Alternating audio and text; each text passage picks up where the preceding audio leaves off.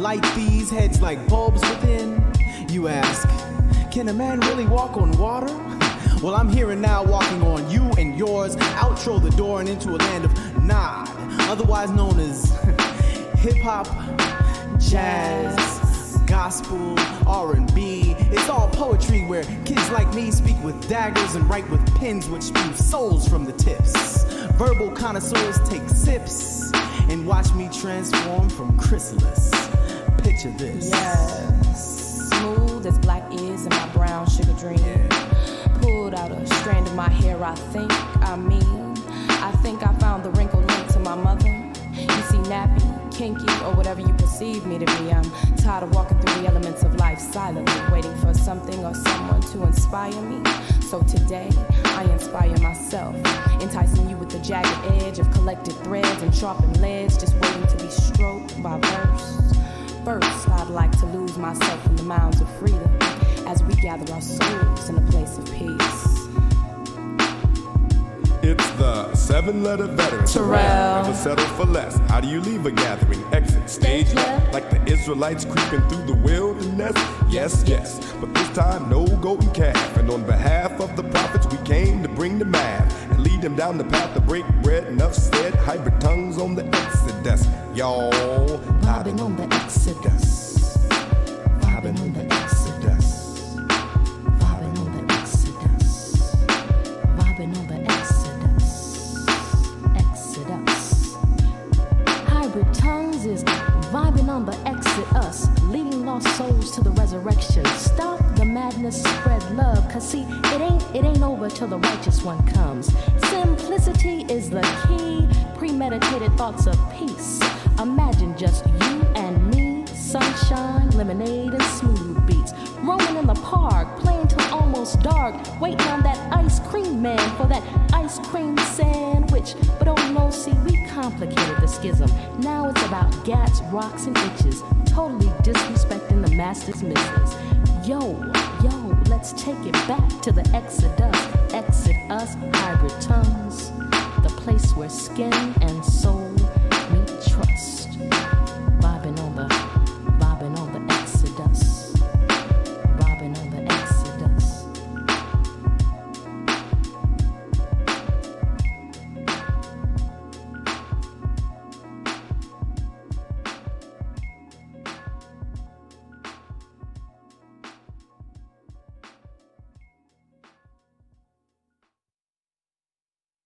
Interpreted as it was later on in history, led to profound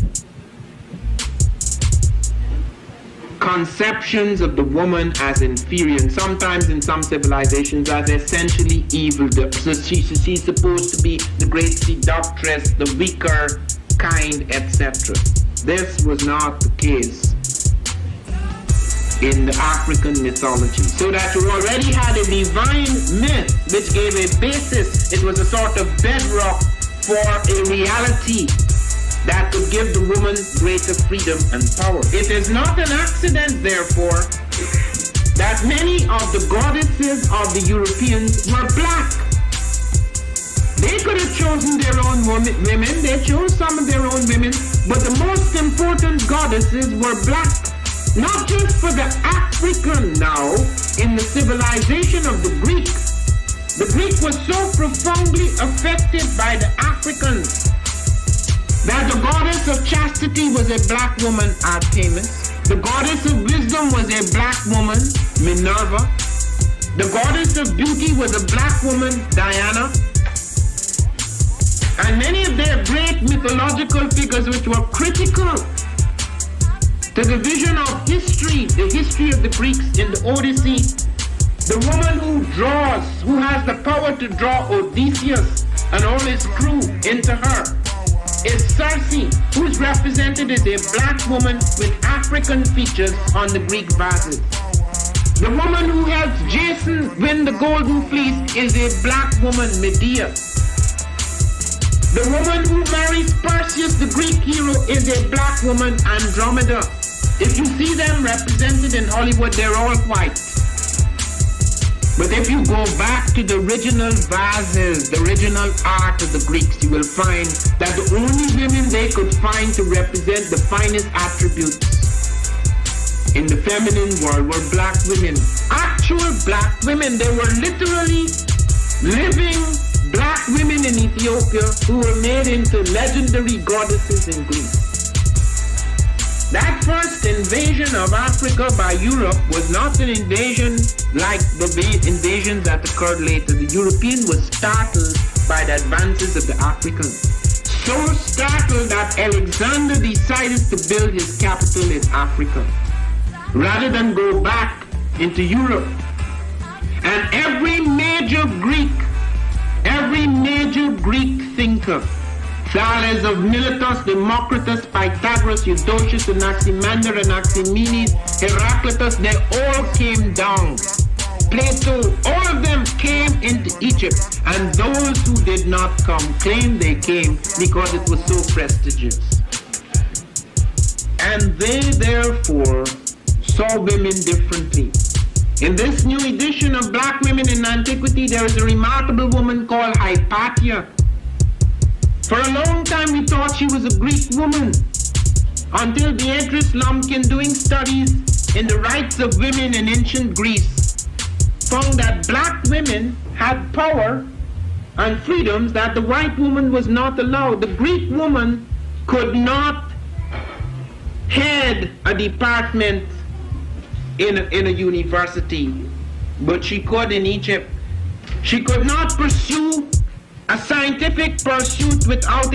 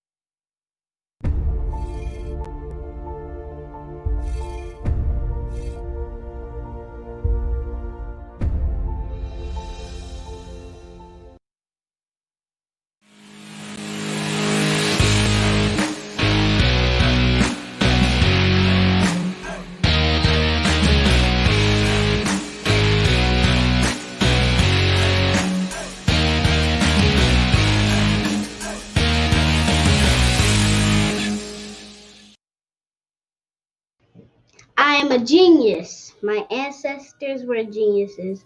My ancestors have made me a genius in all that I think, say, and do. I must declare myself a genius. I am a genius. Whenever I am myself, I practice my geniusness and do great things. All my thoughts, choices, and deeds must express my geniusness. I am a genius. My decisions must always be in the best interest of myself, my family, my people, and my God. Only then will I and everyone I know that I am a genius. I am a genius. At all times, my geniusness must reflect my culture. My geniusness must serve my God. My geniusness must make me be one in love and harmony with my family. My geniusness must protect my people. Yes, at all times I must demonstrate excellence because I am a genius.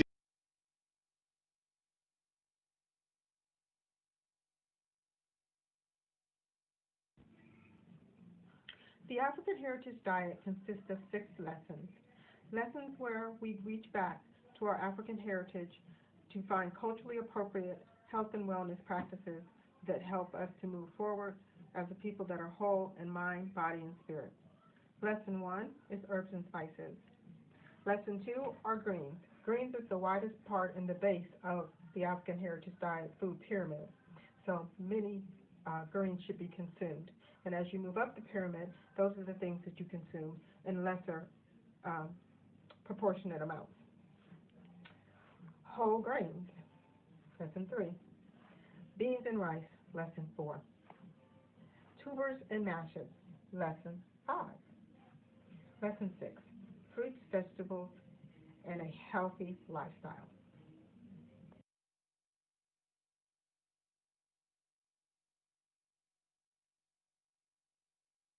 Women, but the most important goddesses were black, not just for the African now in the civilization of the Greeks.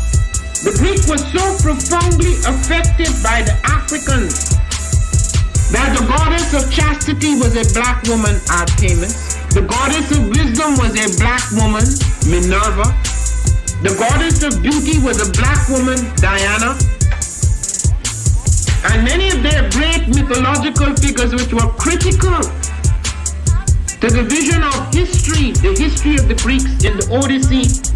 The woman who draws, who has the power to draw Odysseus and all his crew into her, is Circe, who is represented as a black woman with African features on the Greek vases. The woman who helps Jason win the Golden Fleece is a black woman, Medea. The woman who marries Perseus, the Greek hero.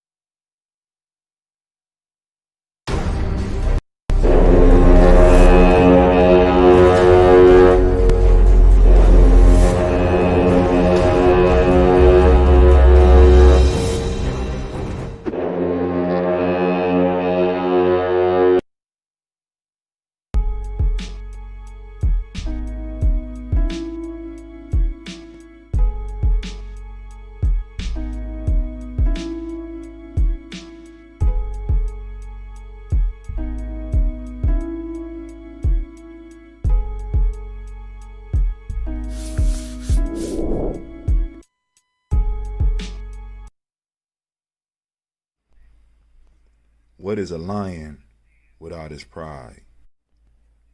What is a whale without his pod? What is a monkey without his troop?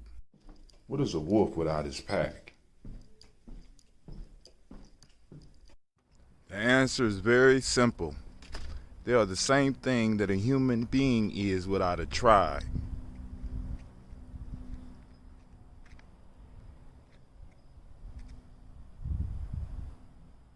Pray.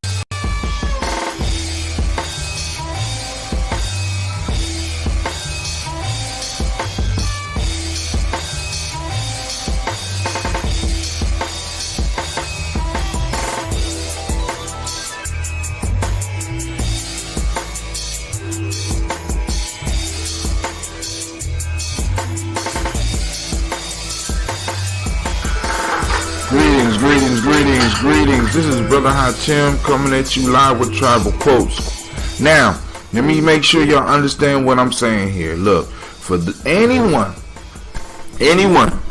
who sends in a comment, now this one don't even have to be recorded, but a recorded would be even better. But you send in your comment on your favorite quote or proverb. It could be the one that I'm working with on that day, or it could just be one.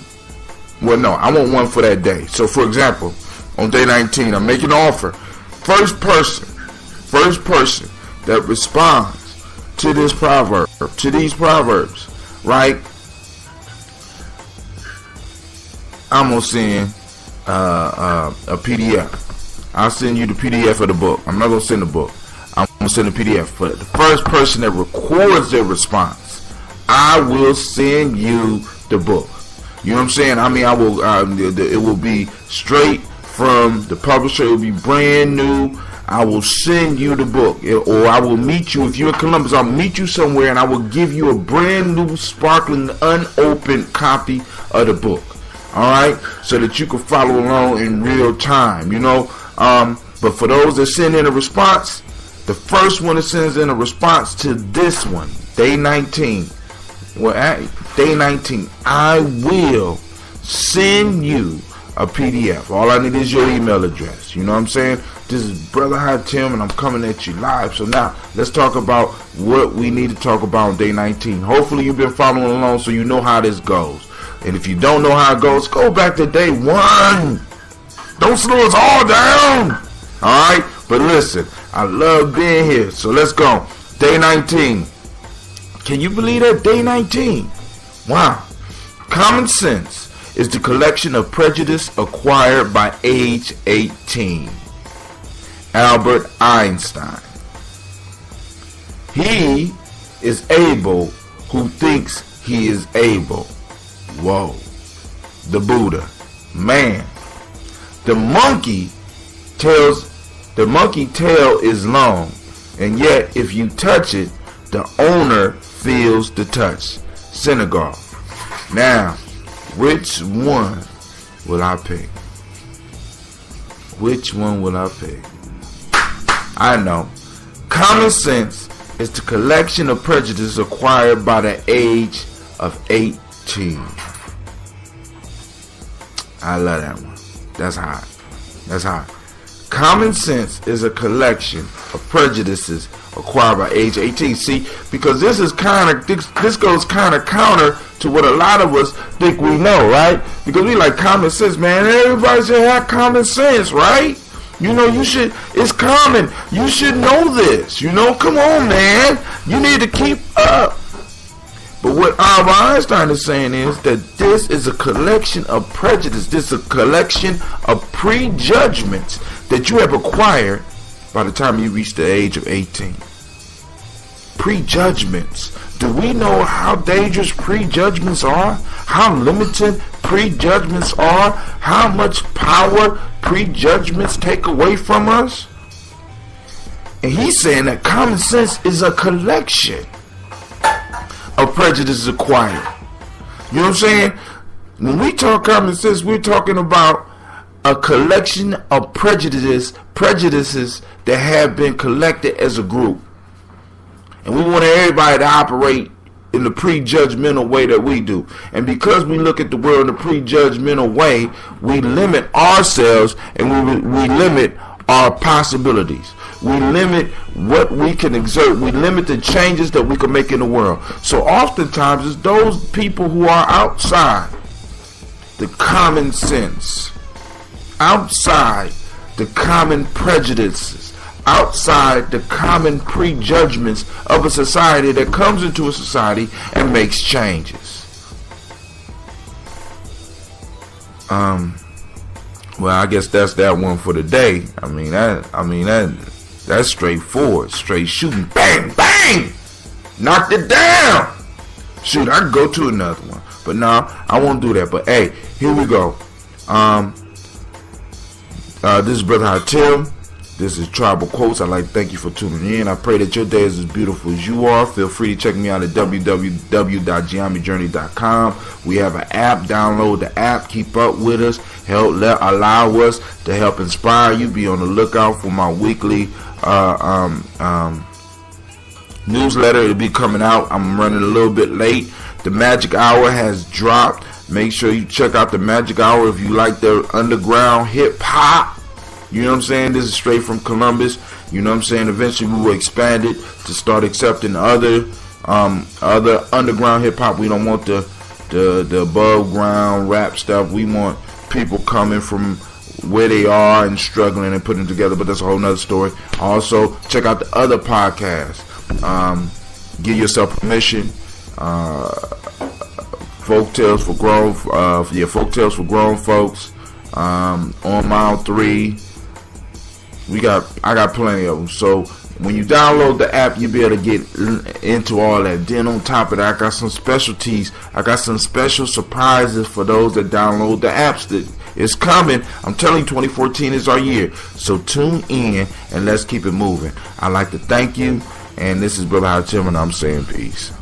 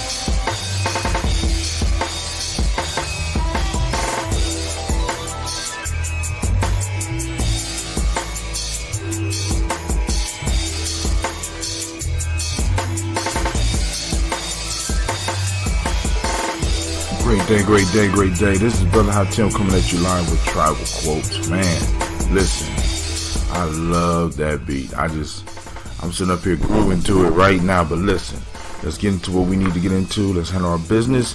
Let's keep it moving now. Tribal Quotes, for those that don't know, Tribal Quotes is a show where we look at quotes or proverbs and we try to break them down for the day, and we share the information with each other. I'm sharing my perspective. I would love for you to share your perspective, okay? On all my shows, if you have input, please feel free to send it in.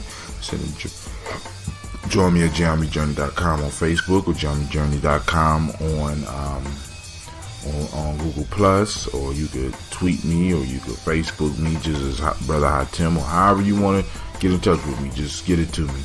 Also, if you have a favorite quote that you want to read, you MP3 it and send it to me as well, and we can have a discussion about that. Or if you want to complete it with the discussion and how you use that principle in your life, we definitely cover that. Step 1, we define the proverb for ourselves. I define the proverbs for me. Step 2, tell you how I can use it in my life. So here we go. Here are the 3 proverbs for day 18. Do you believe it? We are on day 18. Health is the greatest possession. Contentment is the greatest treasure. Confidence is the greatest friend. Non-being is the greatest joy. God is, that's Lao Tzu. God is the friend of silence. See how nature, trees, flowers, grass grows in silence. See the stars, the moon, and the sun, how they move in silence. Mother Teresa. If you attach yourself too closely to a human being, he treats you cheaply. Now, once again, there's something wrong on page 18, just like there was something wrong on page 17. Can you tell me what is wrong with the proverbs or the quotes on that page? Let me know. And if you can let me know, I will send you a book. I will either send you the PDF or I will send you the book. But the one I'm going to break down today is the very first one. Health is the greatest possession. Contentment is the greatest treasure. Confidence is the greatest friend. Non-being is the greatest joy. Now, 3 of those I can attest to. Health is the greatest possession. I agree with that. That's why I'm working on mines right now. That's why I'm doing on mile 3. And that's why I'm doing Give Yourself Permission. Wealth is the greatest, health is the greatest possession, because without health you can't achieve anything else out here physically. Next, contentment is the greatest treasure. Being content, learning to be content, learning to be satisfied and work with what you have. Man, I could dig that. Learning to work with what you have brings the greatest joy. It's the greatest treasure. Confidence is the greatest friend. And I agree, confidence is the greatest friend, because it sure will boost you up in all types of situations. So yeah, confidence can be your greatest friend. Last but not least, non-being is the greatest joy. I haven't experienced, well, I guess in maybe sleep state or near death state, I have experienced the non-being part. You know what I'm saying? The non-being, where we are beyond this world and the limits of this world. And I'm working on getting there. And because I'm working on getting there, I felt it was important that I at least drop that proverb on you. I don't want you to neglect any of the other proverbs, but while I'm free, I want to be able to give you that proverb so that you can work with it. All right. This is Brother Tim, and I'm saying I did part 1. I did part 2. I'm saying peace. You have a great and marvelous day.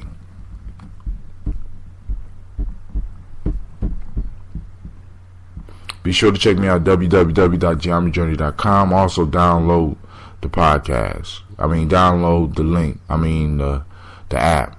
Peace.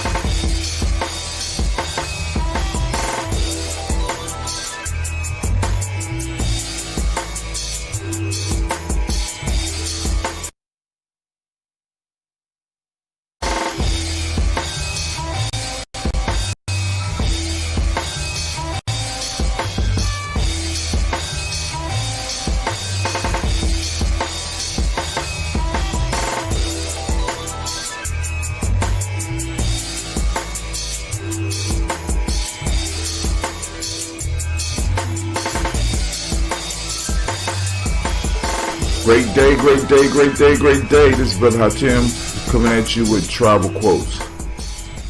Alright, let's get right into it. We on day 17. Man, I'm hyped, but listen, I'm gonna have to do this. And you have to remind me, those that are listening, take it seriously. I will send you a free, a PDF. Well, hell, I'll mail you the book. Tell me what is wrong with this day. Day 17. There's a mistake on the page. Tell me what's wrong with it, and I will send you a PDF of the book so that you can keep up with me. And the first person, you got your choice. The first person, let me know what the mistake is that I made on this book, on this page right here, on day 17. I will mail you. I will give you the choice. I will give you the PDF, or I will mail you the book. Alright? Now, here we go. Day 17, y'all ready? Are you sure?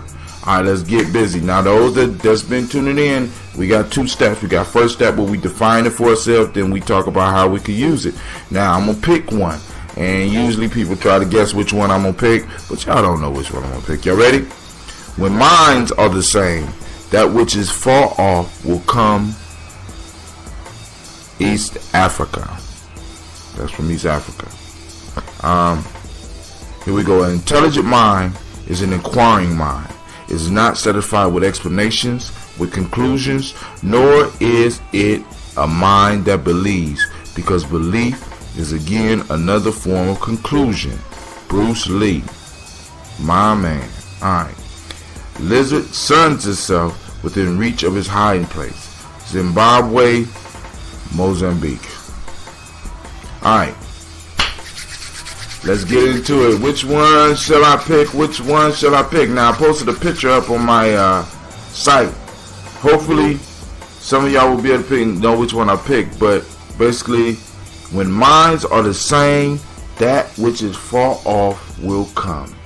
East Africa. I had to pick that one. Now, I love going after Bruce Lee's quotes, man, but hey, I had to pick that one because this talks about people working together, not just physically working together, but mentally aligning to draw something towards them. So basically, to break this down, what this is saying to me, what this proverb is saying to me, is that when you establish a team, when you establish a tribe, and y'all have a focus, oh man, y'all have a focus, y'all have a goal, you will start attracting the events, you start attracting the things that you need to bring that goal to you. It's just a matter of hanging in there. It's just a matter of having that resilience. You know what I'm saying? When minds are the same, that which is far off will come. Man, listen, that is one of the most powerful thoughts that I probably will unleash on this show. I mean, it's a secret. Those who can hear me, you really need to hear me. Build your team, build your family, get your focus. See it. You align your minds. This don't mean that all of y'all have to think alike.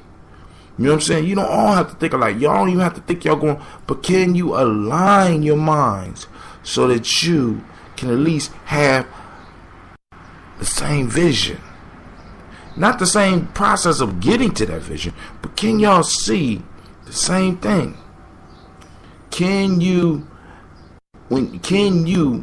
be similar enough to attract what it is that you're seeking to you? Now, this brother Tim, get with your team, man. Use this one for your team. Use this one for your team building. When minds are the same, that which is far off will come. I got to go on and I got to share that at my job. Listen, or rather my career. This is day 17. I'm going to read them all again. When minds are the same, that which is far off will come. East Africa. An intelligent mind is an inquiring mind. It is not satisfied with explanations, with conclusions, nor is it a mind that believes, because belief is again another form of conclusion. And last one, lizard suns itself within reach of its hiding place. Zimbabwe, Mozambique. Now, tell me what's wrong with the page, and I will send you your choice, a PDF of the book, or I will send you the actual book itself from the publisher. This is Brother Hatim. I'm saying peace. I pray that your day is as beautiful as you are. And with that, I say peace.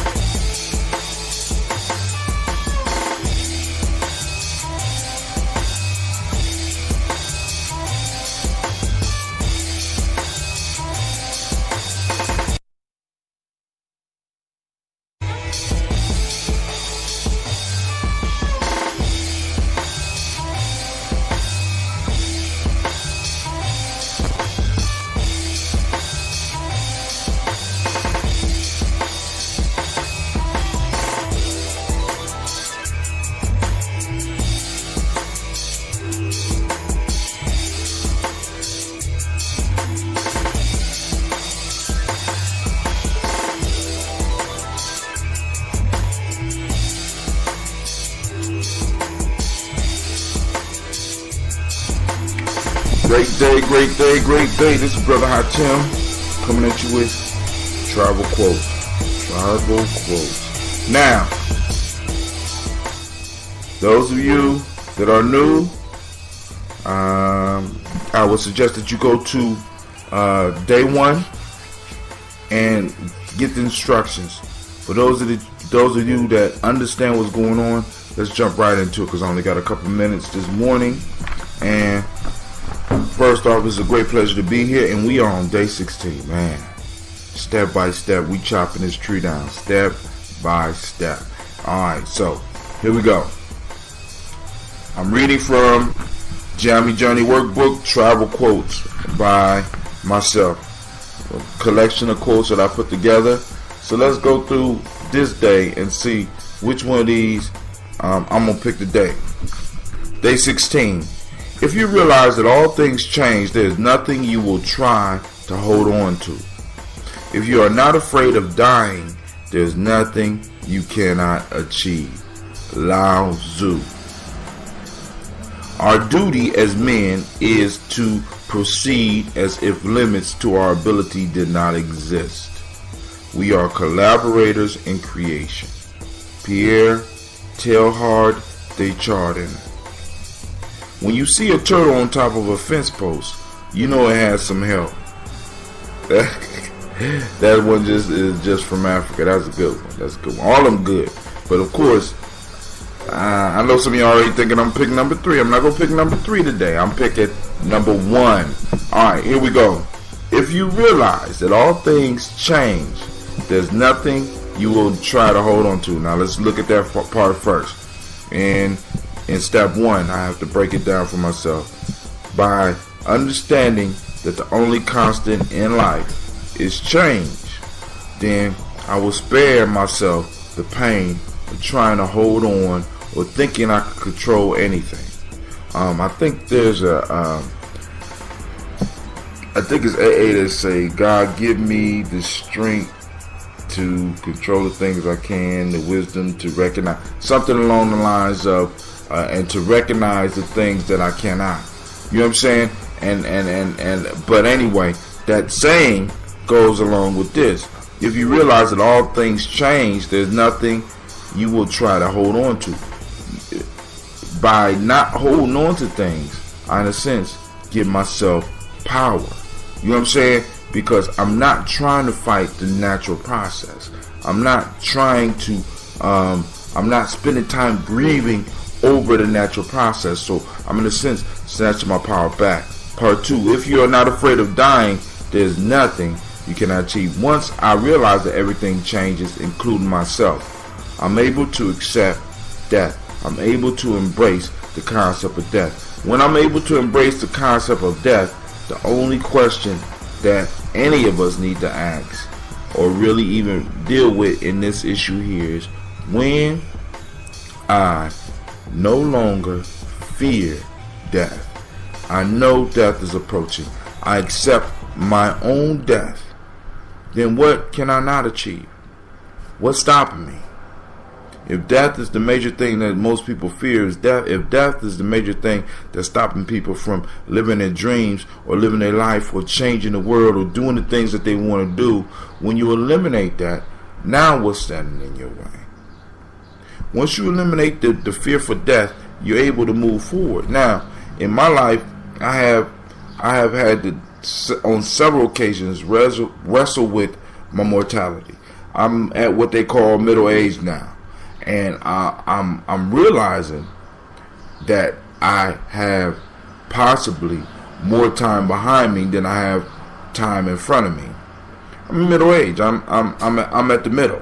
You know what I'm saying? I might have lived the majority of my life, and that's the fact of the matter. And I have to accept my mortality, and by accepting my mortality, it helps me and motivates me and pushes me to get up in the morning. It pushes me to get my son up in the morning, and when my daughter get old enough, it's going to push me to get them up early in the morning so that they can spend time with me, so that they can learn and I can instill some of the stuff that I want to instill in them before I leave. When you embrace the fact that you are going to die, you realize that you don't have all the time in the world. So you start maximizing the time that you do have. We live up under the illusion that we have forever, or at least that we have a long time. It's not guaranteed. And when we embrace that and we start practicing that we can be taken away from this place in time right now. Somebody could be riding right by. Y'all hear these cars in the back driving right by me. I'm sitting looking out my window. Somebody could drive right by here right now and put a bullet in me.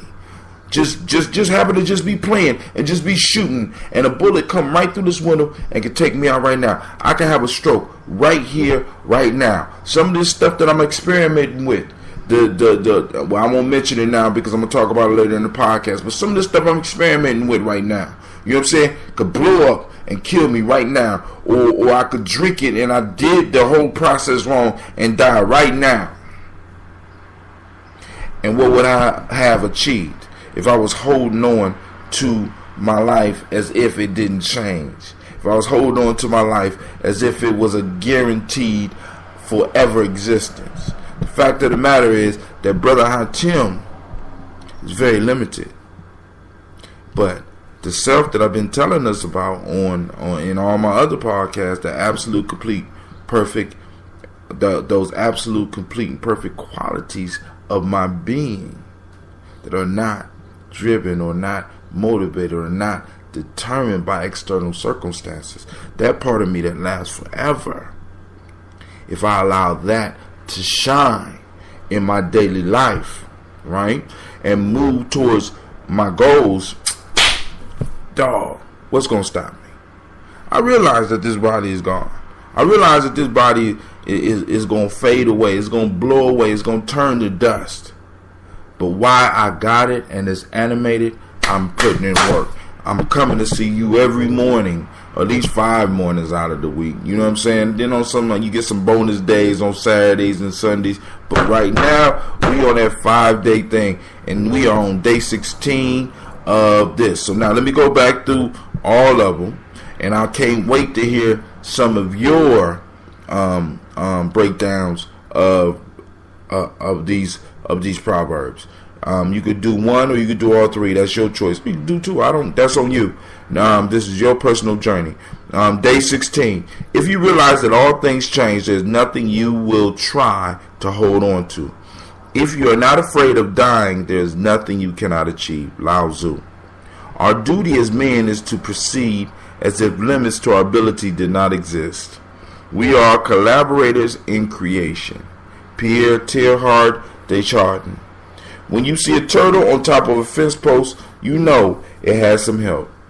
Africa. This is Brother Hatim. I'm saying I hope that your day will be as beautiful as you are and powerful as you are. And with that, I say peace. And thank you for tuning in.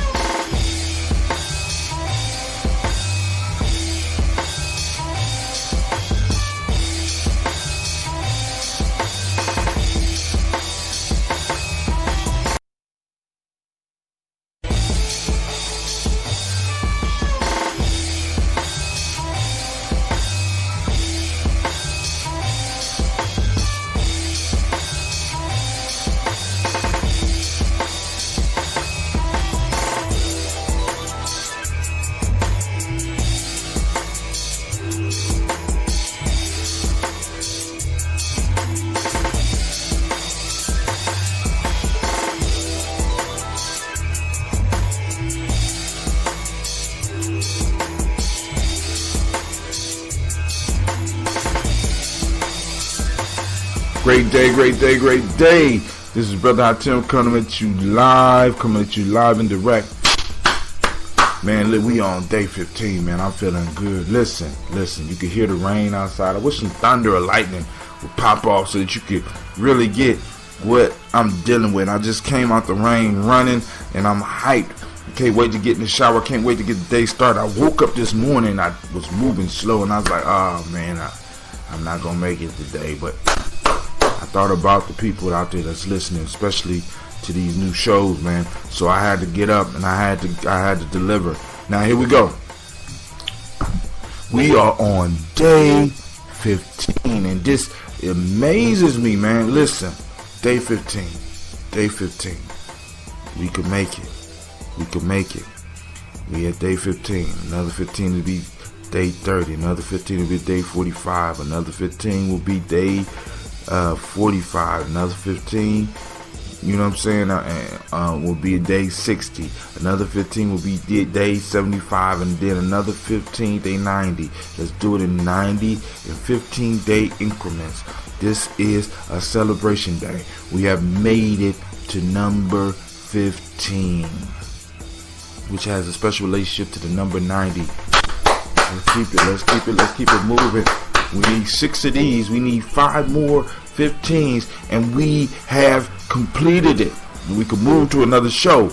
We could grow, because you're gonna notice the growth. Trust me, you're gonna notice the growth, and it's gonna be a beautiful thing. But here we go. Y'all ready? All right, day 15. Those that don't know, we are coming from the Giami Journey Workbook, Tribal Quotes, by myself, Hatim Giami. Is a collection of quotes and proverbs that I went through over about 2 or 3 year period, going through daily, and I prescribe an exercise. Part 1, step 1, you define the proverb for yourself. Forget what everybody else say. I want to hear, or I want to see, or I want you to write, and I want you to hear, and I want you to see the wisdom that lies inside of you. Second, I want you to describe the lesson that you received from that definition. Have you ever experienced this proverb in your life?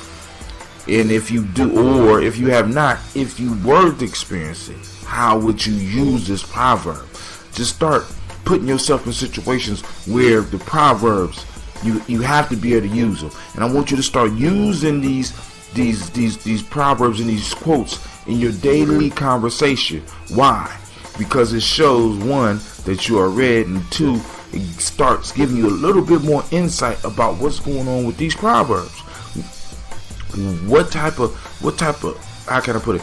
It helps you extract the wisdom. So when you use it, it's kind of like distilling it. Those of you that like drinking alcohol, it's like right now you got the fruit. I'm giving you the fruit, and when you start thinking about it, you are fermenting it, and then after the ferment starts, and you got the yeast eating the sugar and the starch and turning it to alcohol.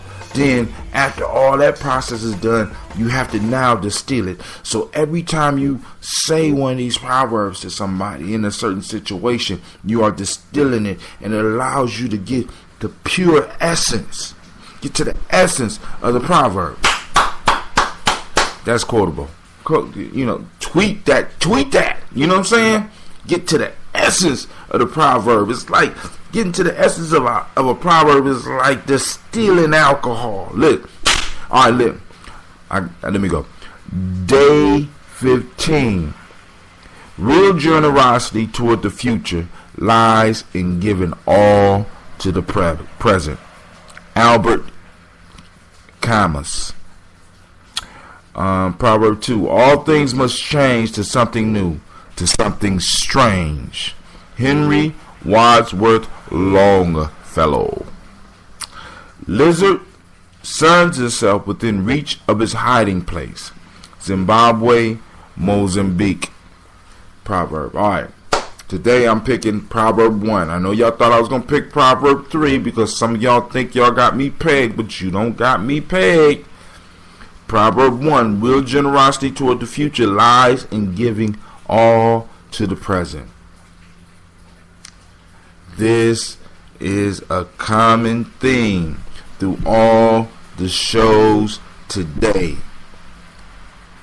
If you want to be generous towards your future, if you want to be generous towards your children's future, if you want to be generous toward the future of your relationship, give all now.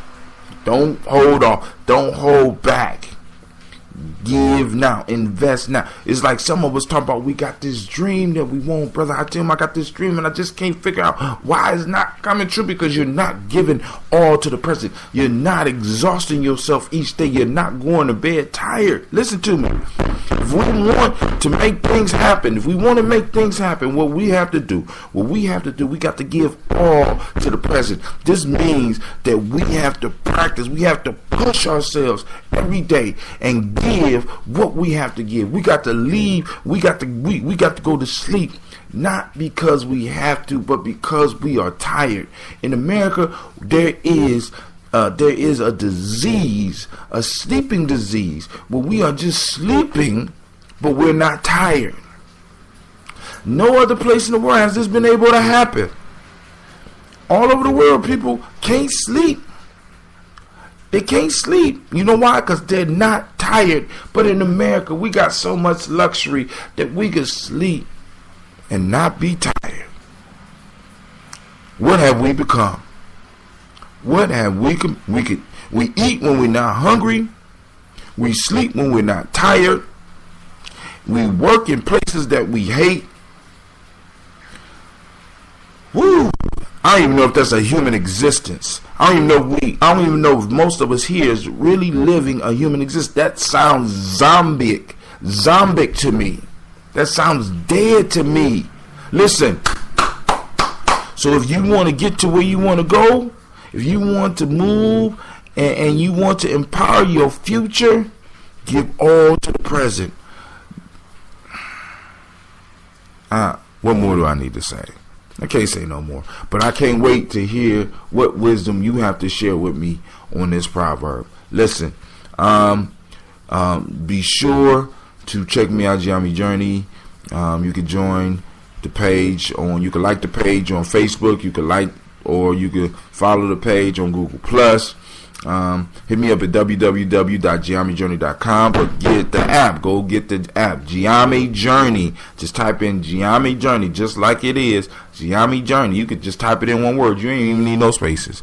Giami Journey, and you're going to see the app pop up. When the app pop up, click on it, download the app, join the journey with me. Come on now, let's move. We got miles to go before we sleep.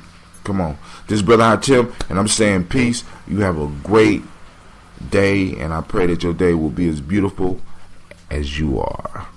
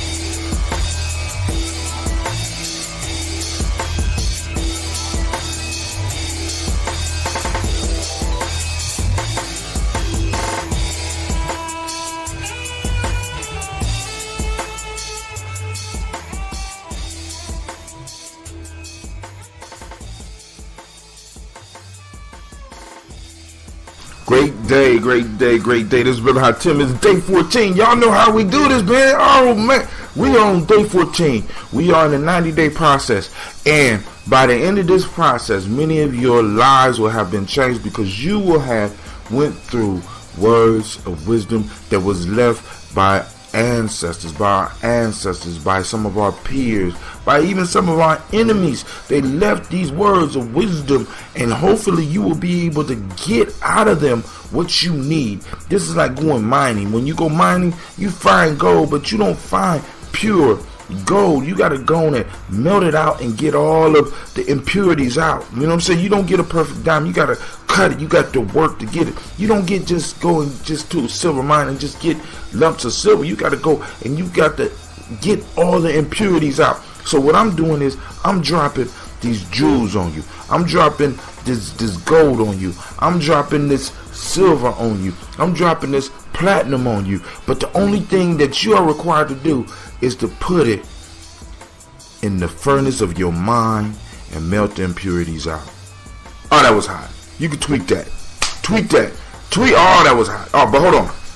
And that was straight from the hip. I've been doing this so long, man. Look, I could do 3 shows back to back for the rest of my life. I could talk about absolutely nothing every day of my life. This is what I was born to do. All right, now let's go on. Those that know how to do it, get with me. Those that don't, go back to session 1.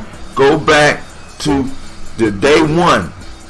Actually, it might be day 0. I don't know. Go back and it will give you the instructions because we're moving through this fast. Day 14. We're reading from Geometry Journey Workbook Tribal Quotes. Get yours. Get yours. You can get it on my app. Yep, that's right. I got an app. You just follow the links. It'll take you straight to my app. Also, you go to www.geometryjourney.com and you go to Geometry Journey Workbook and get the tribal quotes. Alright, here we go. Knowledge becomes evil if the aim be not virtuous. Plato. Wow, that's hot. Alright, next one. History is a pact between the dead, the living, and the yet to be born. Edmund Burke. Last, if you attach yourself too closely to a human being, he treats you cheaply. Man, listen, you getting this for free. You getting this for free. Did you hear what I? If you attach yourself too closely to a human being, he treats you cheaply. How many? I'm gonna stop. I'm gonna stop. I'm not gonna say nothing else. I lied. I'm about to say something else. Here we go. This is what I'm about to say. Y'all hear the police out here. This is real life, y'all. This is real life. I'm not in no studio. I'm at home preparing to go to work. So before I go to work, I want to make sure that I leave some jewels because I never know when I might have to leave here.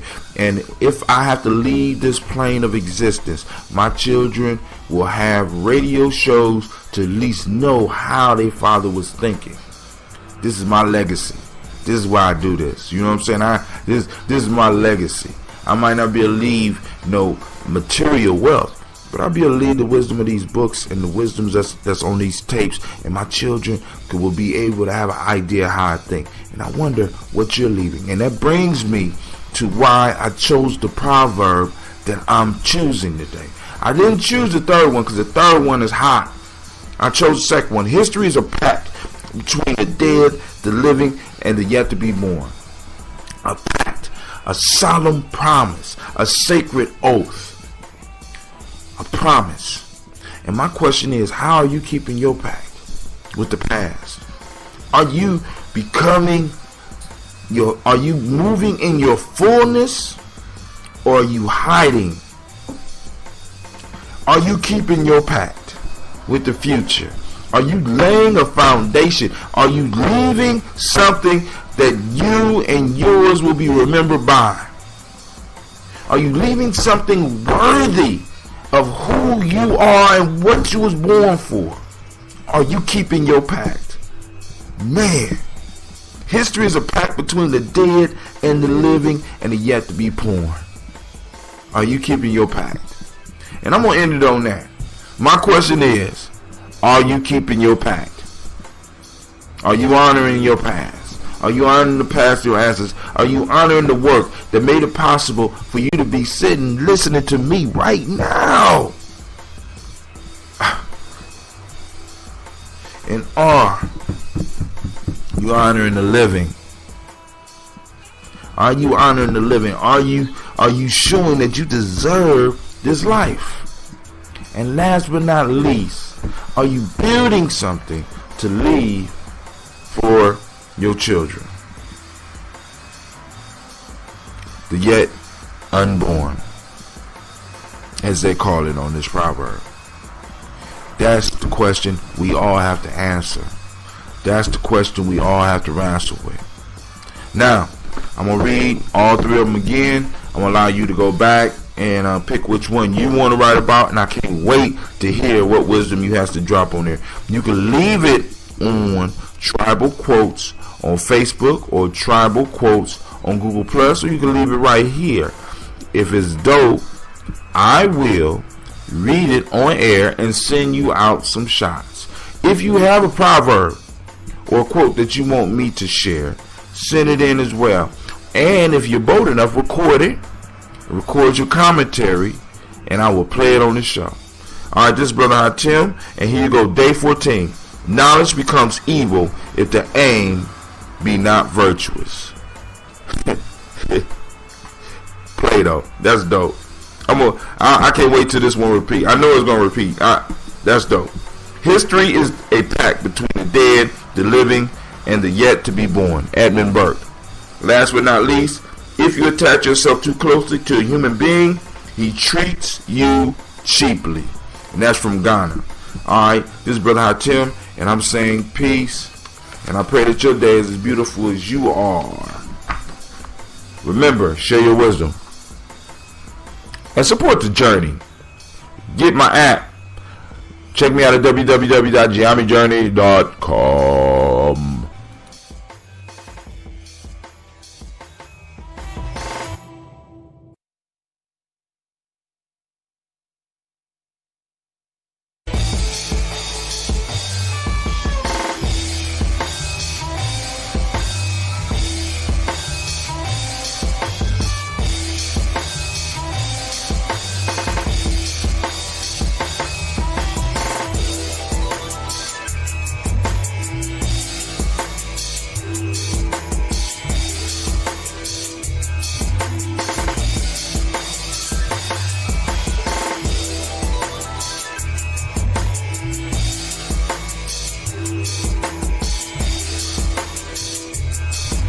Peace. This is Brother Hatim. Good, great day. Listen, we are on Tribal Quotes, and this is my last show of the day. So, you know, my energy is kind of waning. So I really need your vibe. Now, all right, here we go. I feel it. Here we go. We on day 13, man. Oh my goodness. Day 13. All right. So let's run through this. And I'm waiting for your comments. I'm sending everything out on one newsletter, so it won't be no separation issues and stuff like that. And I can do everything one fell swoop and be done with it. Make sure you check out my app at the Google Play Store, or just go to my site www.GyeMeJourney.com. Of course, I'm gonna post my my link up there too. But here we go. Day 13. Success seems to be largely a matter of hanging on after others have let go. The iron, as iron sharpens iron, so one man sharpens another. English proverb. Now here we go. If you carry your baby and you steal, you show it how to do so also. So I'm going to stick with the first one this time. Success seems to be largely a matter of hanging on after others have let go. And this, for me, seems to be a very true and powerful statement. This goes into the discussion we had just a few minutes ago on Give Yourself Permission about resilience. Being able to hang in someplace that may not be comfortable. Be able to hang in there and not give up and not surrender. You know what I'm saying? And try to wait your sister out.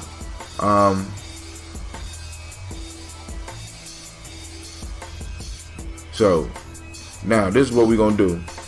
I'm gonna go through and I'm gonna read all those again. But I just want to say this last piece on the success piece. That proverb, when applied, will help you make it through almost anything. Just wait them out. Wait them out. You ain't got to stop moving. Just wait them out. Those of you that have to get up and go to jobs that you don't like, wait them out. But be making sure you leaving your pathway to escape. But wait them out.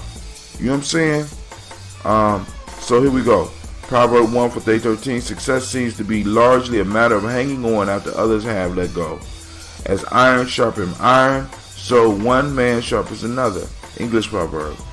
If you carry your baby and you steal, you show it how to steal also. This is Brother Hatim. Said thank you for joining me for Tribal Quotes. And with that I say, I pray that your day is as beautiful as you are.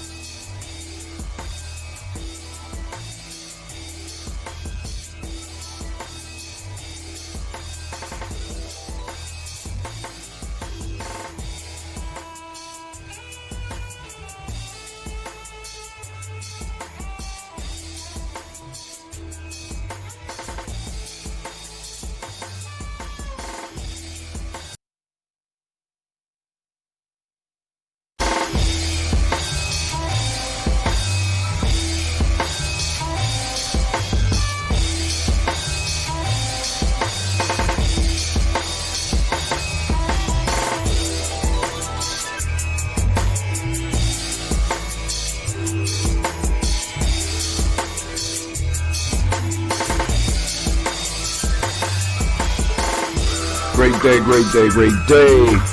This is Brother Hatim coming at you with Tribal Quotes.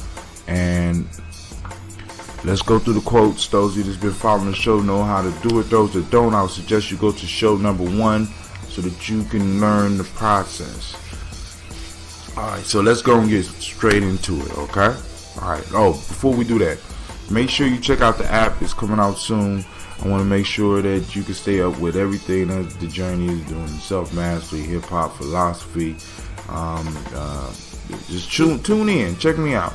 Get the app so that you can have the immediate access to everything. So you can pick a show. If you don't want to listen to all the shows, you don't want to go to my website and listen to the Freestyle Fridays or whatever I got playing up that day, you can just click straight onto the application and go straight to the show that you want. This is Brother Hatim.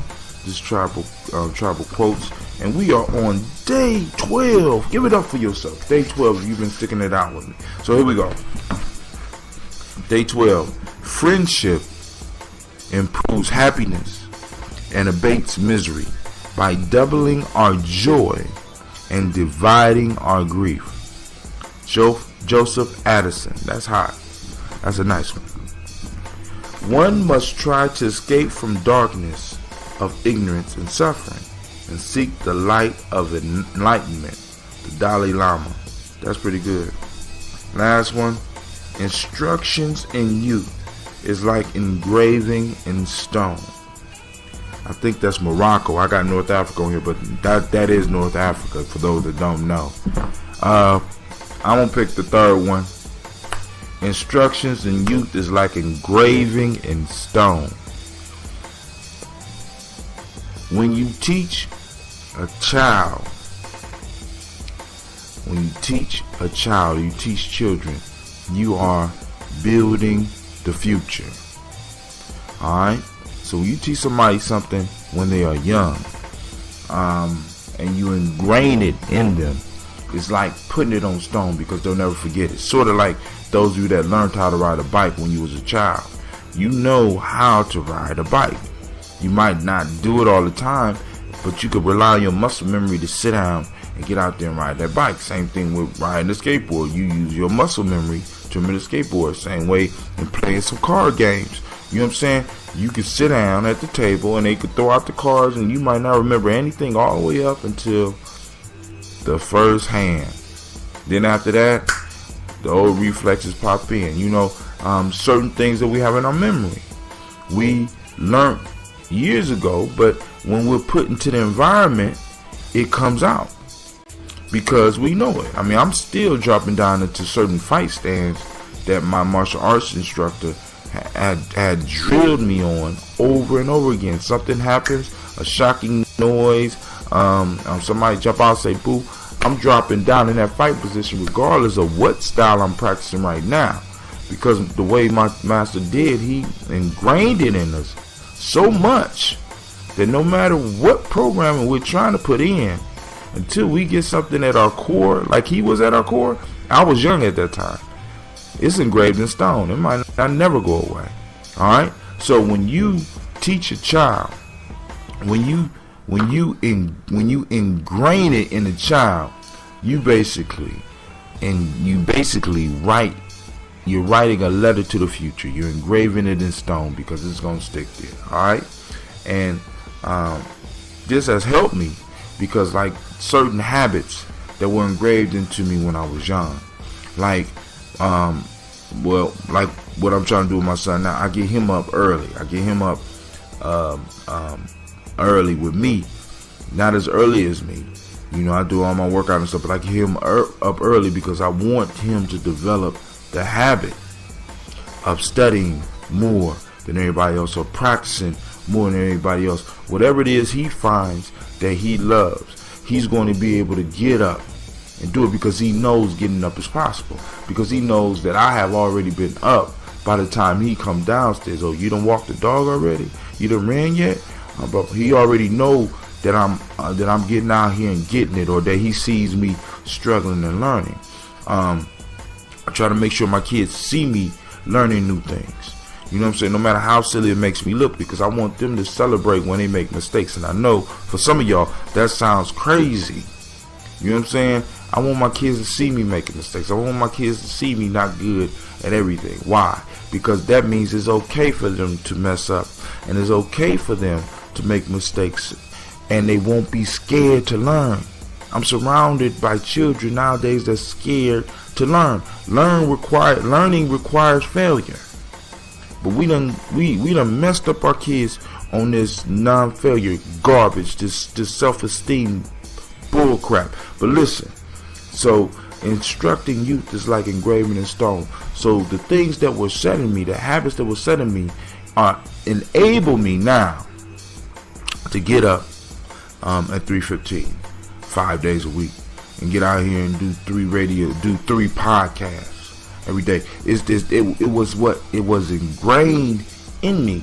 I saw my grandparents getting up early, and at first I started getting up early with them so that I could eat the good breakfast they eat. I didn't just want to eat cereal because the elders didn't eat cereal in my house. You know what I'm saying? My grandmother got up and cooked. You know what I'm saying? And I was trying to get part of that, and I started out getting part of that. But I also noticed that morning time was a devotional time. So rather than just being a leech trying to get some food, I wanted to fit in. So while they were having their devotional time, I had my individual study and devotional time. You understand what I'm saying? I picked that up from them. Now I'm up in the morning now having my devotional time. You know what I'm saying? With you. That happened over 30 years ago. Over 30 years ago. That seed was planted in me. Now the seed has manifested. My grandparents engraved that on me. You know what I'm saying? My football coach is engraved not quitting on me. My martial arts teacher engraved certain things on me. You know what I'm saying? And now that is in me, they have laid out a plan for me, in a sense. They laid out the path that I'm walking in the future. They set that back in the past by instructing me in my youth. So listen, those of you that are teaching our kids, realize that you are training your legacy. You are laying the foundation of your legacy. Are you laying a strong foundation, or are you building your house upon sand? Are you tasking these children? Are you having them commit things to their heart? Are you engraving in stone? This is Brother Hatim saying, I pray that your day is as beautiful as you are. Check my site out at www.GiamiJourney.com. You know what I'm saying? Look at my books. You can get this book so you can follow along with us. Giami Journey Workbook, Tribal Quotes by Hatim Giami. It'll be up on the site real soon. And for those of you on the app, and for those of you that take the time to get the app, you know what I'm saying? I'm gonna find some way. I might just, I don't know what I'm gonna upload, but I'm gonna upload some nice stuff for you, okay? And one of them might be a couple of these books, because I'm gonna keep on writing. I'm a writer now, you know, I'm an author. So with that, Brother Hatim says, peace. You have a great day, and I pray that your day will be as beautiful as you are once again. Peace.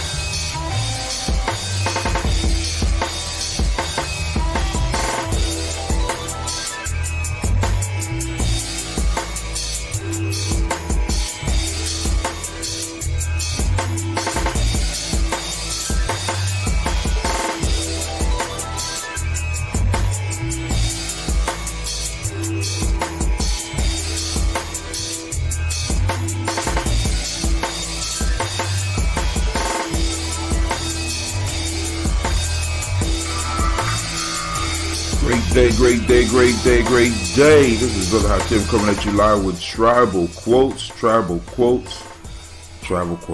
Now, let's get down to it. So, on the journey, you know, quotes are very important. Proverbs and quotes, sharing the wisdom of the ancestors is always important. Now, I want to stress that one of the most important books that I ran across was a book of Proverbs called The African Openings to the Tree of Life by Erskine Peters, and I would suggest that all of you out there listening, if you don't buy my book, buy that one. That book is a life changer. If you're looking to change your life, that book is a life changer. And it's two books in one. Now, I want somebody to get the book and tell me what I mean by it being two books in one. That's one of the mysteries of the book, because it took me years to really figure it out. But it's two. Just get the book. Let's talk about it. You know what I'm saying? This Brother Hatim, feel free to hit me up. Now, this Tribal Quotes, we are on day 10 in the process of a 90-day cycle. We're going to go the whole 90 days. We're going to go hard, at least Monday through Friday. Saturdays and Sundays, I'm chilling. But, hey, I mean, I still run. I do some shows sometime, but you get the point. So we on the grind. Excuse me. It's early morning. I got all types of crazy things going on with my body. But hey, here we go. Man, I'm hyped. This is gonna be a great day. So let's go and get into the wisdom of our ancestors and even some of our contemporaries. Time is a fluid condition which has no existence except in the momentary avatars of individual people. William Faulkner. Oh, by the way, I'm coming from the book Geometry Journey Workbook, Tribal Quotes, by yours truly. You can get that on my site. Next one is a repeat. I'm surprised I repeated this soon, but here we go. Life shrinks or expands in proportions to one's courage. I guess that one was important to me. Life shrinks or expands in proportion to your courage. Alright? Man, I go 1,000 different ways with that. And that's from a nice Nan. Last but not least, the tears in your eyes do not blind you. Togo. And that's the one I'm going to pick. I know y'all like, he always picks the third. Well, no, I don't. But anyway, here we go. The tears in your eyes do not blind you. Now, what that means to me is that it's okay to cry. And sometimes it's kind of beneficial to cry. Now, that don't necessarily say that, but crying is part of living. And many of us act like we're not gonna cry or refuse to cry and let the pain out. So we just store it down. And like I tell you, when you push stuff down into your body, it goes somewhere. When you don't express your anger, it goes somewhere. When you don't express yourself, it goes somewhere. And in going somewhere, it causes damages to your physical being. When I mean go somewhere, I mean it stores itself in certain parts of your body, You know what I'm saying? So we have to be willing to cry, because when we cry, we open ourselves up and we release the pus of those feelings. We release that negative energy from us. And what this thing for me says is the tears in your eyes do not blind you. That means that just because you crying does not mean that you need to stop because you can't see. No, the tears don't blind you. You know what I'm saying? Some of us think that if we're crying, we can't work. Man, if you crying, that means you need to work a little bit harder. That means, really, because a lot of times people start to cry and cry and quit. And I can't understand, how would you allow something to dry you to tears? That's passion. How can something dry you to tears and you just turn around and stop? That's a hint for you to turn around and push harder. Don't allow nothing to push you out. You know what I'm saying? So I can't wait to hear which proverb you pick, and I can't wait to hear some of your wisdom. So feel free to hit me up and let me know what you think, good or bad. This is Brother Hatim, praying that your day is as beautiful as you are. And if you would, go and to www.geometryjourney.com, look at the book, Geometry Journey Workbook, Tribal Quotes, and possibly purchase the book so you could continue this walk with us. This is Brother Hatim saying peace.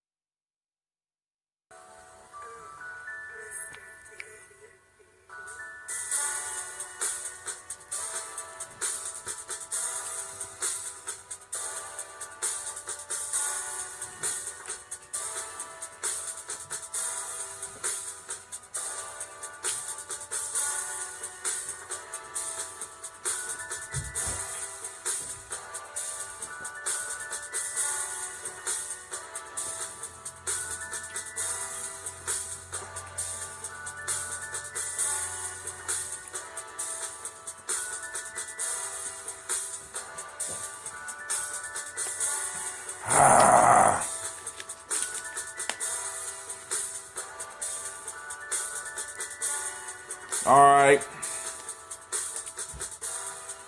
It's about to go down. Yep. Lines are open. Families and friends.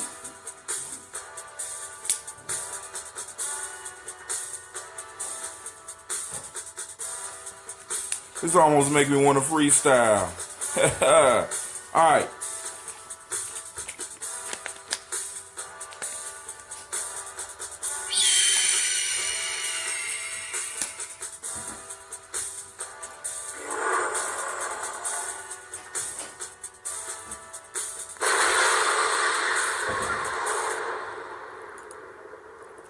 All right, friends and family.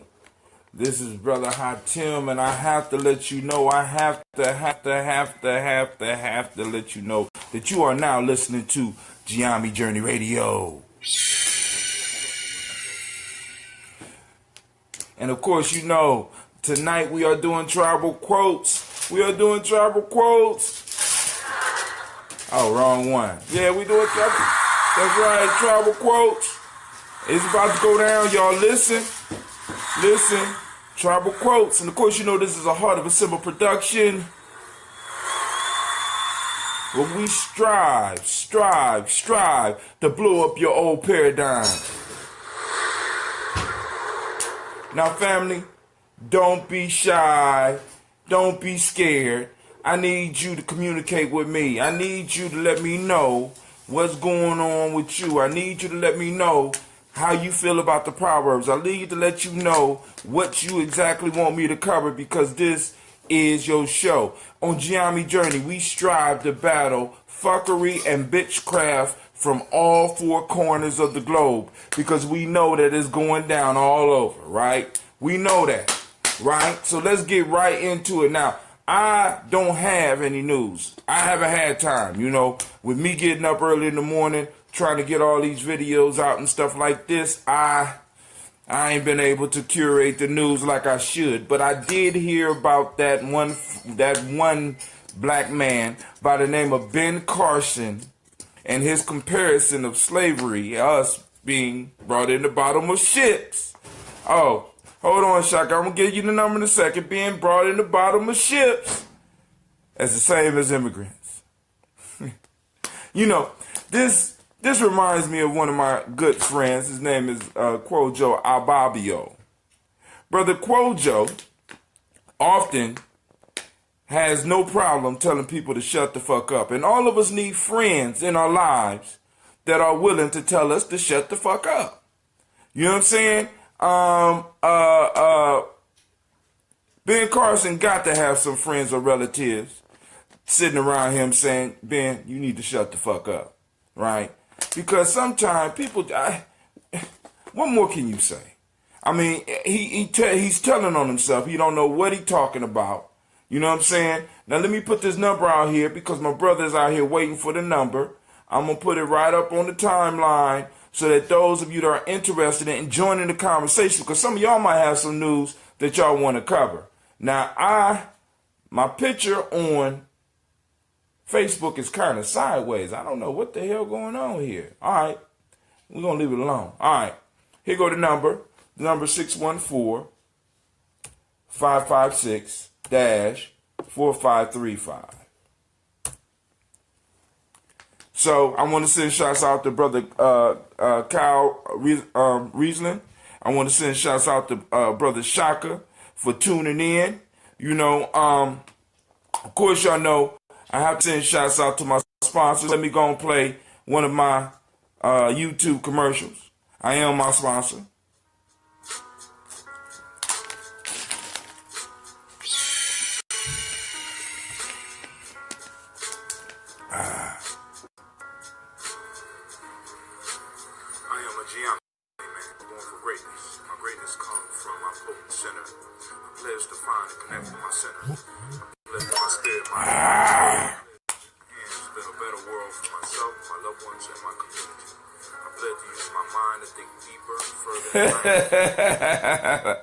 Shouts out to Steph. What's up? Hey, man. Hey. Well, hey, you know, it might be the Nazi in me. I might have some Nazi in me.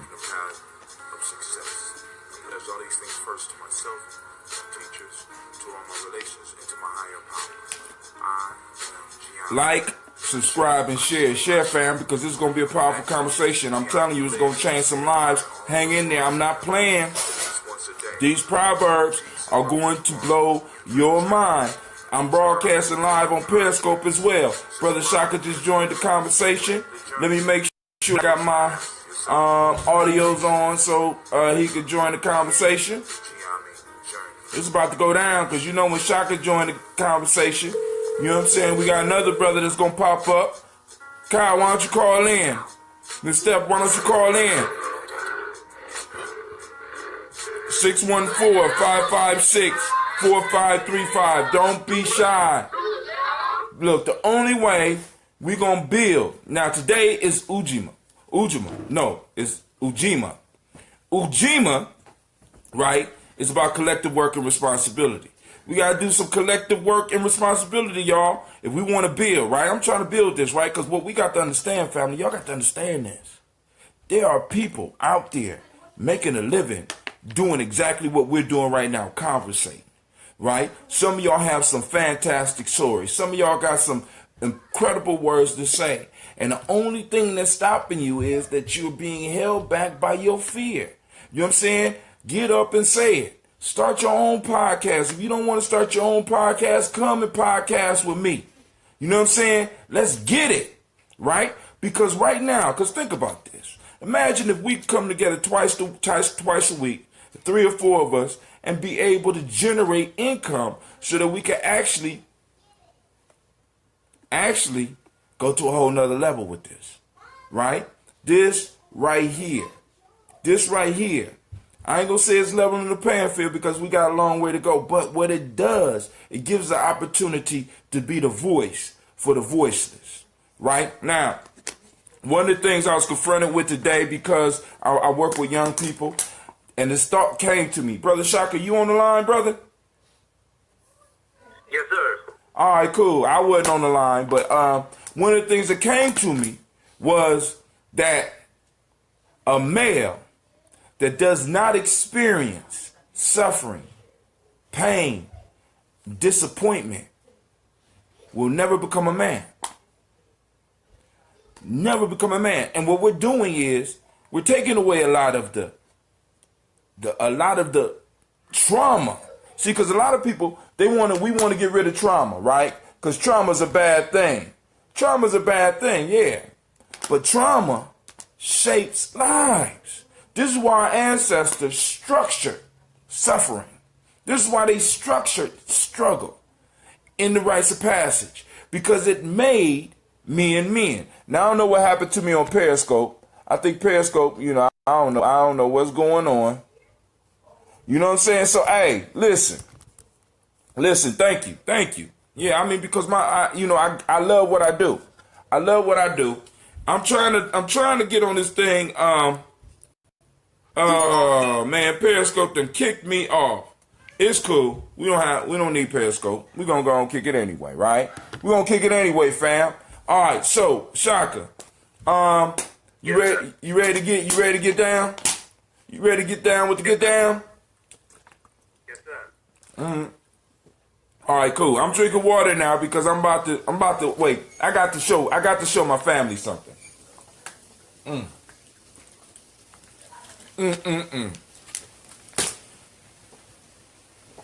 Those on here, share.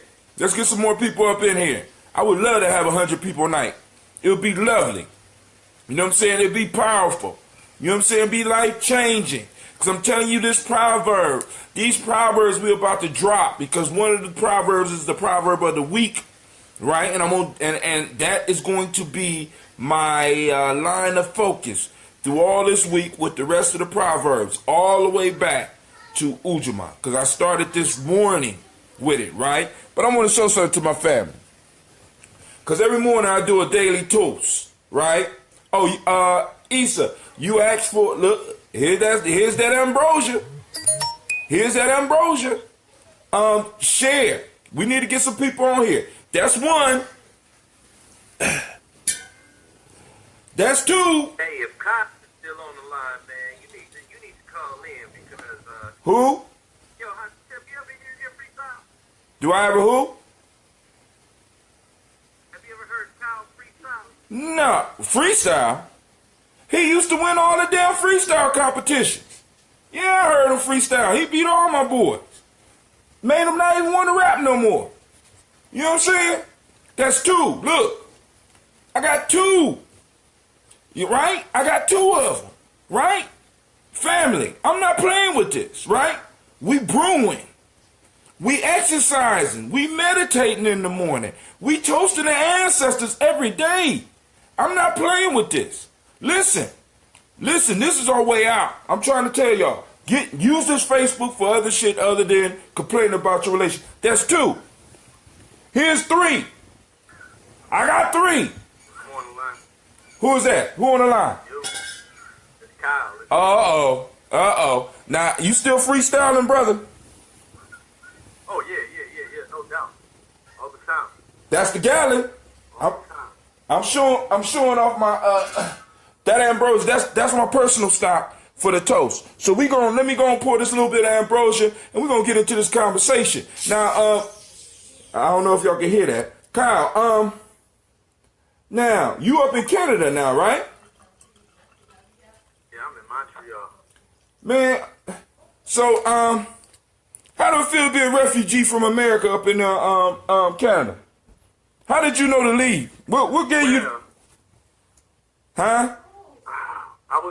I was in Florida, and actually it was funny. I was in a relationship with somebody. I'm not even gonna really call it a relationship. But I was in a situation with this Latina person, this girl, and she had brought up the Trayvon Martin situation. I was aware. I was living in D.C. right before that, so I was kind of already charged up, and I knew what was going on. So I went to Florida, and I was in this Cuban neighborhood, and I just kind of noticed all the American flags everywhere, and people were hostile. And she brought up the situation, and she asked me how I feel, and I told her, I was like, that's fucked up, but that's our situation in America. We're under white supremacy. We live in that, and that's been our reality for a long time, but this is ramped up, and it looks like it's been done on purpose. Strange to me. And I expressed that to her, so she said something else about so something happened, and she said, I'm gonna let you know that I'm not gonna be in the revolution or anything. I'm gonna be with people, not with the people like us, but she is gonna fuck with the government or whatever. She said that to me in my face, like this is for survival or whatever. It was just very, very strange. So I took note of that. That situation eventually fell apart, thanks to ancestors. And found somebody, my wife now, she came down to visit me, and we had several conversations, and I talked to a couple of my brothers that are still in Columbus about like Agenda 21 and a few other, things that we've been researching for a couple years, like way before that.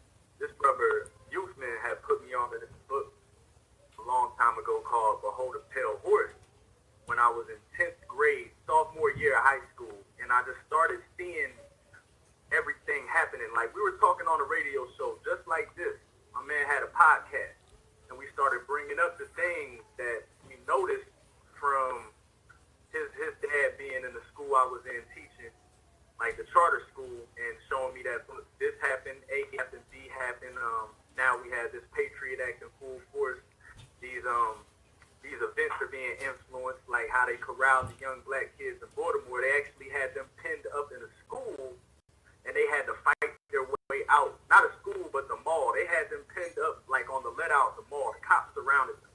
So these events are being influenced from outside sources, and they're pressurized.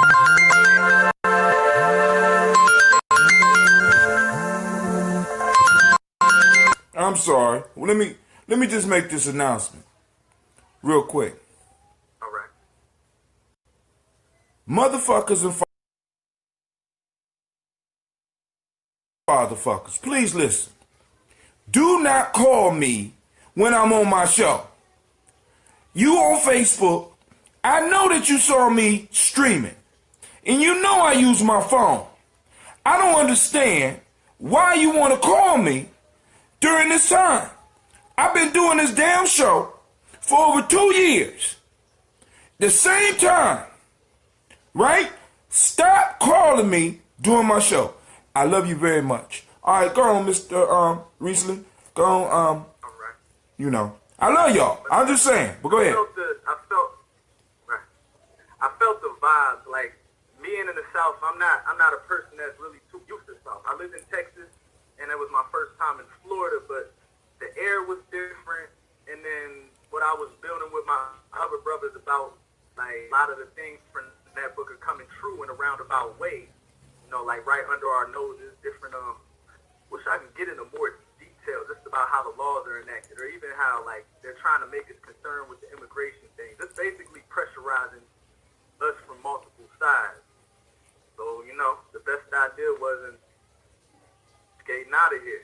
And plus, love brought me up here, but that's another thing. You know, that's and the fact that I just felt it shifting in another direction that I couldn't keep living in. Like, that's not a conducive lifestyle, especially for a black person down there. Like, I don't envy anybody still living in the United States. Not saying that it's completely innocent up here, but that program is not happening.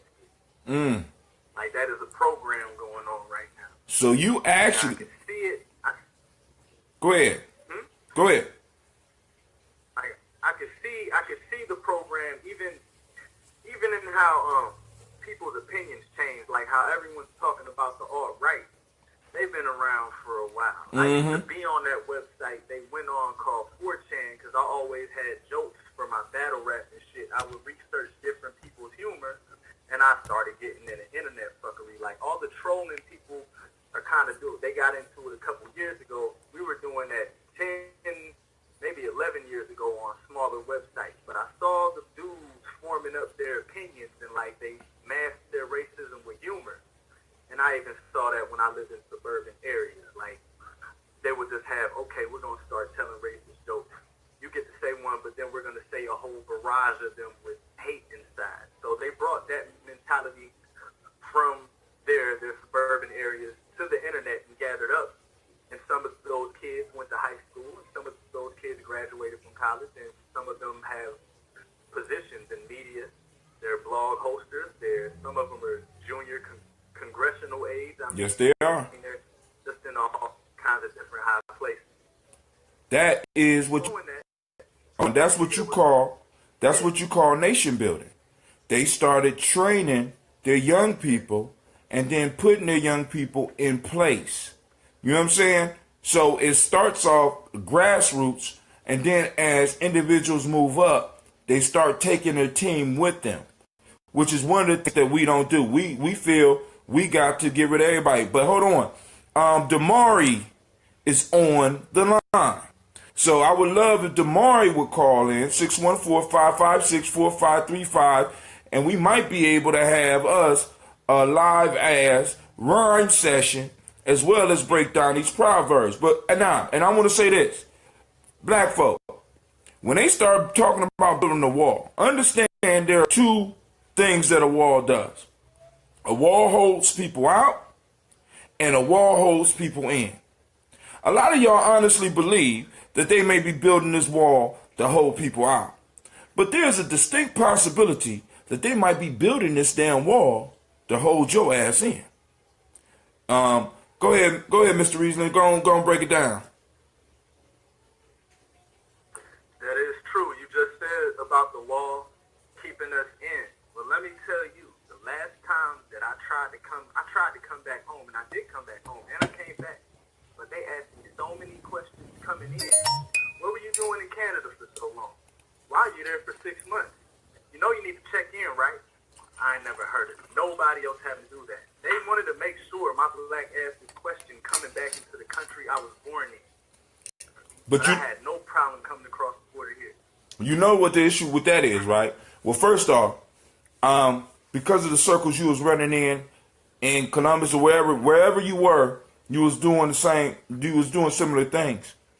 And you have a gift for being able to cleverly put words together. You are an artist. Artists are vanguards of the revolution, so y'all are always watched. They make it hard for y'all to make a living doing what you do. You know what I'm saying? Especially if you ain't always talking about some bullshit.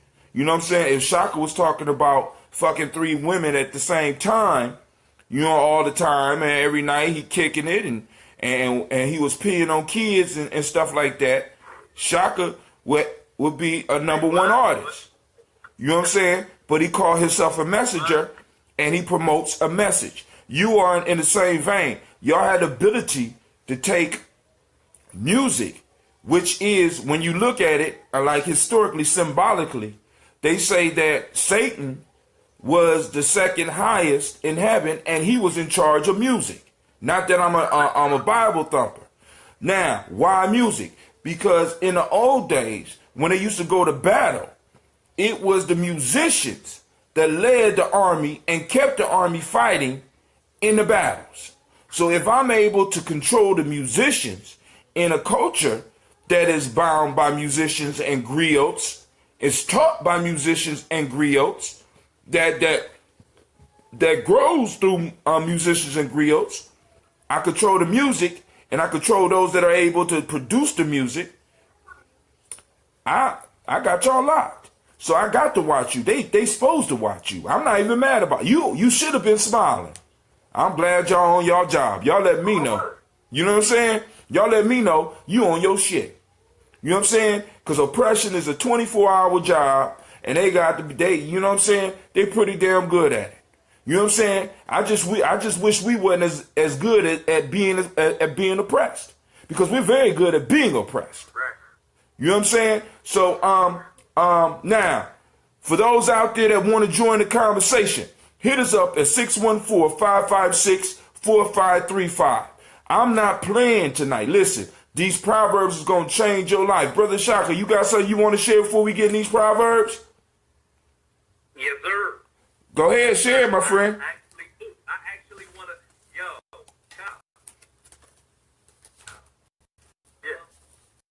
I'm here. I want to bounce something off for you, though. This is like a mantra from the Black Phoenix Artist Society. Share, y'all, share. Alright? Here we go. It go like this. I say, shine light. Light the sun through the cabinets, walls that be having us behaving like savages. True. Let your words flow limitless till it reach the limits. It's not dangerous, but to them it is still. We are all creators, either love us or hate us. We're the conscious innovators. Speak your dreams into existence, manifest them through persistence. To the deaf and dumb, I listen and shine light. Light the sun through the cabinets, the walls that be having us behaving like savages. True. Let your words flow limitless till it reach the limits. It's not dangerous, but to them it is still. We are all creators, either love us or hate us. We're the conscious innovators. Speak your dreams into existence, manifest them through persistence. To the deaf and dumb, I listen. Kyle. Yo. That was beautiful. That gave me an idea.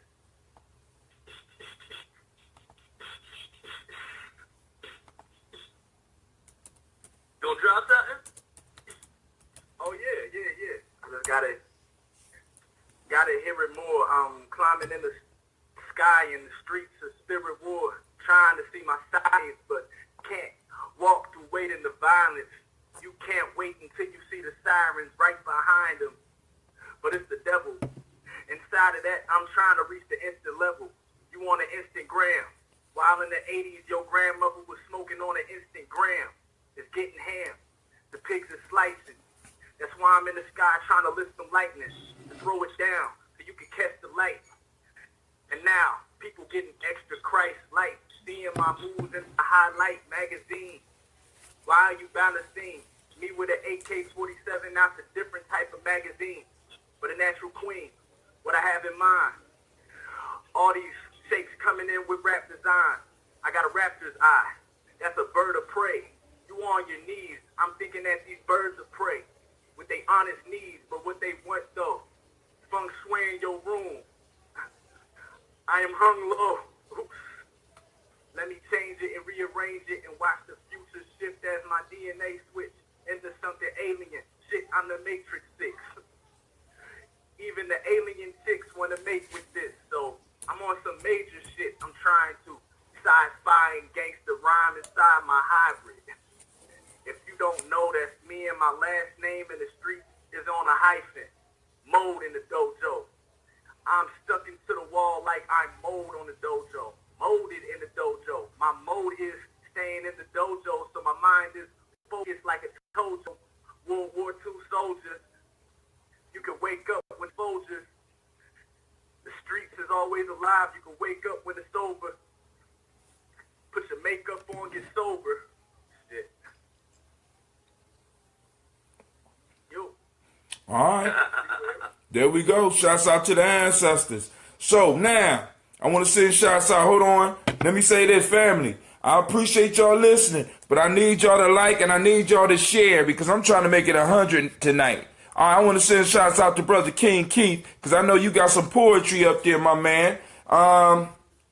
Also, I want to shout out my daughter, Miss Keisha. Thank you for tuning in. Keisha Lane, I see you, girl. Miss Tanja Calloway, I see you, girl. Let's see, Damari, come on, man. Hit us up, 556, damn, I forgot the number. I'm old, y'all. Excuse me. Let me make sure I got this right number. All right. Yeah, 556-4535. 556-4535. Now we are being joined. Let me see who else.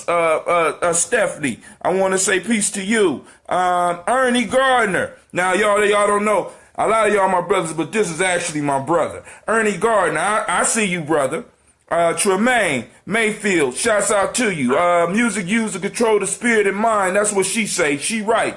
Boom, boom, boom. All right. I think that's all for now, but we're going to continue. Let's see who else is on here. Oh, Issa. I want to send shouts out. Y'all seen I got all this ambrosia. Y'all need to take a sip with me, right? You know what I'm saying? Because now, I done did my ambrosia commercial. I need to do the commercial for my book. Right? Look, there it go. Freedom Within Limits. Right? Oh, now the numbers going to start dropping when I put my book up. Now, you know, as a nation builder, I got to make my territory produce, right? Right now you're on my territory, so check out the book, Freedom Within Limits. I'll put up the links for it later on, but we're about to get into these proverbs. Now, I want y'all to listen up close, right? Because our ancestors have already given us the way out. They have already solved the problem. They just crystallize wisdom and listen it because we think they're not talking to us. We think that nobody has ever been in this situation before. But we are on a mad cycle, y'all. We keep repeating, right? We keep repeating. Y'all understand? We keep repeating this. Shouts out to Shahida. Thank you for joining us. And now I'm going to drop these proverbs, and this is the goal. We're going to talk about the proverbs. We're going to build on the proverbs, right? And I'm telling you right now, somebody going to get something that they need. Shouts out to Sister Tara Hassa. Thank you for joining, right? Because now, and for those that don't know, I'm coming from the African openness to the tree of life. I am almost at the last chapter, y'all. This is how long I've been doing this, right? And I'm going to keep on doing this because I need people to understand, right? Our answers are in our ancestors' wisdom. I ain't saying that we got to go live back in the past. I'm not saying that we got to wear loincloths and walk around in kente cloth. But what I'm saying is we got to go back and do some wisdom mining and extract the wisdom from our ancestors. Because if they were able to do what they did, we are able to do what we're supposed to be, what we are supposed to do. And that is be free. That is to make wherever we are the best place for us, right? Because if we make it good for us, everybody else is going to benefit.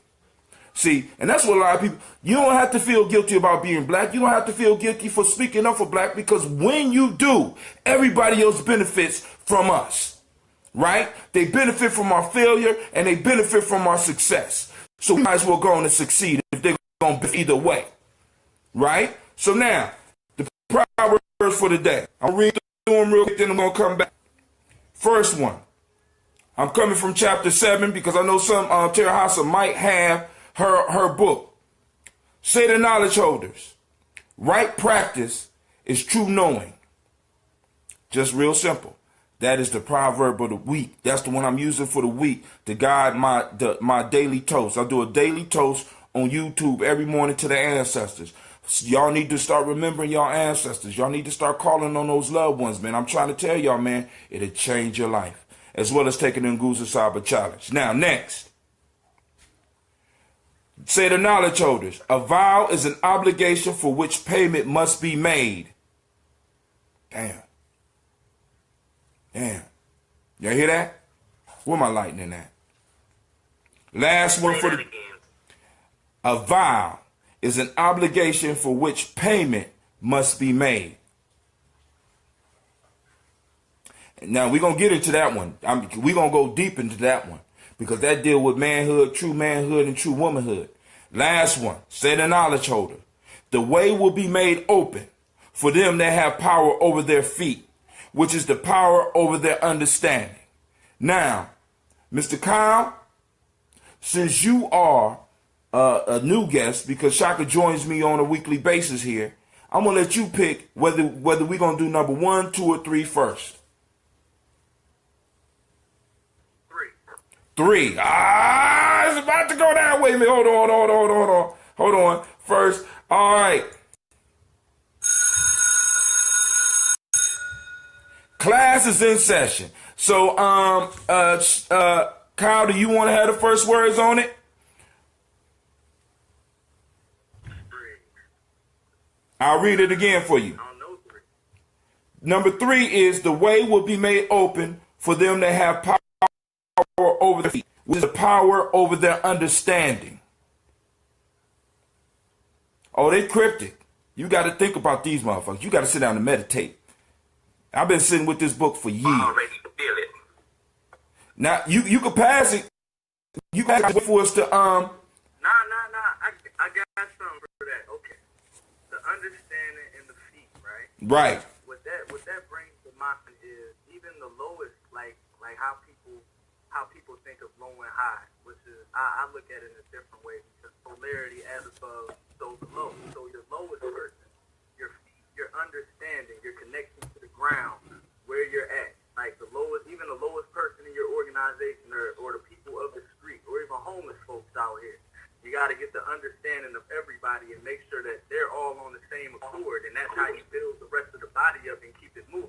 Damn. So it can go forward. Because without the feet, you can't go anywhere. And the fact remains is like because we're on the earth plane, up is down and down. You know, in a way that's the polarity, but we're subject to gravity and certain rules. So our feet are always going to be on the ground. And that's always going to be at the people at the lowest part of the pyramid, which is what holds everybody up.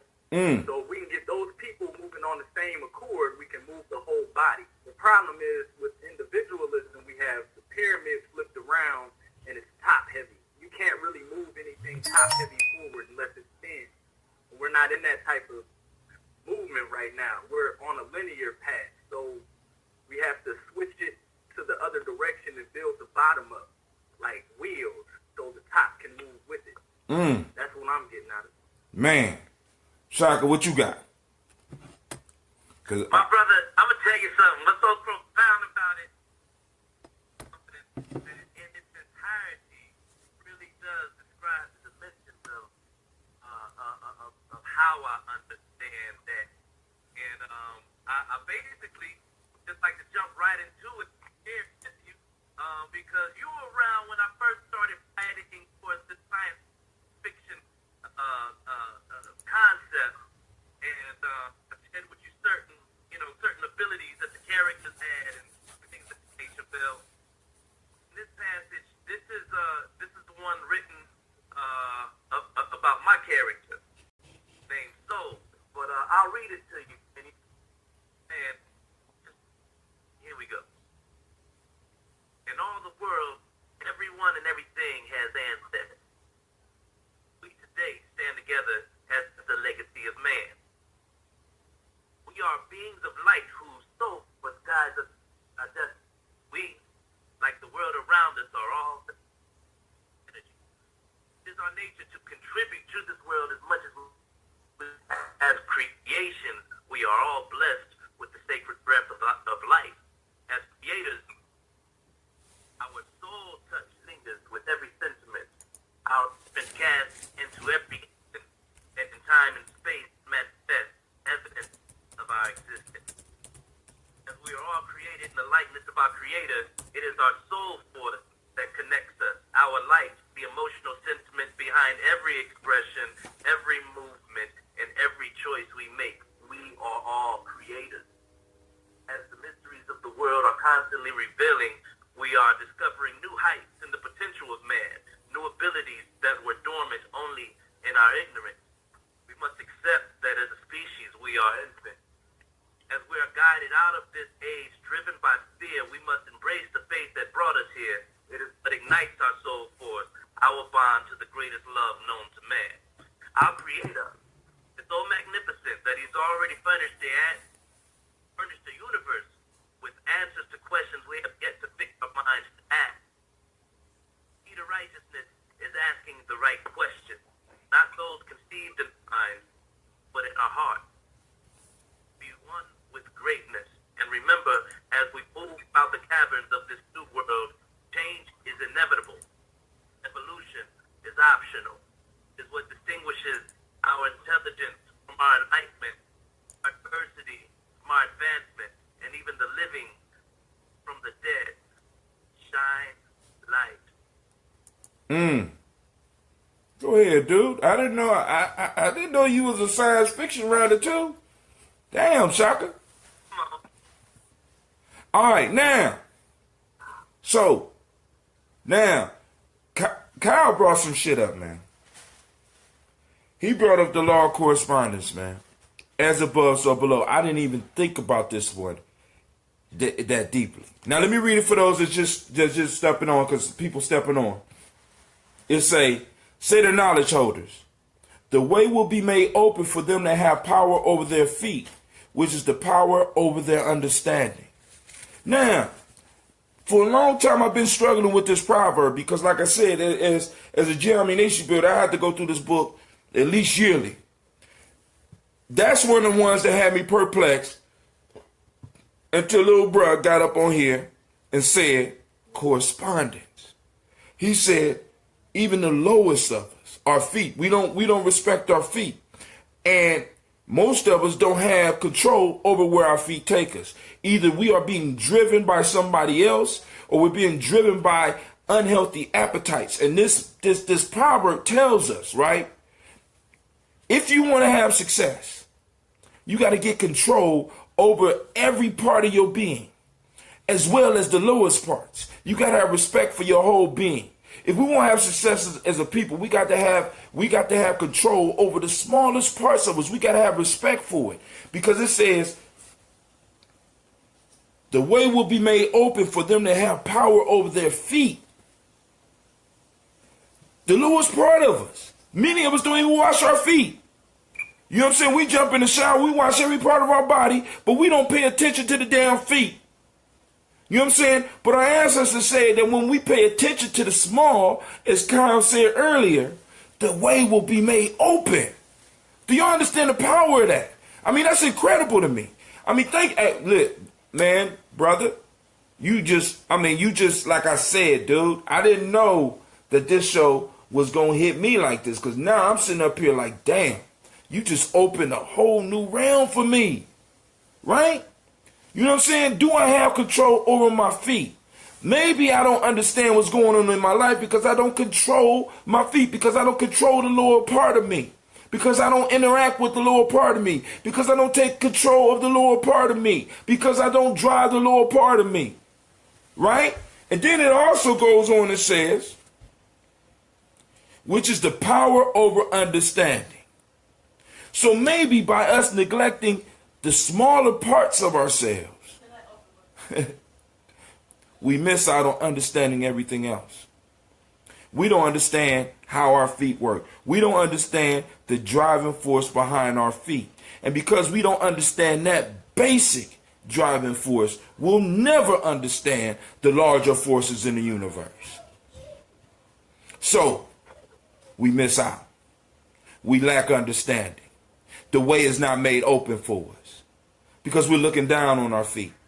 We're looking down on the lowest parts of our society and of our communities, when the very wisdom and the very key to open the door to where we need to be is at the bottom of that pyramid, as Brother Kyle presented.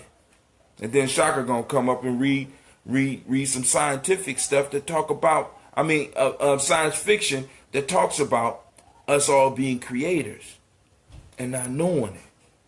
Family. Listen, this is our time. We got to take it. Anybody else want to hit on that one some more? Yeah. Let me say in closing for myself, a great deal of mastering self is understanding the duality, the higher self and the lower self, the selfish versus the selfless, and understanding which way we allow ourselves to govern that through our actions, through our words and deeds. You understand? So Word. So yeah, I totally feel it. You know, it's living from the head down versus the feet up. Having control over our feet.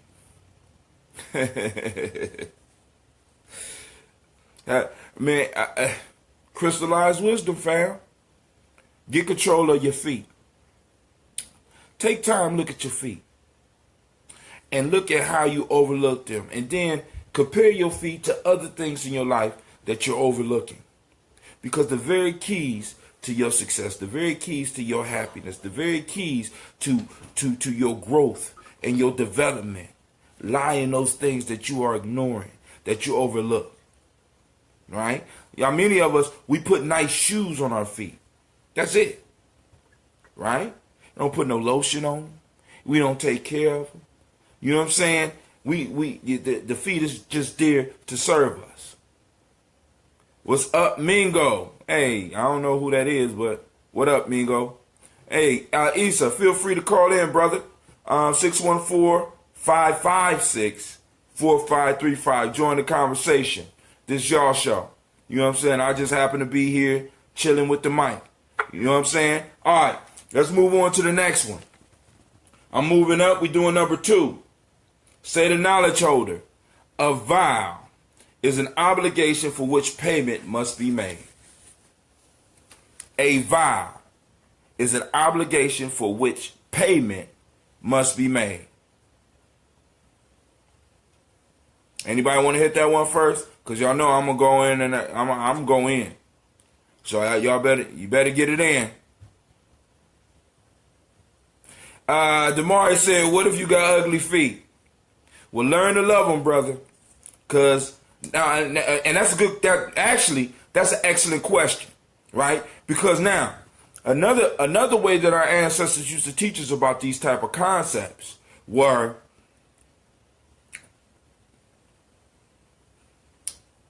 we would have monsters in myth, in legends, that we would come up against.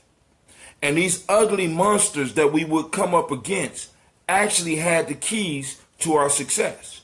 Once we stopped looking at them through our earthly eyes. Of course, to your earthly eyes, your feet might be ugly. I know you was just joking, but that's a thought that's going through some people's mind. You know what I'm saying? Because it's beyond the feet. What about those ugly people? What about some of those ugly actions? Think about this. Many of you succeed because of some of the ugliness in your life. Some of y'all are driven because of some of the ugliness in your life. If it wasn't for the ugliness, you would not. Damari, I can't repeat it because if you don't catch it when it come out, I'm not responding. I don't even know what I was just talking. What was I talking about? The monster. I will say this though. Any person complaining about ugly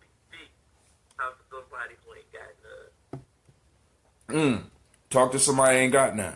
Oh, I remember now. Our ancestors would drape in their mystery systems, in their myths, a beast that would be ugly, but it would have the key to success. It would have key to you fulfilling your mission in life. And you would have to learn to adjust to that beast. As a matter of fact, it was stolen. This concept, I ain't gonna say it was stolen. This concept was recycled in the story of Beauty and the Beast, which is a common mythos throughout time. You know what I'm saying? Once the girl started learning how to look at beyond the beast, she found something very beautiful, right? You know what I'm saying? So like out of the in us looking at the ugliness in life, like the ugliness in our feet, we are able to pull out gems. We are able to pull out things of value. You know what I'm saying? Because oftentimes we overlook those things that don't look too attractive. And we got to realize that's how this world tries to fool us. Terry Hassa says sometimes the ugly and the monsters are our life trials. And through our life trials, we become who we are. You know what I'm saying? Like I started the show talking about trauma. Like, for example, in order for the man to live, the boy must die.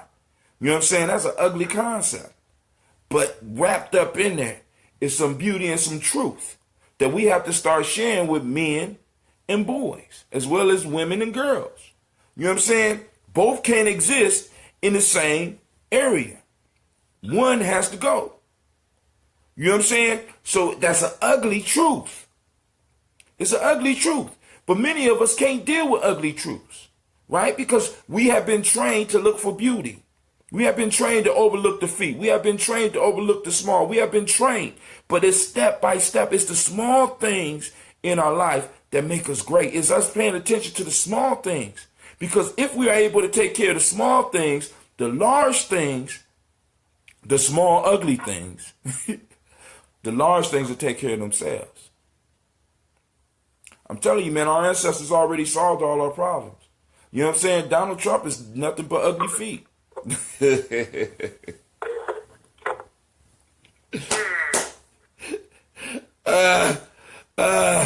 Man, all those that sharing, I'm loving it, man. I'm loving y'all. Thank you. All right. So now let's move on to the next one.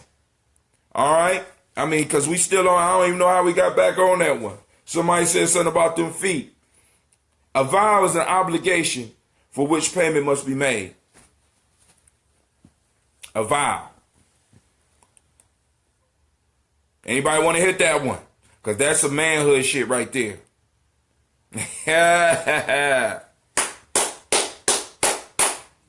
A vow is an obligation that must be paid. A vow, Damari asks an excellent question. And this is the beauty of the internet, right? Because I can give you what I'm saying. But let's go to dictionary.com. I'm paying money for that shit. Let's go to dictionary.com and see what the dictionary tell us about a vow, because I want us to be very clear on what a vow is, right? Like marriage vows. A vow is a promise. It's a promise, right? But hold on. But let's go on. I want to read the definition for you. Here we go. Vow. It is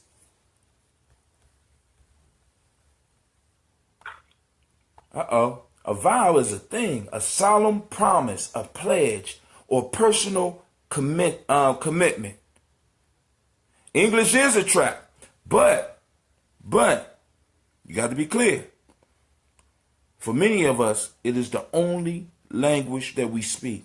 So we have to be wise with the use of the words, right? The words, it ain't that, well, English is a trap. I hear you, right? But it's the only trap we got. So we have to be wise with how we use the words. And we have to be able to use our own Kuji Chagalia, which is the ability to define. We have to be able to create our own words and also be able to create our own collective meaning. This is what we do with hip hop. This is why I can say word and people understand what I mean. You know, if you ain't in the culture, you don't understand what I mean when I say word. right? You know what I'm saying? So we have to be able to mold and shape this culture, right? And the language and use it in our interest. But we have to have an understanding of what some of these words mean, because our ancestors communicated and it was translated to English, so we got to be able to break it down. On that thought, got to learn how to use the trap against them. That's right, because they use it against us. Now, a vowel is a thing. A noun, person, place, or thing. A vowel is a living thing. What do you feel about ebonics, so to speak? Well, ebonics is basically us pulling on our ancestral roots, pulling on our experience, and shaping the language. You got to understand there's an attack on ebonics, because ebonics, now remember this, Damari, from your training. A nation is a stable, historically developed community of people with territory, economic life, distinctive culture, and language in common. Now, one of the reasons that ebonics was under attack was because ebonics was one form or one way of black folks taking back some of their own cultural heritage. Whenever we try to take back our cultural heritage outside of the academic departments or outside of what's allowed, it was always attacked. You're not allowed to have your culture because you are subservient to the West Asian culture. And for those out there that don't understand what I mean when I say West Asian, I challenge anybody out there to show me where there's a separation between Asia and Europe. There is no Europe. Europe is them playing with words. Europe don't exist. West Asia, that's what the fuck it is. West Asia, look at it on the map. You know what I'm saying? We got to be very clear because we've been played with, right? So we got to be clear about this, right? So now, when we look at ebonics, you got to remember it was some of our scholars and some of their scholars attacking it, because one of the ways that you take back and first start moving towards liberation is through the language. So when we saying words and they don't understand it, they start feeling uncomfortable. You sitting in a meeting and Brother Hatim has a tie on, right? I got my own knot. I'm not even using it. I got my own goddamn knots, right? I got a whole different understanding of the thing. I'm taking back. I'm doing Kuja Chagalia. This is why I'm telling y'all need to take the Nguza Saba challenge. Start redefining your time. Start learning how to use words in your own way, in our own way. Because you can't have a nation if you don't have a language. A language is a border. It prevents outsiders from being able to get in and understand what the fuck you saying all the time. So yeah, how I feel about ebonics is mine. I don't give a fuck what nobody say, right?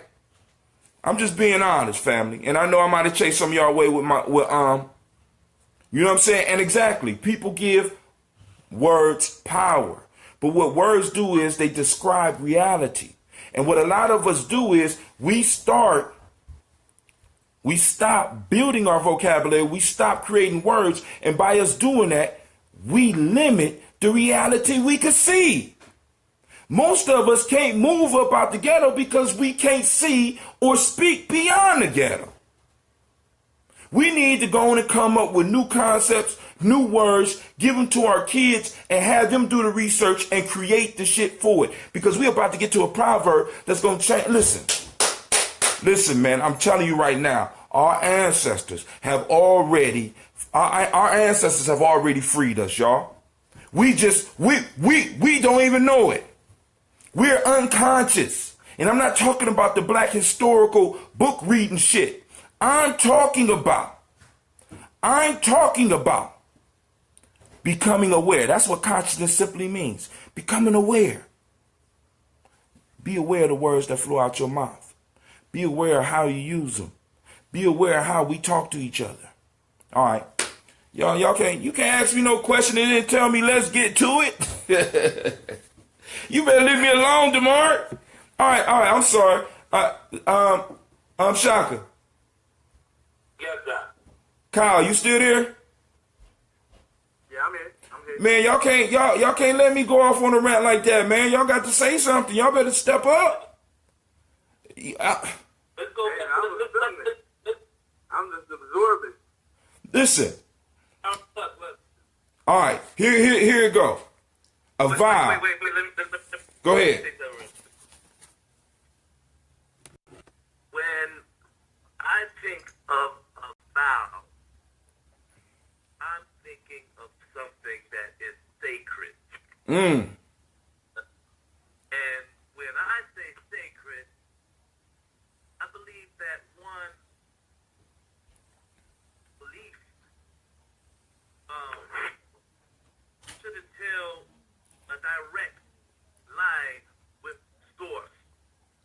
Mm. Instead of how a lot of times through religion we are brought through a totally different protocol for a totally different agenda before we actually get down to understanding how to take the principle of what it is that we're learning from scripture to apply to a daily life practice. Word. I have to apologize because my auntie is on the line, and I'm getting kind of beside myself. That's the matriarch on my father's side. So auntie, I'm sorry, but your nephew be cussing up a storm. I'm hoping you enjoying it. Now, so a solemn promise, a pledge, or personal commitment, that's a vow for those that's not clear, right? I'm not talking about necessarily those legal contracts that you sign. Shaka just invoked the sacred, right? An obligation, a promise, right? When a man used to give his word. You understand? The whole idea of giving your word. From the word, the universe was created. In the beginning, God said. That ain't just in the Bible. If we look at other traditions, it was all about God speaking existence into reality. So when we give a vow, right? See, because we don't do that no more. We don't do vows no more. Even the marriage vows is a legal document. And what is law? Laws are created by men to guarantee the future of the men that made the laws. So none of the laws are sacred because all of them are geared towards preserving West Asian culture. So even with your marriage vows, you need to make a personal vow to your mate. You need to make a sacred vow to your mate beyond the legal beyond the legal stuff. So when we're talking about a vow, because this coming from a different time, and you better stop fucking with Facebook. Listen, y'all better talk to the little white boy there on Facebook. He tripping. You know, I ain't gonna take me off eventually. They don't take me off. Listen. A sacred vow. A vow is something that you honor to kind of place above. You know what I'm saying? To place above you, so you kind of got to look up to it. So when you throw out a vow, see, because of black folks, we haven't made a vow to ourselves. Family, we ain't made a vow to ourselves. I spoke about this, I think, yesterday. One of my elders, Elder Gaylord, said that he one time, and I might be telling the story a little bit wrong, but you know, Gaylord said that one day he was in a meeting with other elders, and they decided that all of them were, in a sense, they didn't say the word vow, but promise to work with one idea for 10 years. For 10 years. To push it to success. Many of us have not made vows in our life. Many of us have not vowed to push towards our own success. We have not. See, because the first vow you need to make is not towards the world or towards outside people. The first vow you need to make is to yourself. And a vow, as they say, is an obligation for which payment must be made. Kyle says his employees can't even afford rent right now. They're asking a Jew for a loan. I didn't know that. You talking about, is that true? I just saw an article. Zuckerberg, yeah, you can look it up. a lot of his employees, like some of the young engineers, they can't afford to live in the area around there because it's real, real expensive. So they're young, they don't get that much bread according, you know, to that lifestyle. Because I like how I don't like how it works, but it's funny how the economic system works. Like $65,000 a year is nothing to them kind of people living over there or whatever. Well, that's nothing, you know. I'm not making $150,000, so I'm poor. Right. But I've been living my whole life under that amount of money, and the great deal of my friends had, you know. So I'm like, I know people that have the under the radar amount of money living below the poverty line doing just fine and smiling. They're not killing themselves because they can't afford a luxury vehicle. Mm-hmm. I don't know. So the vow thing, man, this is about your word. This is about us honoring our word. This is about us making sacred promises, solemn promises, pledges to each other, to our organizations, to our families, right? And making sure that we make payment on it. I'm not talking about your loans. You know, I'm not talking about your loans. I'm talking about solemn promises that must be made between people. And a lot of times it's made between people in the same culture, because you don't make vows outside of your community. If your community is tore up, that's one of our problems. We done made vows to a whole bunch of people outside of us. So all of our spiritual payment, all of our spiritual energy is going to build other people's stuff. I'm sorry. Yeah, you're hot. Wow. You know what's so bananas right now? You know what's so crazy right now?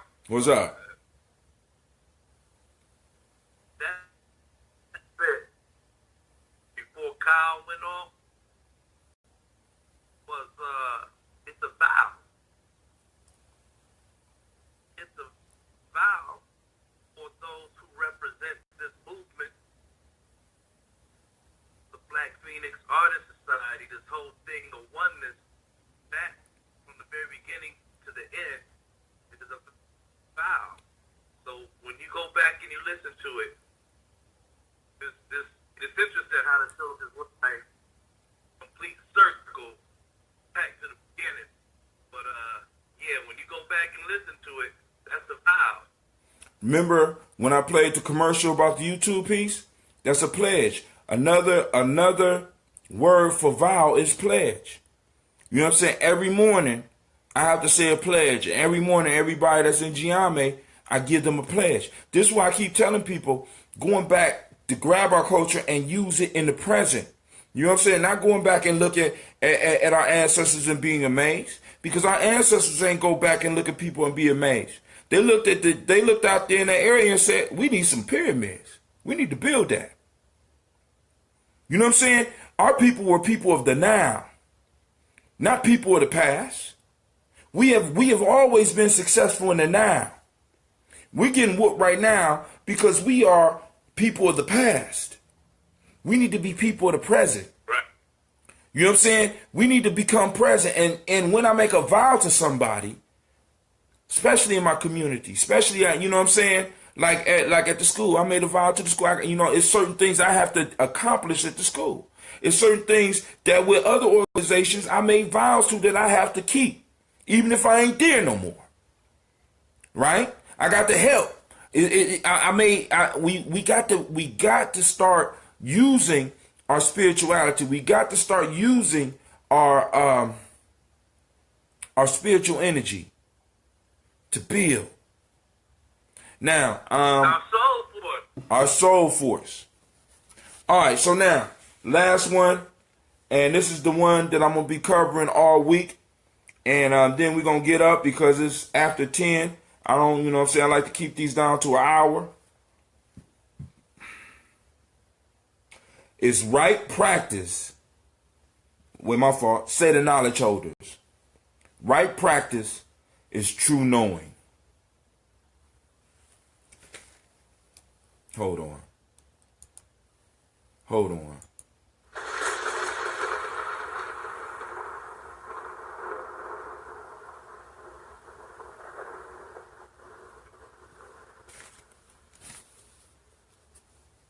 Y'all better hit that one before y'all better hit it, because I'm going to tear that. I'm going to tear it up. 614-556-4535. Call in. Hit it. I'm going to type it up. I want other people, because I'm about to tear this. I'm going to rip a hole in this one.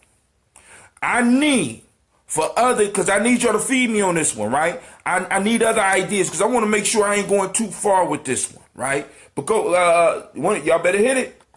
Y'all better hit it, because I'm going to kill it. I'm going to kill it. Oh, I was about to say, because I didn't want to give you an incomplete idea about things being right and exact. To make sure that the concept was completed as I heard it, because I just turned to read something right fast, right as you're supposed to last. You ready? True action, and then I connected something with right and exact, but I'm ready. Right practice is true knowing. Right practice is true knowing.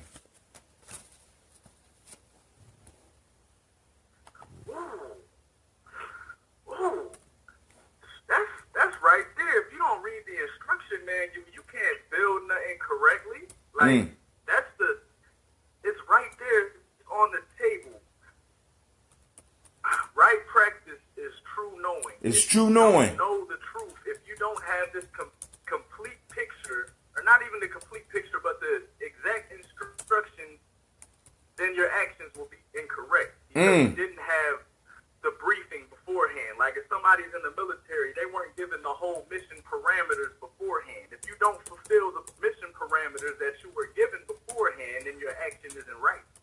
Because you weren't fulfilling the mission parameters.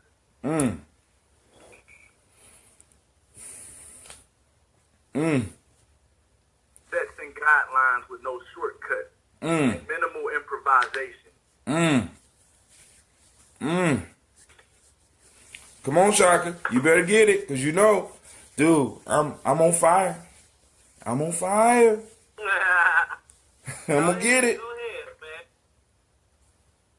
All right, now, check this out. Right practice.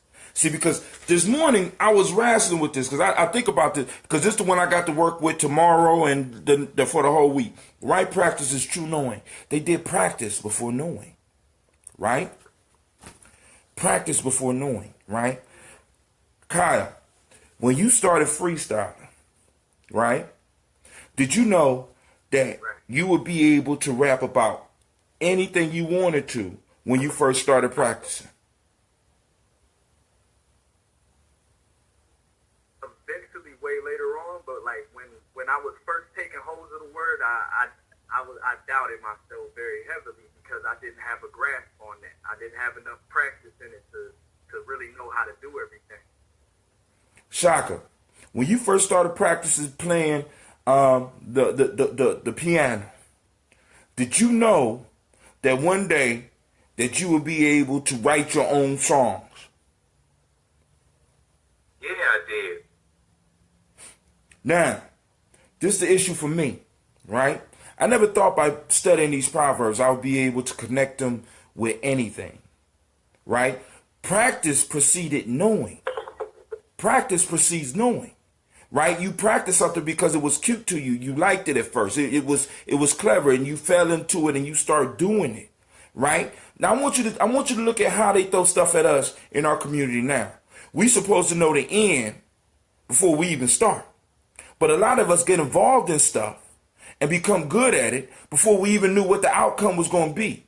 Our ancestors would get us practicing something, and we will only know a small piece of it. But after we mastered it, we'll be able to see the whole universe through that skill that we developed. Now, one of the things we have fallen into the trap as a people, as individuals, is that we don't follow people who have right practice. We follow people who have right verbiage.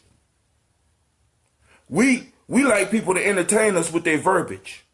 We don't want to see people who have the skill. We don't want to see people actually building. We want to see people talking about building.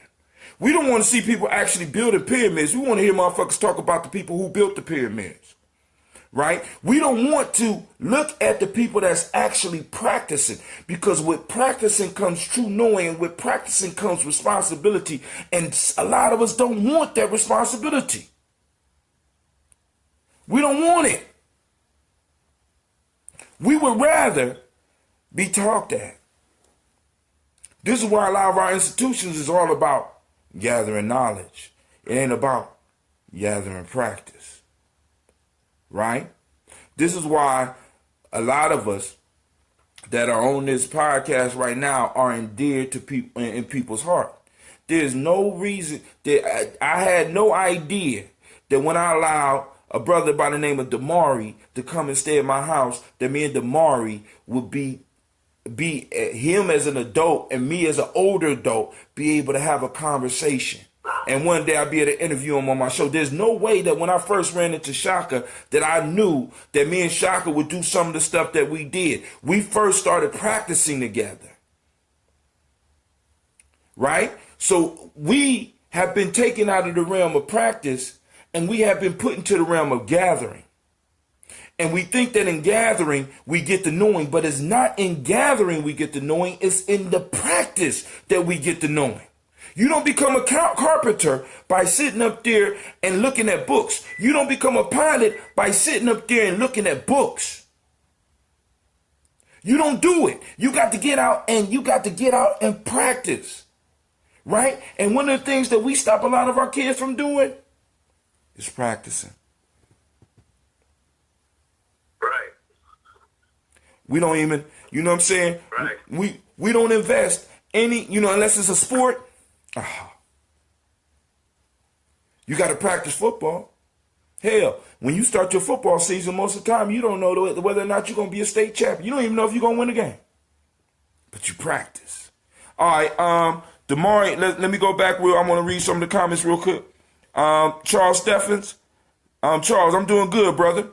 Damari, it's weird. Maybe my self-confidence overgrew how whack I was. But when I chose. You know what I'm saying? So now we really need to look at this whole practice thing, because the answers didn't say knowing and practice. They said practice and knowing. Right practice. Not just any practice. Right practice. Right practice comes when you, because this goes back to our tradition, when you put yourself at the feet of a master. And we, in this culture, they done crushed that in us. Because in order to see, as a matter of fact, one of the first steps to learning, because this morning on my show I talked about the 3 levels of learning. But one of the things I left out in that is, in order to learn anything, one of the first things you have to be, and a lot of people don't like this, is you have to be humble. Student, one of the definitions of student should be humble. And a lot of our kids aren't learning what they need to learn because they're not humble. They haven't had to be humble. Every time I sit down at a book. Go ahead. I'm sorry.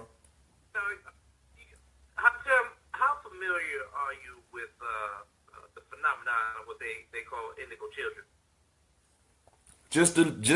Just a wee bit.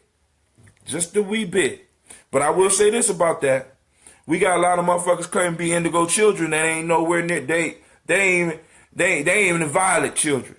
You know what I'm saying? They crimson red. You know what I'm saying? A lot of these motherfuckers ain't indigo children, they crimson red. I'm just saying. But go ahead. The thing is that, some of these young but old souls, their whole purpose is to restore balance. And I think in a sense they know that coming into this existence, so they understand imbalance. And sometimes within the educational system, they see imbalance and they resist it, and they have outgrown Western education. So they're looking for vessels, to be able to stimulate more commonality on a spiritual plane without having to go through the differences of where we come from to be able to come into oneness. I mean, Now, see, now I hear you, because I think that too. But even if they're rebelling against Western education, I could dig that. But even when you hook up with some of these kids on a private level and you start discussing with them, if humbleness is not there, learning can't happen. You understand what I'm gonna tell you the truth, man. I think one of the most difficult kids to get through in my whole life is like community mentor guy. But when I broke through, it was phenomenal. Actually, it was Kyle. Kyle, you still on the line? Yeah, I'm still here. Hey, do you have any stories whatsoever regarding like time that we met or where or anything, man? I know you got a story hidden somewhere about that. Okay, I do remember when my bro, when Josh first moved over in that area, and I think I fresh ran away from Texas, and I was just roaming around, and I would be by there. You met me at Shortstop though when I came up to visit from Texas before I ran away, and we said, we was around each other for a little split second. I seen you, we talked or whatever, but I remember I came to visit and I won the freestyle joint and then went back to Texas. Came back up and reality was a little different because I was homeless at the time. And, you would always kind of like, we're in a beer, 17 or something like, I know, here's a good one.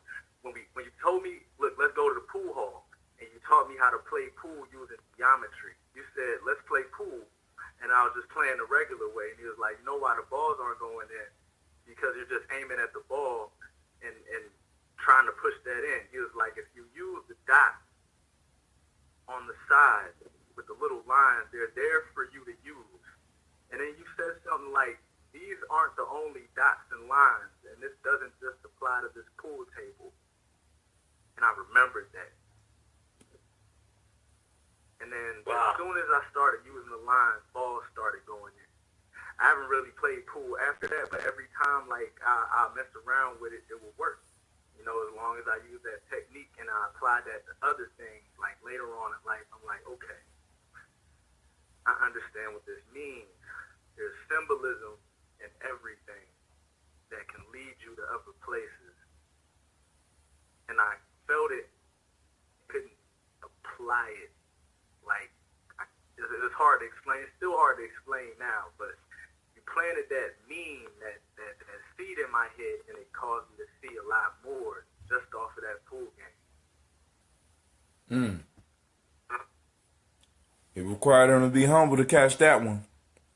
Because you ain't never do nothing but try to beat me at pool. That you ain't taught me shit. You just try to beat me at pool. I wish you would have told me about the dots. I thought the dots was just on the table for decoration, but thanks a lot, brother. I see how it go down, Watch him. Don't play him at no pool, y'all. He playing geometry. You playing straight line pool. You know what I'm saying? Nobody ever told me that. My daddy used to be up in the pool hall. He never told me about he just beat me at pool too. Nobody told me about the dots. Nobody.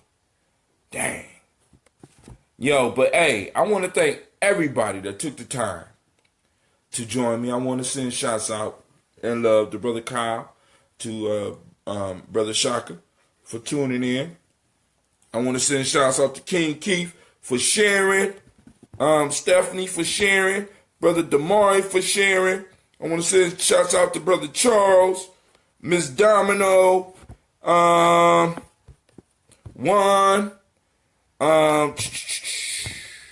let's see who else. My auntie Georgia, Tremaine, Miss Tara Hassan,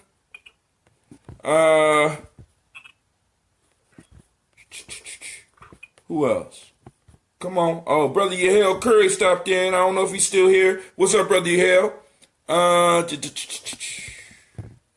Issa, you need to hook. You need to hit me up, brother, if you want this. You want some ambrosia, because all these ones is taken. I ain't gonna have none ready for maybe another 2 weeks. Let's see. I think that might be it. If I missed you, it was a mistake on them. Oh, Brother Bob Bridges, thank you for stopping by. Oh, Miss Shahida, thank you for stopping by. Miss Keisha, thank you for stopping in. Taja, Ernie. All right, y'all. Oh, hold on. Somebody else. Oh, okay. I think this is Issa telling me he want, yeah, whatever. You're going to have to get with me, man, because I know you in Columbus. You got to get with me. I got it. I'm the plug. You got to get with me. This ambrosia, for those that don't know, it is basically kombucha, but it's actually a June because I use green tea and raw honey rather than black tea and sugar, right? What is it? It's a live beverage. It's alive. So when you drink it, you get your probiotics, right? 70% of your immune system is in your digestive system. And a lot of us are bombing our digestive system with sterile foods, with antibiotics. You know what I'm saying? We're just killing all of the healthy bacteria and yeast in our system. So when we get hold of things that can give us probiotics, healthy probiotics, it helps us fight off other diseases, opportunistic diseases. Now, it's not a cure-all. It's just a maintenance. I need y'all to understand that. So don't be coming to Brother Hatim thinking, nah, you're going to have to make it work. Lastly, those that are in Columbus, spread the word. If anybody want to have a workshop and learn how to make their own, I got the scobies for you. You know what I'm saying? We going to get the honey.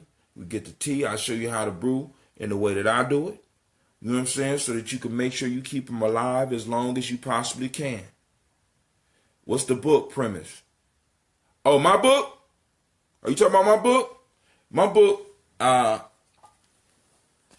you talking about my book? Or you talking about the book of the African Openings by the Tree of Life? You shouldn't even be asking that because you had to read that. You don't even remember reading that book. That's the Mari. This book is called Freedom Within Limits. It's basically haikus that I put together, and with each haiku, I had put a blog post with it. So over about a 2-year period, I put all of the thoughts that I had with the haiku. So I cover everything from spirituality to economics to politics. So it's a hodgepodge of Brother Hatim thoughts about the world, because y'all know I'm eclectic. I even talk about some hip hop and music in this. You know what I'm saying? So if I had to put it in a nutshell, I couldn't put it in a nutshell, because I never could just answer a simple question. Why you answer me? Y'all, you know how I am. Mark, come on, man. You lived with me. You already know. You can't ask me no yes or no question, no simple question, man. You know what I'm saying? I don't ask you just give me a rhyme, but simple rhyme, just do your thing, right? So basically, this is my thing, right? This is my thing, right? It's available on Create Space. It's available on Amazon, and also the Kindle book is available, and it's available for about $3. Now y'all better get it while I'm still doing the $3 deal. All right, now, so I want to say thanks. Shaka, if you got some last words, share them. Mr. Kyle, after Shaka go, you got some last words, share them. But we're going to shut this down, brothers.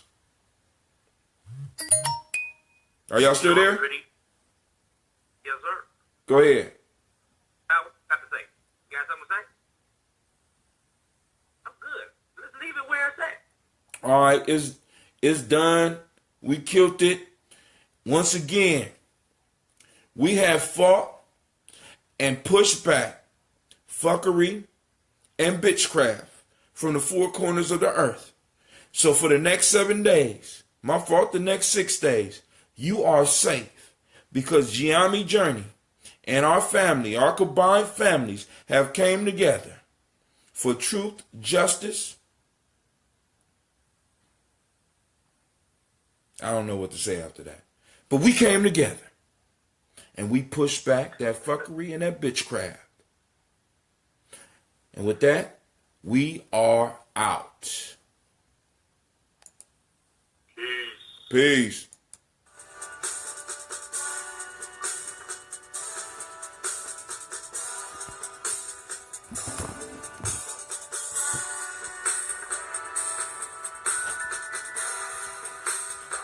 Peace out, Facebook. Make sure you check out the show on the Daily Toast. I'm out. YouTube, Hatim, HA2TIM.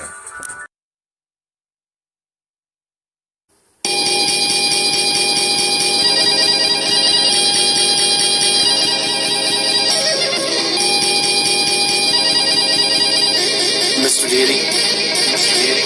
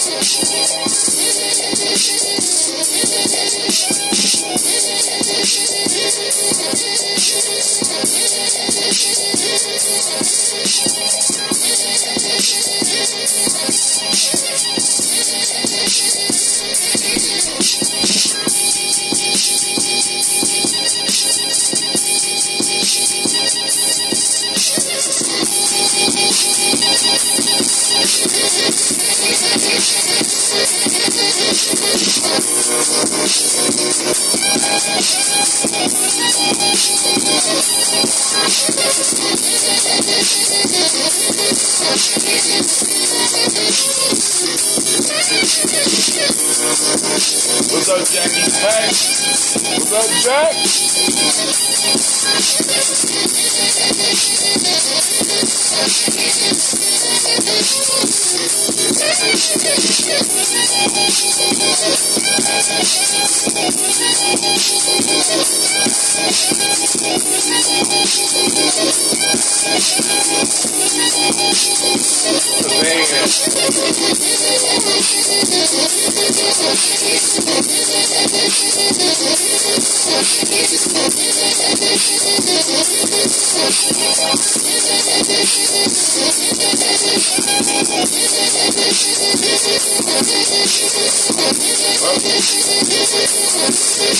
Throwing the man back out, that's right.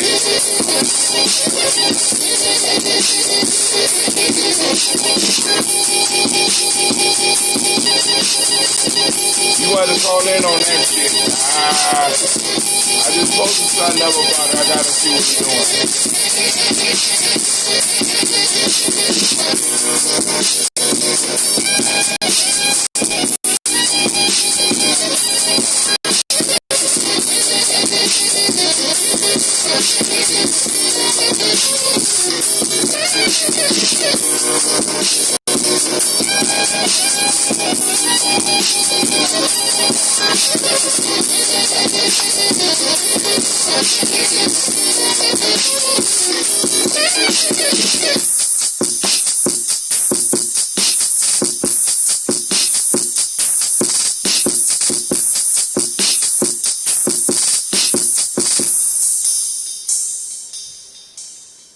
What's up, family? This is the Congregation of the Mighty, where your hustle builds muscle. This is DiGyeTV Media.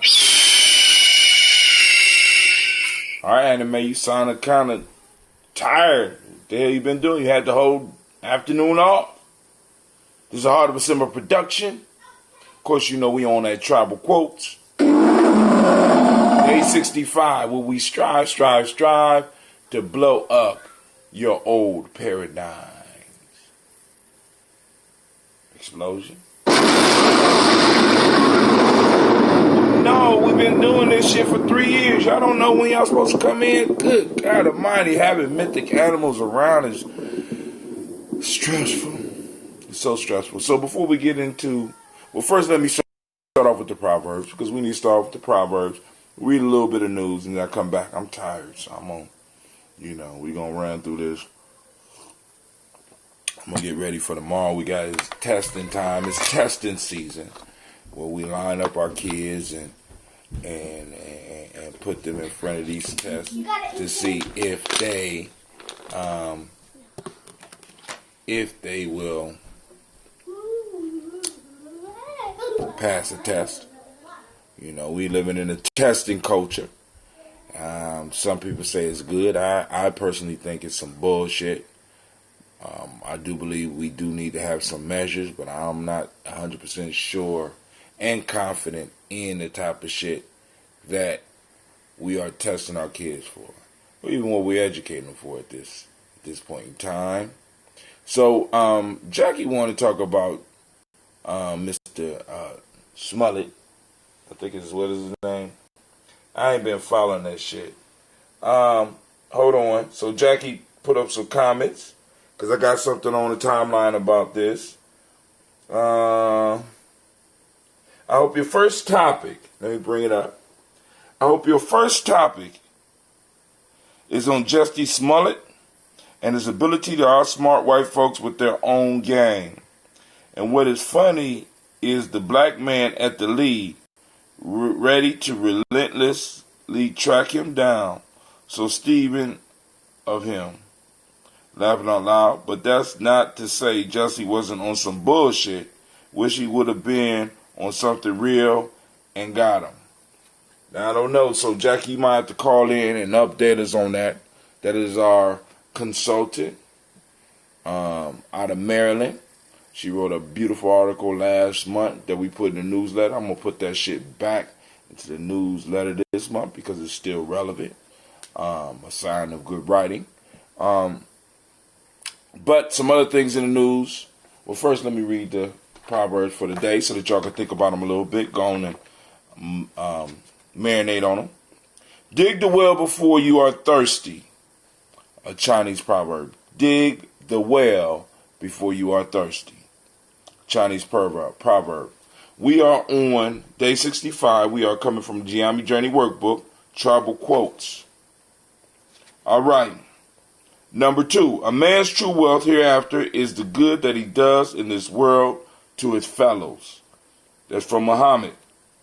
A man's true wealth hereafter is the good that he does to this world. A man's true wealth hereafter is the good that he does in this world to his fellows. Muhammad. Number 3. The child that is not crying has no need to be nursed. That's Haiti. All right, from Africa, from our diaspora. Right. So, first little piece I got in the news today is lawyering while black. Maryland deputy accused attorney of being a suspect, complaint says. That's from the Washington Post. We got that up. I think I done used all my Washington Post free views up, so I won't even go there and be embarrassed right now. We have the economy is growing. Democrats want to know who's benefiting. Want everybody to know who's benefiting. And the question I ask are you benefiting with this growing economy? Are you benefiting? If you're benefiting, call in. Let us know how you are benefiting. Let's have this discussion.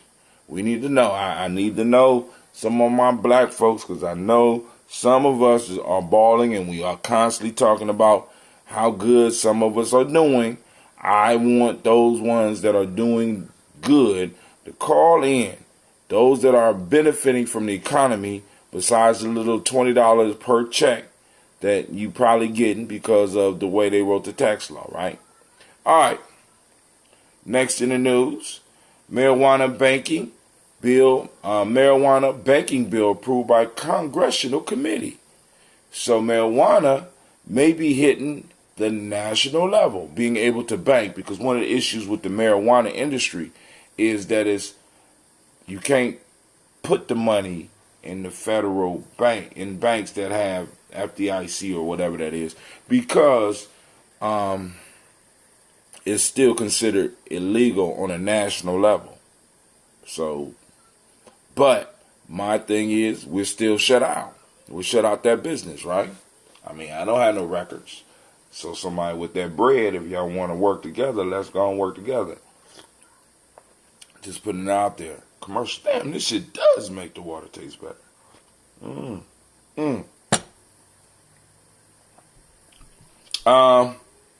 on. Is somebody on? It sound like somebody waiting on the line. Okay, nope. All right, let's go back.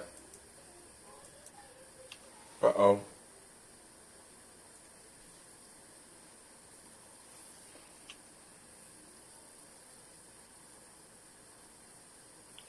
Absolutely. Okay, hold on. Sister Jackie is hitting it up.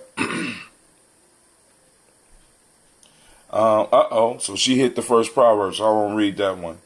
She said, well, I am going to read it. She said, absolutely, educate yourself, dig the well with education. Well, that's one of the shovels. You still need pickaxe.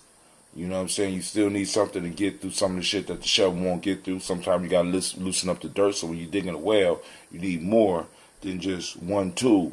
It's a bunch of tools that you need to use to dig the well. And we need to think about that when we are dealing with a lot of these political matters. Yes, he about to be on some real shit. They keep doubling up. I don't know. Lori and then get hemmed up. What the fuck? Right, we got a brother that is a lawyer. A brother that's a lawyer. And I'll go back, if y'all want to talk about that. I'm just throwing out some stuff that y'all might want to talk about. Some stuff that y'all might want to talk about. So, the marijuana banking bill approved by congressional committee. You know how committees go. But the piece is, once again, we blocked out, and I'm concerned about that. A major business that they have legalized that has ruined the lives of millions of us, right?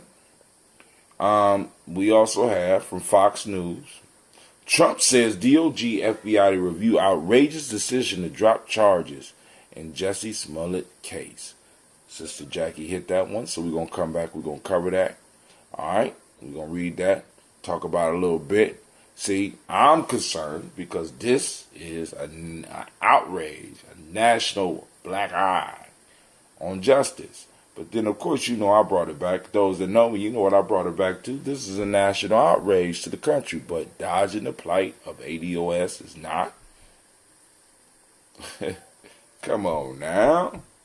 This call is being recorded. We have to be aware that these smoke screens are going up, and we can't allow them to block us from all the real shit that's going on. Now, we got the Giambi Journey Mall that's going to be popping up this week. You have to be aware. Hello? Yeah, I'm here. Miss Navita is up, so we know she got some news. I want you to know that the G&J Mall... Turn that shit down, girl. We got the G&J Mall popping... Oh, she going to hang up. Don't hang up, Navita. But thank you for calling in. We got the G&J Mall popping off this weekend, right? March 30th from 12 to 6 p.m. Come on out. The vendors are calling in like crazy. I done just registered maybe 3 of them just this evening. And we had people already paying because the deadline is coming up. Because if you register on the day of, family, it's going to be $40. I put up some Giambi Journey t-shirts. You know what I'm saying? You can see that Giambi that you see is our unique design that was put together for us by Brother Allende. My favorite is the black on black, and I will be walking out with that one, unless one of y'all are able to grab it before I do. Good luck. Mm-hmm. Good luck, family. I wish you the best. Let me see. You don't believe in this Christian religion, you bet not believing in being correct. I'm believing though. That whole Democratic shit. What's up, Navita? You got something you want to say, obviously. Let me see. Don't believe in this Christian religion, you better not believe it. Right? I'm believing all that. The whole Democratic shit. What's up, Navita? You got something you want to say outside? Let me see. I can't hear you on the phone, though. You can't hear me on the phone? Hello? Hold on.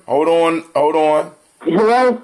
Don't hang up. Don't hang up. I'm about to fix that right now. I'm going to fix that. You're a little bit behind, so hold on. I'm going to fix it. She about to hang up. Don't hang up. Disconnect me. Uh-oh, Lady J is up. Uh-oh, I got to get back up. Navita, stop hanging up. Just be patient. It takes me a second because y'all know we got all this stuff running through, so I got to get a separate computer just so that I... This conference is being recorded by the organizer. Peace, can you hear me?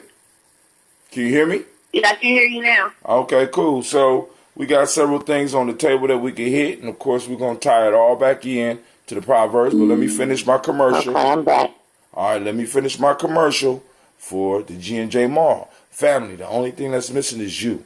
We need you to come out and support. Come check out what the vendors have. Come and participate in some nation building, right? Some of y'all can't get out here and do some of the work that some of the other people are doing, but you can get out here and you can support. We need to get the dollar flowing back in our community. And as you see, I got some tight-ass Giami symbol shirts that's going to be up for sale. We got some Daily Toaster shirts. I don't know if the ambrosia going to be ready. I don't bring out ambrosia before it's time. If the shit say it's not ready, I'm not bringing it out. I'm just being honest with y'all. Now, I have an article that I want to share with y'all. But go ahead, Sister Navita, Lady J, if y'all got something y'all want to share on the line, by all means do, because I got this article I definitely want to go through, because it's something I want people to understand about the struggle that we are involved with. But go ahead. Well, you have the first proverb you mentioned. It reminded me of a Malcolm X quote, where it said, he said something like, "Education is our passport to the future, for tomorrow belongs to the people who prepare for it today." So that kind of reminded me of the first one you read about digging the well before you're thirsty, or digging something. The well before you're thirsty. Preparing for something before you need it. Right. Our elders. So that just reminded me of the little Malcolm X piece. Right. Speaking of Malcolm but I X, wanted to share with you. Speaking of Malcolm X, we do have a festival coming up, don't we? Malcolm X Revolution. Yes, we got the Malcolm X Festival coming up, March 25th. Be there. Or be in your underwear. May 25th. May 25th. Oh, I mean, May. Jesus, me and these M's. May 25th. It's going to be popping off. We got a superb lineup coming. Oh, man. Hey, we just can't announce it right now. I just want to solidify, so I'm waiting. I'm waiting for the money to start flowing, and we are going to blow your mind with who's coming out. I'm just trying to let y'all know, so I need to get ready. So Sister Navita said that the first one reminded her of a Malcolm X quote, and she just wanted to share the Malcolm X quote. Sister Jackie also shared something on that. Now, I just want to share an article. I am knee deep in reading for the third time, maybe the fourth time, a book called Skin in the Game. And he has a concept that I tried to speak on, but I wanted to read this concept. I wanted to share this concept with y'all. But before I get into that, and then we get back into the Proverbs, Lady J, you on the line. Thank you for joining us. Do you have something that you wanted to share? Well, maybe Lady J is not on the line. Lady J, you on the line. What's up? Maybe she in a meeting. She can't. All right. So let's go back. So, where we at? Where's my article? My article disappeared. This is from, I guess it's a blog called Fractals of Change. Nothing great has ever been accomplished without irrational exuberance. Now, a lot of people is like, the reparation piece, you're never gonna get it. You know, I mean, it's almost like we take a defeated idea before we even move forward. But in my readings, because I know sometimes, you know, some of y'all could be like, he's coming off negative. No, I'm not coming off negative. What I'm telling y'all is that the thing that I have to live by, I constantly talk this blackness. And one of the major pieces that we have in Geometry Journey, as well as a lot of other organizations, is Nguza Saba and the Laws of Ma'at, as well as some of the other principles that come from our ancient African ancestors. And one of those is from not the Laws of Ma'at, but the I can't remember the name of it right now, but it talks about being able to distinguish the real from the unreal.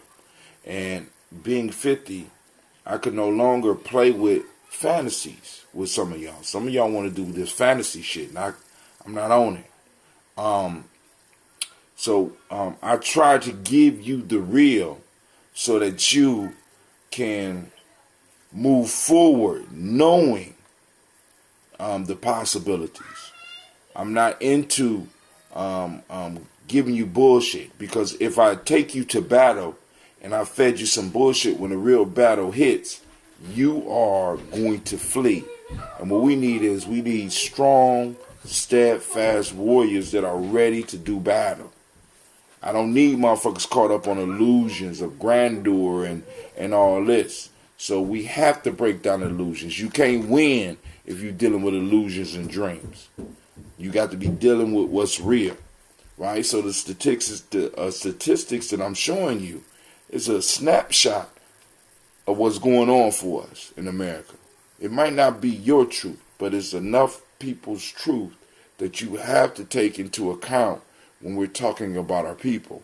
And we can't allow people to continue to throw these outliers at us to kind of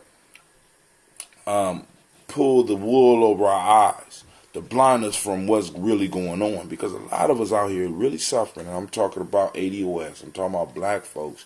And a lot of us are really suffering and struggling. Right? So I found this article.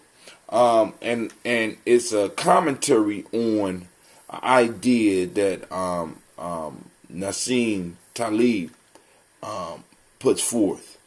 And it's a real good one. And I posted it up on a G&J timeline today, so you go and you can find it. It's called The Most Intolerant Wins. The Dominance of the Stubborn Minority. A lot of y'all like with this reparations, we need a majority. No. Please understand the power of a small group that are moving, as they say, on code. A small group that agrees. It's small groups that change the world. It's not large groups and large groups of people agreeing. It's a stubborn minority that changes the world. And I want y'all to understand that. So I want to make sure that I share this with you, because you can go on and get these books and you can start reading and start picking up this information. Everything we need is not just encased in books by black authors. Now I need y'all to understand that.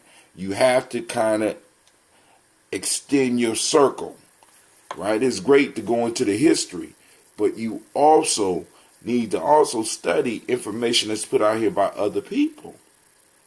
Okay? So, The Most Intolerant Wins, the Dominance of the Stubborn Minority. Once again, this is found on a site called Fractals of Change. If you don't know about fractals, family, fractals are cold-blooded. You need to check those out. This rule has been hidden in plain sight, but Taleb drags it out in the open as the most important asymmetry affecting our daily lives and perhaps the future of civilization. The title of this post is a chapter here from his latest book, Skin in the Game, Hidden Asymmetries in Daily Life, from which many of the examples below are taken. We like to think that in our democracy, the majority rules. Usually that is not the case. Many airlines don't serve peanuts or any snacks which have touched a peanut because some people, a small minority, are greatly allergic to peanuts. The non-allergic can survive without peanuts. The allergic can't tolerate them. That's an asymmetry, and the intolerant minority rules. This particular outcome is beneficial on the whole. Similarly, when Catholics were allowed to eat meat on Fridays, the school lunches in my public school, in which Catholics were a minority, were always fish on Fridays. Didn't hurt the rest of us to eat fish once a week, except it was even more revolting than the other dishes on the school menu. But observing Catholics couldn't eat anything else.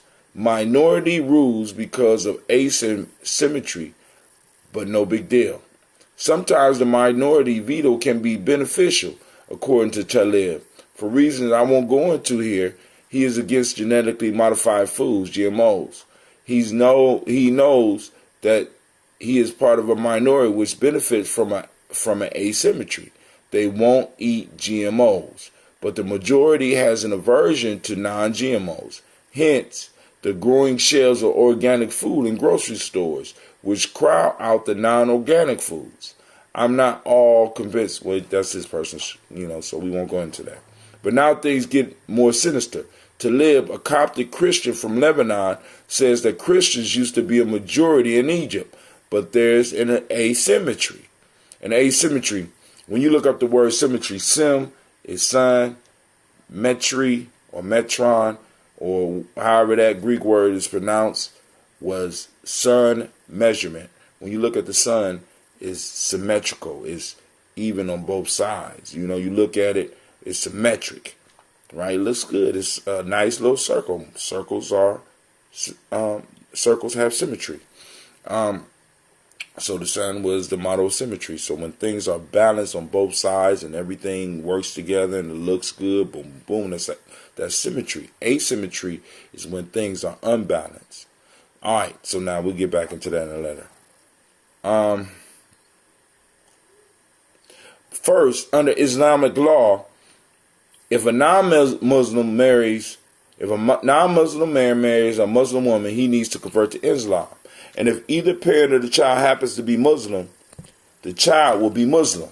Second, becoming Muslim is irreversible, as apostasy, in this case converting away from Islam, is the heaviest crime under that religion, sanctioned by the penalty of death. Under these two asymmetric rules, one can do simple simulations and see how a small Islamic group occupying Christian Coptic Egypt can lead over the centuries to the Copts becoming a minority. All one needs is a small rate of interfaith marriages. Egypt's Copts suffered from an additional problem, the irreversibility of Islamic conversion. Many Copts during Islamic rule converted to the dominant religion when it was merely an administrative procedure, something that helps one land a job or handle a problem which requires Islamic jurisprudence. According to Talib, who is partial to the Shia Muslims, he grew up with in Beirut and fiercely opposed to Sunni Salafism and Saudi Arabia, which is the main sponsors. He cites this asymmetry. Jews and Muslim minorities like Shiites are counter if they are allowed to are content if they are allowed to follow their own laws. Salafis say everyone must follow their laws and feel they have an obligation to jihad against those who don't. Talib asks, should a society which has elected to be tolerant be intolerant about intolerance? He answers his own question. Yes, an intolerant minority can control and destroy democracy. Actually, it will eventually destroy our world. So we need to be more than intolerant with some intolerant minorities.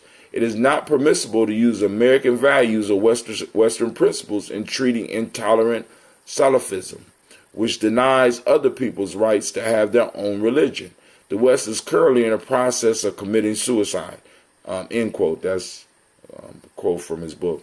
Although I agree with Talib, the Shalifa extremism is an existential danger, given both the asymmetries he cites and their enormous funding and support for extremism from Saudi Arabia, and can even agree that we can't tie our hands behind our backs with our own rules while fighting back. I don't agree that we can deny free speech to anyone who denies free speech to us, nor withhold constitutional protections to anyone who disagrees with American values. Who would get to decide when someone who wants to change a law or even amend the Constitution is actually attacking our values or just trying to make our country better? Should the student radicals who shout down speakers they are afraid to listen to be denied free speech themselves? I don't think so. So much I wish they shut up. All right, let's go. I'm almost done. Talib makes valid and interesting points on how and why decisions in a democracy are often made by minorities and by asymmetries. He raises the crucial question of how we can fight. Now, I'm going to stop right there. I want y'all to understand the power of minorities in the system that we are in right now. A small group that are stubborn and stick to their guns can change or destroy the whole system. We have to understand this, right? Because when I was going through the book, there's a reason I got the book. But actually, I got the book because I read The Black Swan, and after The Black Swan, I read Anti-Fragile, and after Anti-Fragile, I said, well, shit, let me get skin in the game, because I like the whole concept of skin in the game, because I work around and deal with people who constantly have comments, who constantly want to run their mouth, but they don't have skin in the game. And then when I ran into this principle about that minority running shit, because the minority sticks to their guns, the minorities are on code, they are able to change the whole society around them. Now, family, those of us that are ADOS, I need y'all to understand this. We are a minority. The question is, do we have the will to stick it out? Do we have the will to create reality, right? And what is that? What do you mean, Brother Hatim? One of my teachers, Dr. Linda James Myers, quoted somebody else. I don't want to. She taught me a quote a long time ago. She told me who it was from. I couldn't remember, but she said, "Power is the ability to define reality and have other people respect that reality." Jewish people had their own reality. Korean people had their own reality, and other people respect that reality.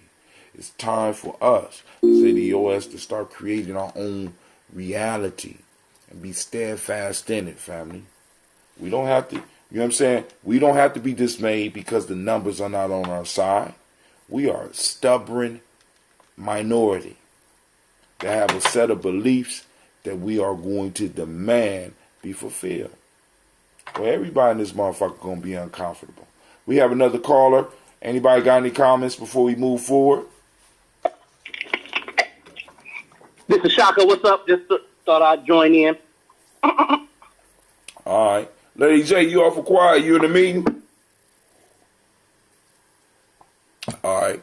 Damn, this water tastes better coming out the cup. Family, this copper cup shit is not an illusion. I'm trying to tell you, this shit is good. I'm about to try some ambrosia out of that. So, let's get to the folk tales. Let's get to the quotes. And we're going to break down the quotes. And after that, family, I'm going to let you go. Let's see has how many people we got online. Boom. Let's kick it.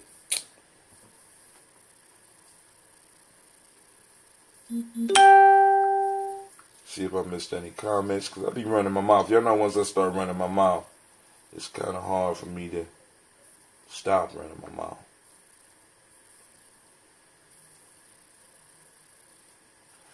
Sister Jackie says it takes a small group. Even God said that. It only takes a small group. Okay. And so I wanted to make sure that, because like part of the whole newsletter piece and stuff like that is to kind of cement us in our thinking. You understand what I'm saying? Because that's what the New York Times does. That's what the New Yorker does. That's what People Magazine does. You know what I'm saying? Because you get your opinions out there. You get your ideas out there. You get your theories out there. Right? And that's what the whole newsletter eventually going to grow into a news magazine is all about, family. Like I said, we just got to, we got to work on it and we got to build it. Jackie threw her stuff out there for me for my birthday.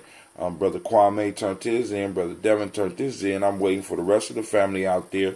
Y'all know who you are to get the shit in so that we going to have the next newsletter because it will be coming out after this next market. And this time, to all the vendors, I'm going to get around to each one of y'all and you will have your minute to shine. Not only on our Instagram, on our Facebook page, you will also have your minute to shine on our newsletter. We'll send that shit around. Like I said, and if you want to post up your stuff, your information on our timeline on Giami Journey through Facebook, I will download that with everything else and I will keep your shit up. So if you got a business card or whatever and you want that advertisement and you one of the vendors, by all means, start posting it up. And family, please understand this. Like I said, a market is about the community having skin in the game. Please understand. Don't come and pay me $20 and expect me to be able to have radio promotions and shit like that and have 3 million people up in the goddamn building. Right, family? This is a group effort. I got my skin in the game. I got my investment in the game.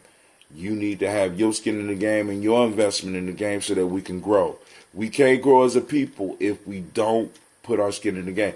Brother Hatem, what do you mean about the skin in the game? Now check this out, because I want y'all to really listen to this shit close.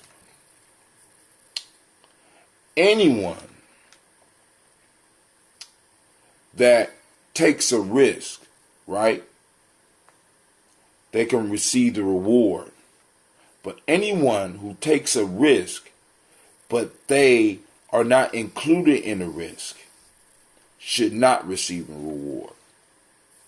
That's skin in the game. Understand now, let me explain this, how this works in the real world. For those of you that's out here screaming about we need to invest, and we go through these agencies or these people that guide us, if you have a financial person that is guiding you, and they're guiding you towards certain investments, the first thing you need to ask them is, what's in your portfolio? Don't tell me what I should invest in. Motherfucker, what's in your portfolio? See, because this gives you skin in the game. Many of us are dealing with individuals who want to give us advice on our lives. We dealing with individuals that want to tell us how we should spend our money or what we should do as far as education. But when it comes to us looking at their track record, they have not done it. They have not invested their time or their efforts in that shit. What I try to do with you... Or their money. Or their money.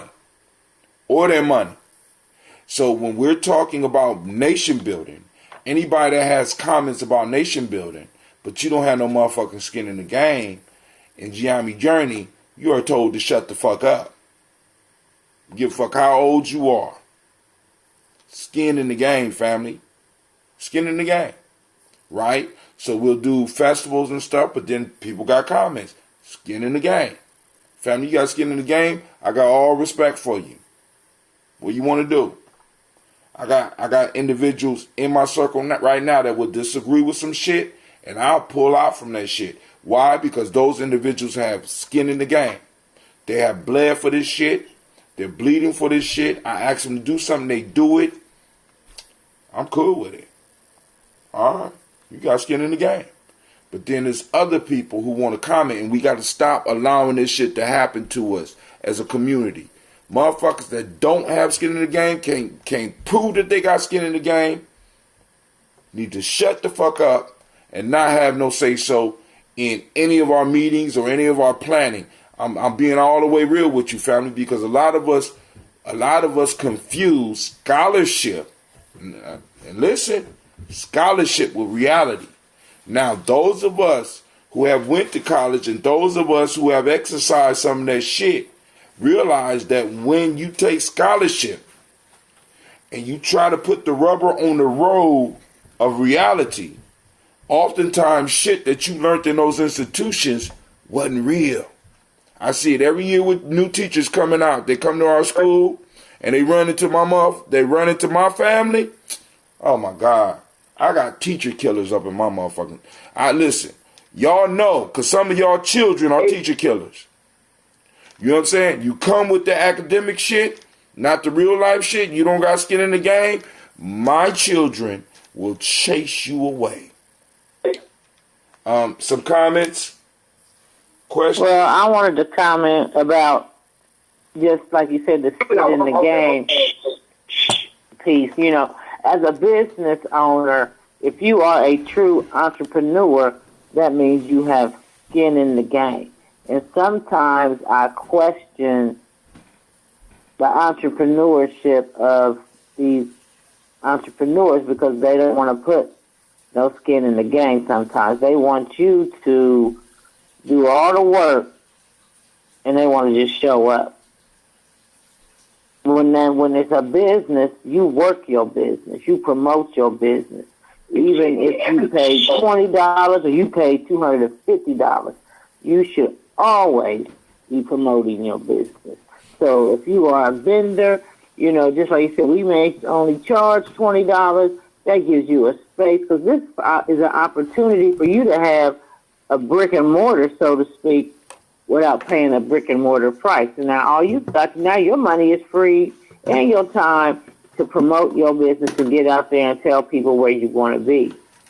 So if you are, because the G&J Mall is called the G&J Community Mall. So this is a community effort. It's just not the members of the planning committee's effort. This is a community effort, and we succeed based on what the community is out there doing.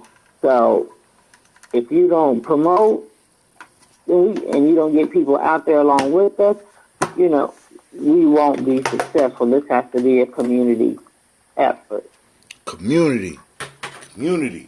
You can't, and think because, about like you said, if you ain't got no skin in the game, you ain't got nothing to lose. You ain't got nothing to lose. Right. You ain't got nothing to lose, so you don't put no effort. So I ain't got nothing to lose. Right. You could tell people that you could tell people that have skin in the game because they hustle. You understand? Because they have no choice. I got to get this back. I put this money out. I got to get this money back. I put this time in. You know what I'm saying? I have to push it to the end.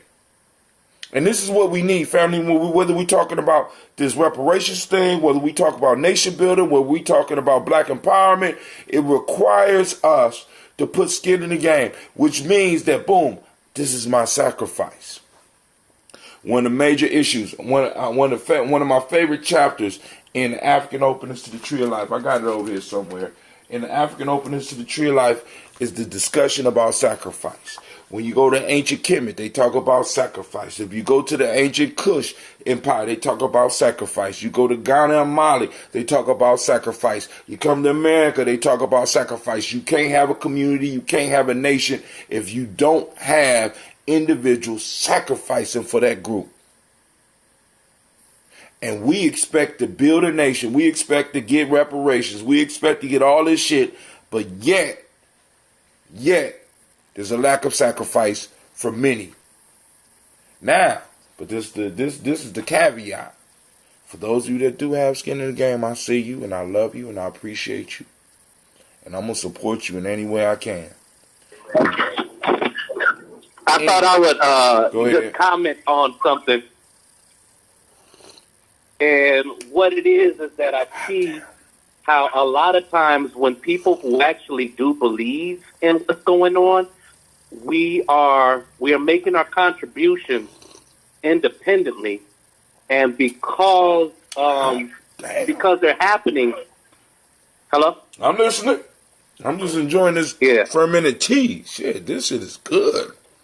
I don't know if it's a cup or the tea. So what happens like that is like it sounds like an applaud. If you can imagine a contribution being a hand coming together every single time, it's like an applaud. It's steady.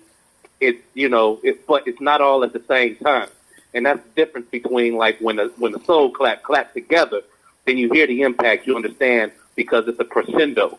And I'm saying that a lot of times, even when we are a little bit down on the numbers and it don't look like we got the support that we needed, sometimes when we get that smaller crescendo, we have to applaud it because it is just it's that crescendo happening in its infancy. So I see it, I feel it, and it's what keeps me on the journey and keep contributing, the little pieces, the little components that I have into the mix until we, until we get some seasoning on the experience, Right. Keep on moving because, like I said, it don't take a lot. And like I said, man, we got the vendors are growing, but I'm not. And I just want to be specific. I'm not just talking about the G&J Mall. I'm talking to those family members that are doing real organizing. What mechanisms do you have in your organizations where people are able to apply and put skin in the game? Not talk. Skin. Right. Not talk, but some real skin in the game. Some real skin. Hey, let me ask you something, and this is a real question. Why do we hold out the 7th Harambe? 7 is the universal number of study, rest, and perfection. That's the only reason I know. You know what I'm saying? 7, a lot of people love that number 7. But 7 is about studying, being able to look into the past so that you will have a better ability to predict the future. Rest, being able to get the rest that we need as a group and community so that we could be strong when it comes time to battle. And it moves, 7 represents moving towards your perfected state or constantly striving because, we know that there's no single perfection state. You know what I'm saying? All of us are perfect where we are now, but we know that we have to prepare for the future step to perfection. So the symbolism of 7 is very important with us. And then also, why hold it out? Why hold it out? Why hold the last one? Yeah, what does holding is out? Holding. I get that's why we do 7. But why hold the last one? Hold that last one. That last Harambe is in a sense us totally committing ourselves to it. I mean, because you really can't yell if you're not committed. That's why, some people don't understand when Elder Tony be holding it and be messing with people because he hold it because you got to be totally committed. You got to be all in on that last Harambe because that last one, it was like ready, get set, go. You know what I'm saying? So we are demonstrating commitment, or we are throwing a symbolic idea of commitment and being all in.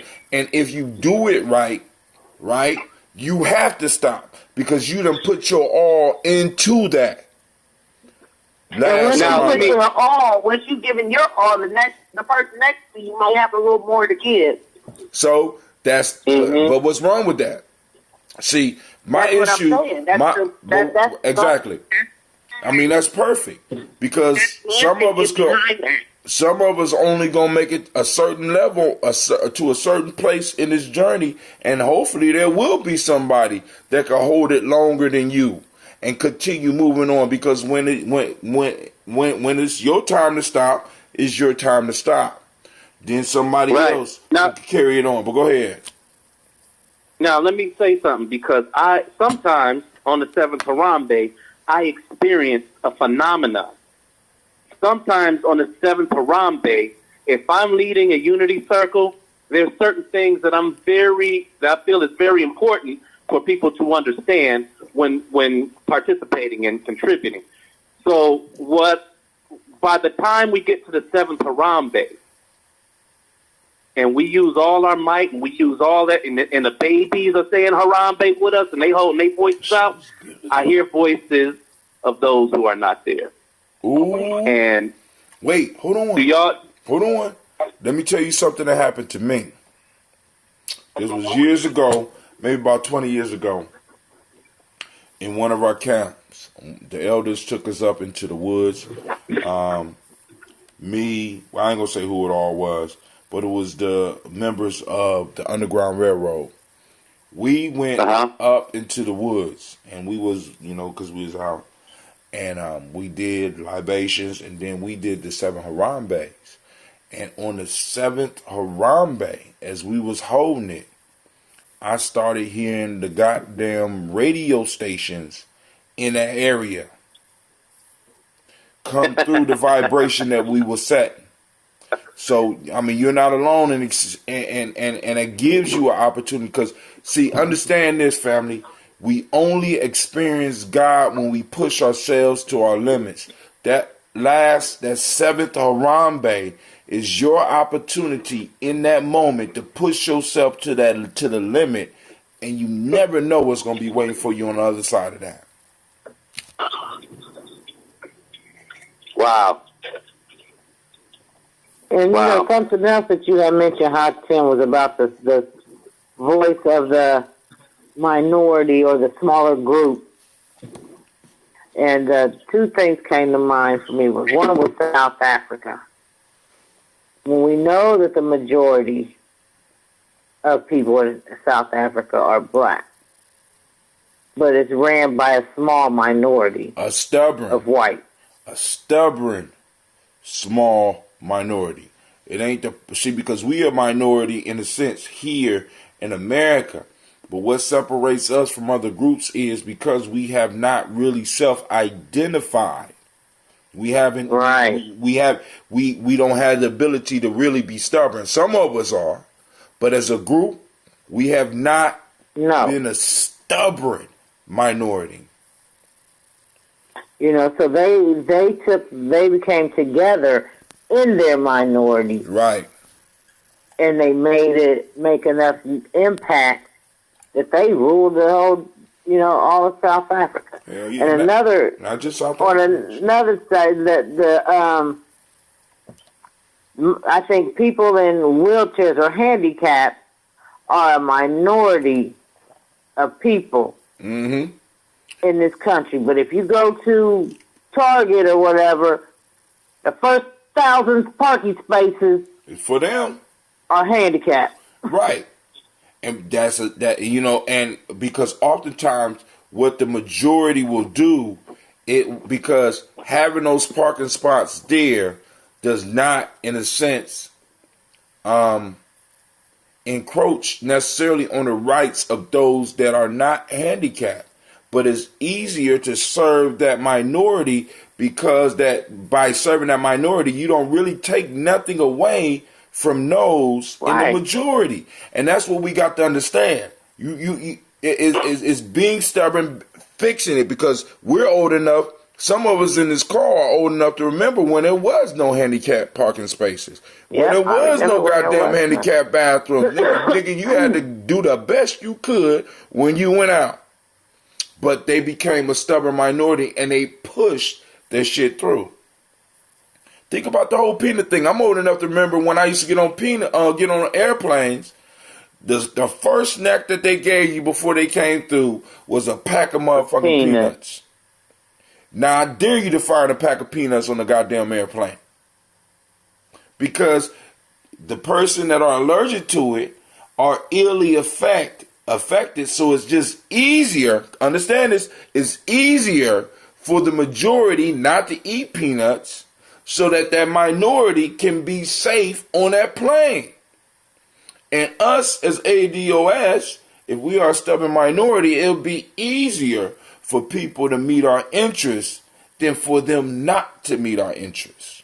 Because that's where it's getting to. So, but let's hit these proverbs, man. I love my family. We on day 65. Support the journey. You go and get the book. Like I said, because we got the Malcolm X Festival, so y'all gonna be getting text about that real soon. So family, please start pulling those dollars together to help support, because put some skin in the game. Put some skin in the game, goddammit. Because listen, we gonna have us all so even though they killed my little dream of having a bouncy house. It was assassinated, y'all, right in front of my face. What was assassinated? I wanted to have a bouncy house. Those things are dangerous, yo. But yeah, I know. I don't hear it. The bouncy house, a bouncy house. They murdered the bouncy house. Man, let me tell you. You wanted to have a bouncy house at the Malcolm X Festival, and it was ruled out. So what I will say about it is that when you got kids and you're dealing with those bouncy houses, two major things, and I don't know if this was part of the reason why, but two of the major reasons why I would say no is A, ringworm, and B, man, have you ever seen those shits fly away in the wind with kids in it? Oh, I love that. I love that shit. Enjoy the ride. We're gonna get you. Just part of the experience. Tell your friends, come back next year. I agree some of those things have liability, because I was at we insured up to $1 million, family. I'm just telling you. Yeah, so I was at a school function, and it might be your school. I'm just going to say that. They had a field day. They had basketball. There was no basketball. We climbed in to run, and you got to climb in, so the hole is still there. And I'm just going to say, I fell out the ball. They said, it's all some racist. So I can race them. I beat the brake off the little boy. And I'm all the way, I done made it to the finish line. I'm on my way back. I done made it to the end. I'm on my way back to the finish line. He ain't even made it to the end yet, the turnaround. And I done fell out the ball, and I broke my toe. Severed. And so my toe, because the ligaments were severed, my toe would never be the same. So I agree, you got to be careful. And when that happened to me, I discovered that there was several other people. I doubt those things. Y'all killing me with y'all stories of woe about a bouncy house. Y'all killing me. I really I got rug burn from slipping on the inside on the Velcro. What the hell was? If you ever Velcro the wrong side, first off, on your knee. First off, what you two grown motherfuckers doing in the bouncy house anyway?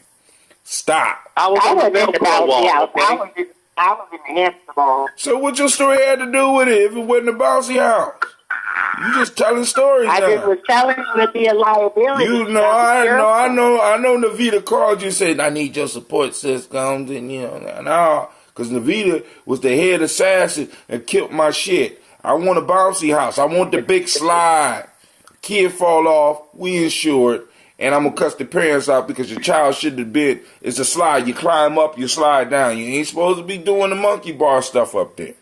Teach our kids discipline. You fall off. That might be safer than a damn bouncy house climbing inside. What? No. But it's still a bounce. It's a big. You've seen the slide that we be having sometime. But I'm gonna leave it alone. I'm not gonna do that. Hey, I'm gonna dig the well before I'm thirsty. But go ahead. Can I give an update on Black Phoenix News? Go ahead. With the artist.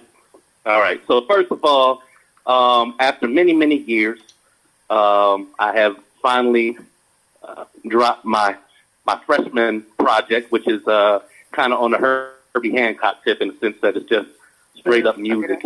All right. It's called Beats of the Symbiotic Cypher. It is on Spotify. It's on iTunes. It's on Deezer. If you Google or YouTube Baba Shaka with 2 Ks, then you will find all the tracks. Even on YouTube, you can pull the tracks from YouTube, use it on your show, use it on your media. I don't care. SoundScan does it all to make sure that Everybody get paid when they supposed to. It ain't no problem using none of my music now. So we got that out there. Further, I saw Navita was had spoke on Mark Lomax and Eddie Bayer.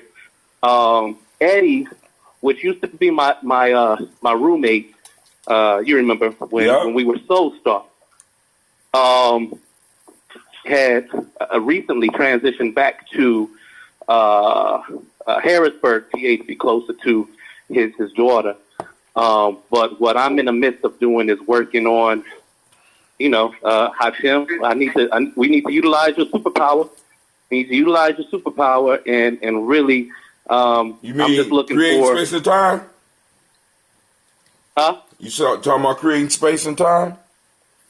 Yeah, primarily space. If I had a space down in Columbus that I can, I don't care if it's just the gutter of the road, whatever. If it's a deed I can put my name and fix it up, then that's what I want to deal with. Right here in Cleveland, it's easy to go out there with $5,000 and pick a little hubble from the worst side of town. I don't know what that side of town is these days in Columbus, but if it's a measure that allows me and the traveling artist to be able to have a place to situate our hat when we in town, then by all means, that's what I'm working on right now.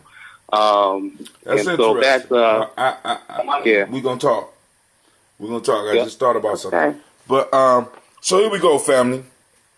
Dig the well before you are thirsty. Chinese proverb. That's number 1. A man's true wealth hereafter is the good that he does in this world to his fellows. That's from Muhammad. And the last one, the child that is not crying has no need to be nursed. That's from Haiti. So Sister Navita, since you was the first one to call in, and I wasn't able to get to you right away because you couldn't hear me, could you please pick between 1 and 3? I'm going to... let's do number, because I talked about number 1. Let's do number 3. Read that one more time and we can do number 3. You always trying to make me look bad, man. I was about to predict the number. I said number 1. All right, cool. Number 3. All right, I got you. All right. Reading minds is not one of my superpowers. The child that is not crying has no need to be nursed.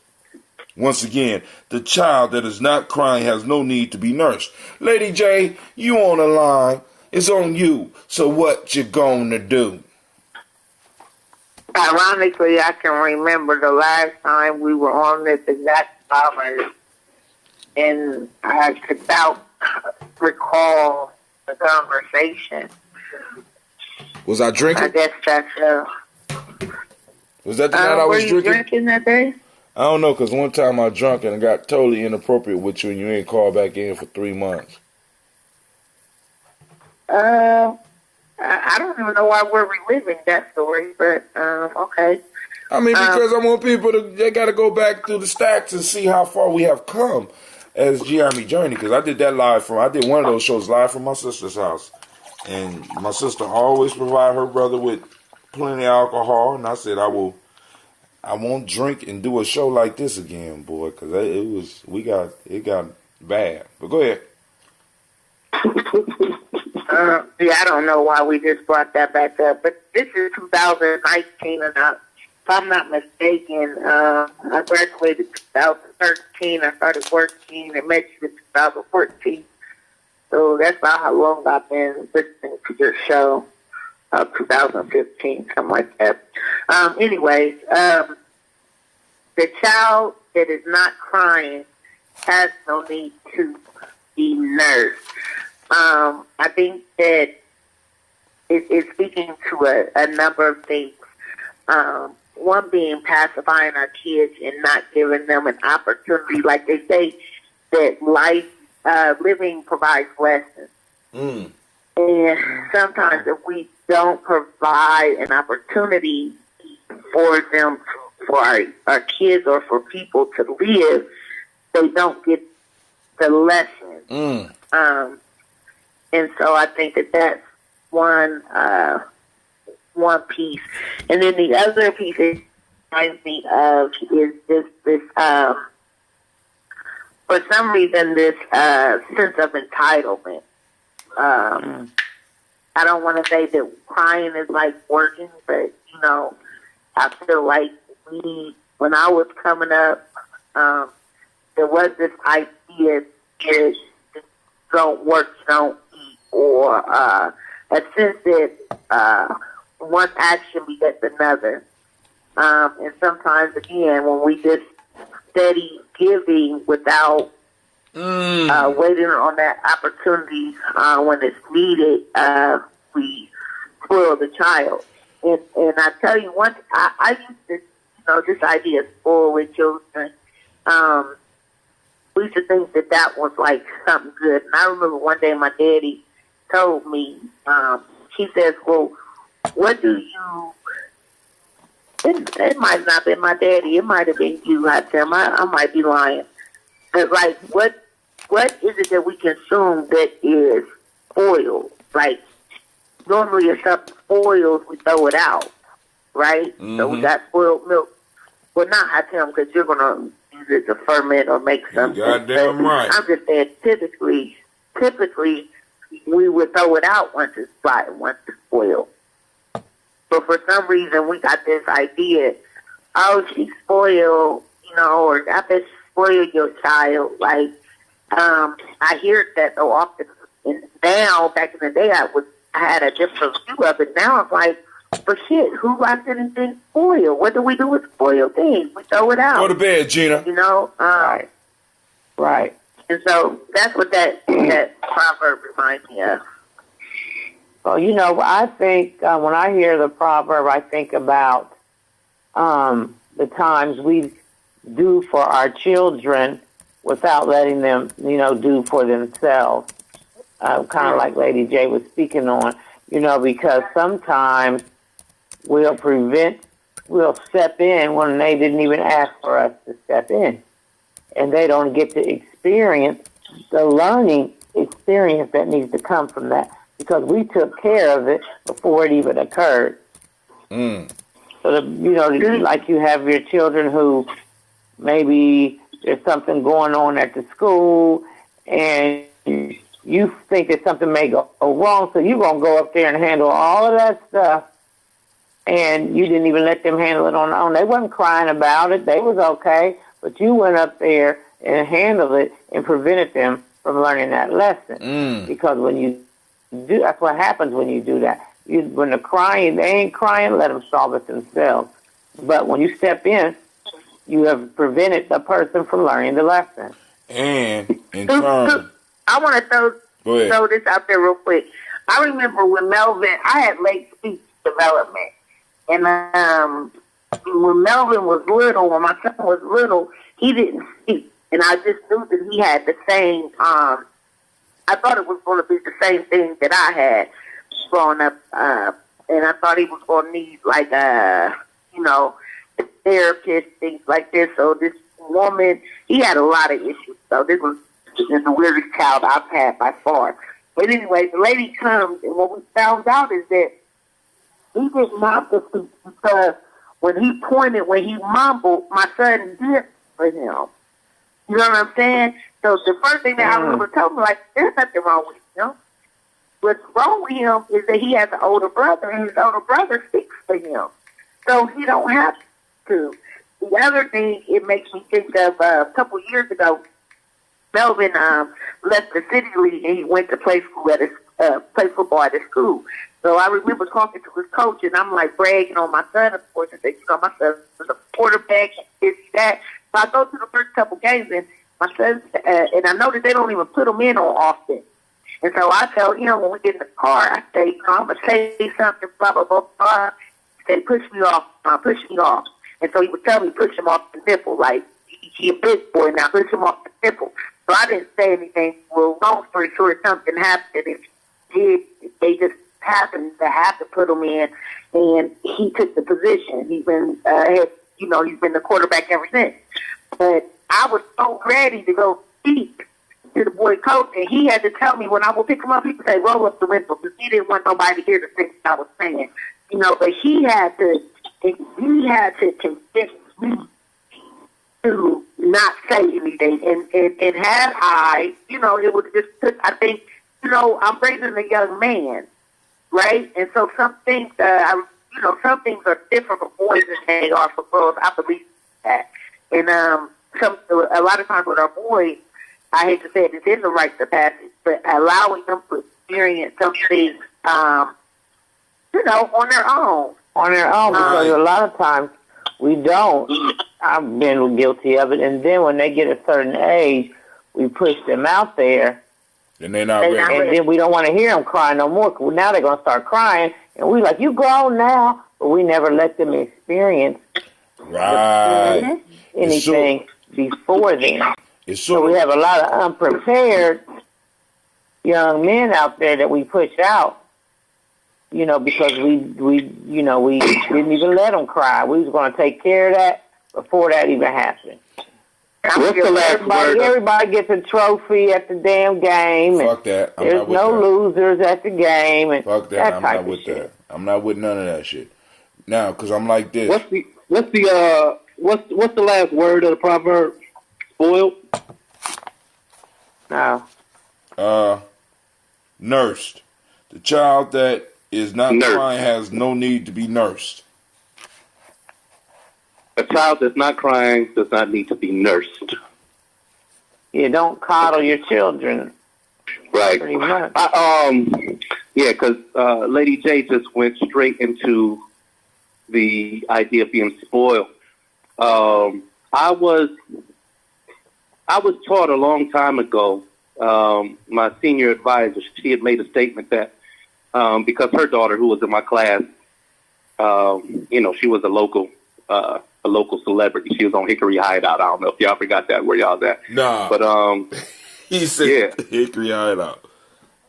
True story. My Camille Harvey was my classmate. She was a little black girl on Hickory Hideout. And so thing is that, we always felt like she treated her different. Number one, because she's her daughter, and number two, because she's got this entitlement like she's the union. She's a union actor since she was 5. So, she's been in the biz. Anyways, she broke it down. She said it to us. She said, listen, a spoiled child is not a child that gets everything that they want, but knows how to deal with life when they don't. What? Say that again. Spoiled. Say that again? No, I said say that again. You what? Okay, so I might have said it wrong. But she said, a child isn't spoiled because they get everything that they want. A child is spoiled when they don't know how to act when they don't. I agree. Okay, yeah, that's good. That's good. That's a good one. That you correct that one, because you mangled that the first time. I'm just gonna let you know. You going down in history. Okay. I said the contrary. I kind of feel like I said the opposite the first time. Right. Yeah. So, and further, just a more recent recollection. I mean, as a parent myself, I had to remember that my son at 8 years old, of course, I raised him to be able to express himself freely, to express himself honestly. And at the same time, sometimes he expresses things that I'm not ready for. You know what I mean? And on this particular occasion, my son, when I tell him to do things, he'll say, all right, because he knows that's what I want him to do. But then he'll be out of sight, out of mind, doing something totally different. And it'll jam up our day. Right? So last week I got so upset. I said, man, look, we got to change things. Now, if you're going to be a part of this house, I need for you to do right. All right? Because right now you're clearly doing wrong, and you have no, what's the word, remorse for what you're doing. It's not like he's doing anything bad. He's just not doing what I instructed him to do. So right now I'm saying, okay, well, so because you didn't do the right thing, now either A, you got to leave the house, or I got to give you a spanking. And he knew it was real because I don't spank my child. He knew it was real. And he said that, and he got worked up. And he because he knew I was disappointed. And that's the thing that really hurt him is that, I got disappointed enough to give him that ultimatum. Either do the right thing And that means that you got to suffer the consequences. Or you go. He said, he said to me, he said, Dad, I need to leave these choices. He what? I need to leave these choices. He was in tears. He said, Dad, I need to leave these choices. I need another option. Right? So, I mean, all that just to say that, going back to the proverb, my child is not spoiled. He gets to do what he wants a lot of the time, and I protect him from anybody that imposes on that, right?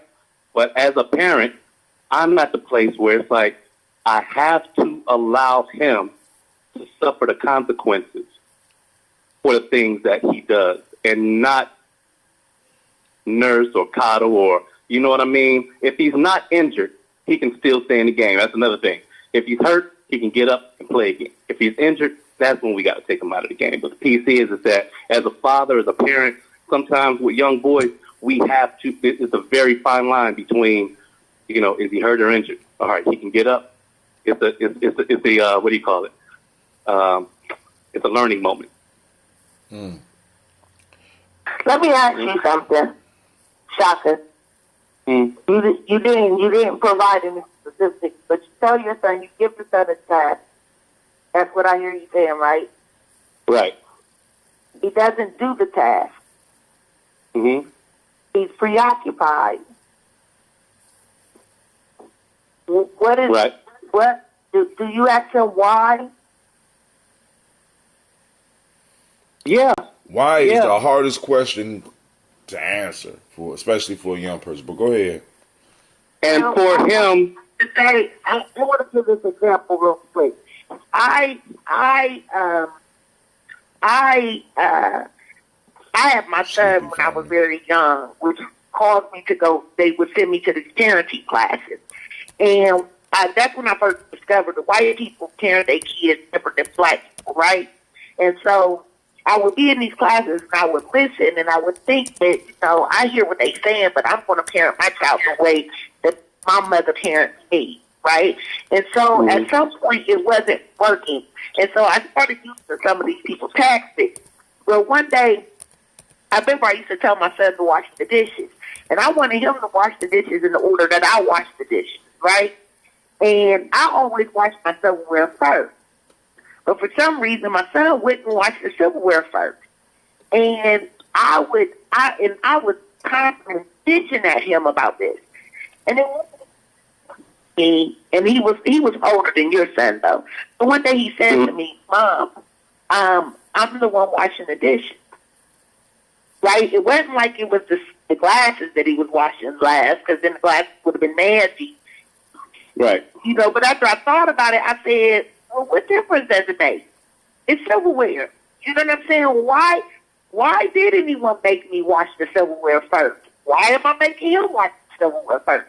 And so I had to think about, I had to ask, and once he said that, I kind of had to look at myself like, you know what? I'm causing a big stink about some shit that really wasn't no big stink.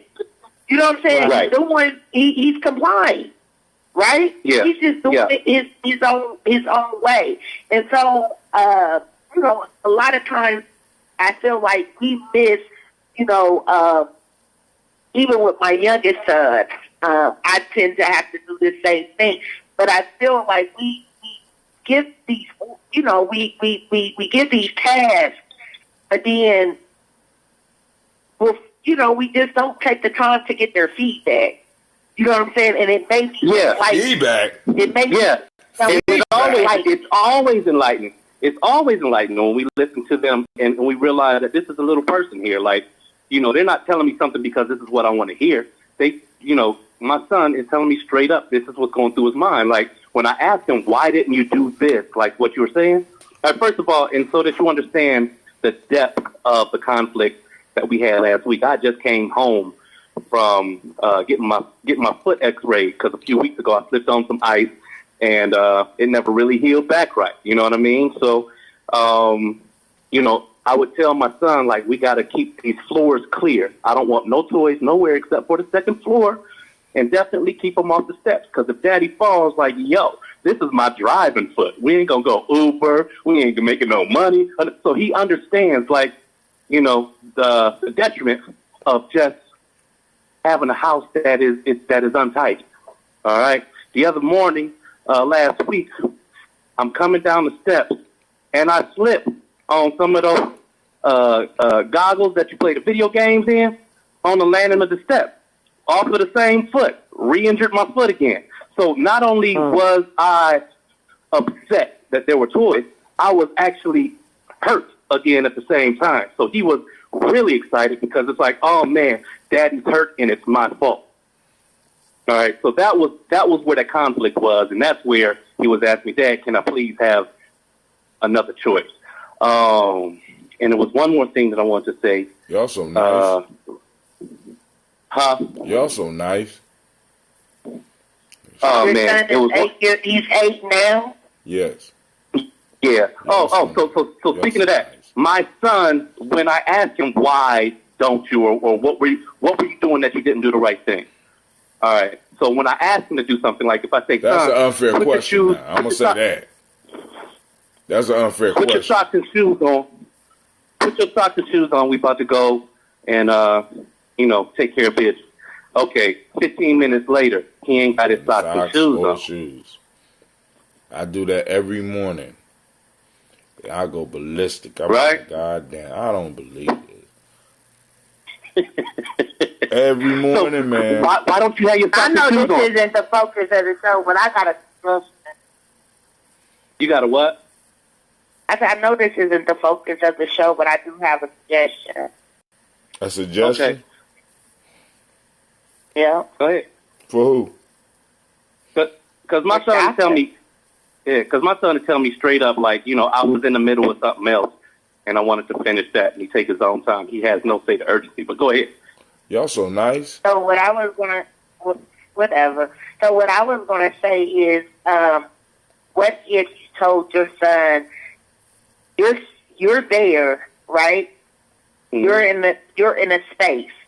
You tell your son not go get your shoes on, but go get your shoes and come back and put your shoes on in front of him. You know what I mean? I feel like sometimes I used to tell my son this. My oldest son, he's 10 years older than my younger children. And so the task of keeping, I worked and I went to school, so the task of the home, the chores was on him. Now, I didn't give a damn who did the chores. I just wanted them done. So you can delegate these tasks. And so he started doing that. But then he would not supervise. He would not go behind and make sure it was done. So I would come home and I would say, well, my chore is not done. And he would say, well, I told Melvin. I said, well, that wasn't good enough. You tell Melvin to go back to make sure it's done. And think that way you know it's done. You can't just tell him and expect that it's going to be done. But this is just my piece. And this is something that I've learned that helps me. And how Tim is going to say, I'm just nice again. But I remember my son went through 7 days, guys, where he was on his way to the county. He was going to be locked up. He had stole my credit card, spent like $200-300 on Roblox. Stop. He stole some fake money from one of the teachers, had to go to the printer room. The copier was making fake money. He had started a whole, and then he got suspended, and then he was playing with fire in my home. And so all of these things were happening. You ain't telling me about that third one. You ain't telling me about that third one. Those two. I did tell you about the third one because when he got in trouble again at school, I told you why he could not stay home. I told you why he was not, what was going to happen if he would have got suspended. I was going to stay home because the dude didn't know how to be home alone. That's why I think he ended up whooping him one time. But all that to say, at some point I said, why you just snitch on everybody? Stop. Some point I set him down. And our conversation was, what can I do differently to help? So I think it's just the same thing in teaching, the same thing in parenting. a lot of times we will look at the child and say what the child's not doing, but sometimes it's because we need to do something different. It goes back to the proverb. We will give, just like Sister Narita was saying. We won't give these kids an opportunity to learn through mistakes. We won't give them an opportunity to develop a growth mindset because we're constantly coddling them. But then when shit is bad, we'll be looking at them like, damn, you done fucked up, but we don't even look at ourselves and say, what did I do, or what could I have done different to change that? You know what I'm saying? What did I do to contribute to that behavior? What did I do that allowed that to manifest? You know what I'm saying? So sometimes it's not about expecting the kids to do something different, but it's about tweaking what we do to ensure that we get the outcome that we want. And like I said, it just goes back to the proverb. I feel like so many parents, I just feel like so many parents do this, especially in a school setting. Something happens at school, and before you will call me and ask me what happened, you're ready to tell us the school advice. You know what I'm saying? Parenting is like golfing.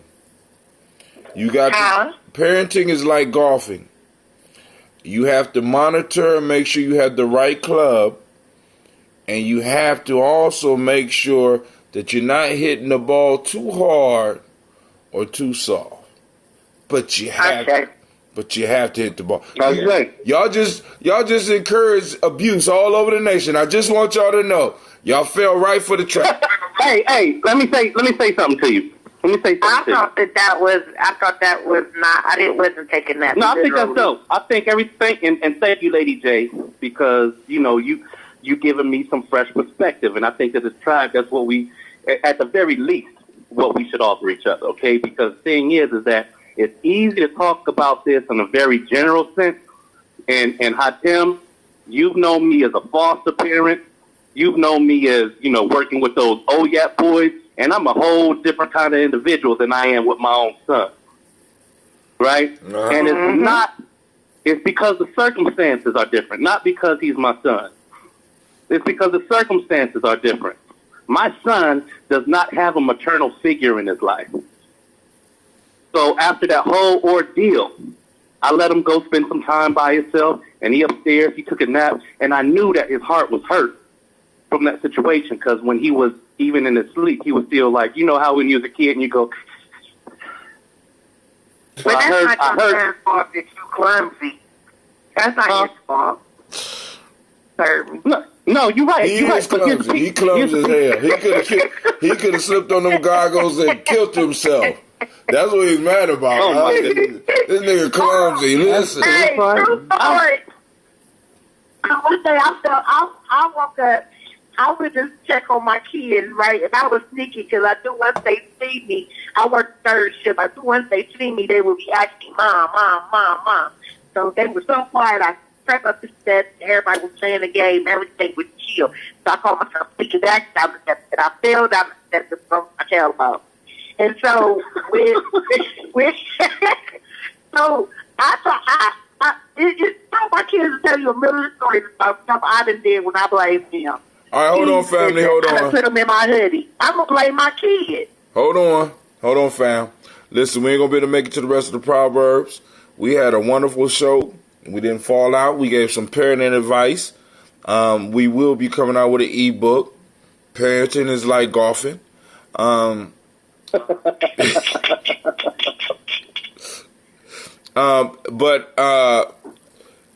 going to have to end the show tonight because I am getting sleepy, and y'all know we all got, I got something to do in the morning, and it's testing, and I don't know if y'all testing over at your school, Lady J, but I want to make sure that I'm able to give the teacher. Y'all testing on Good Friday?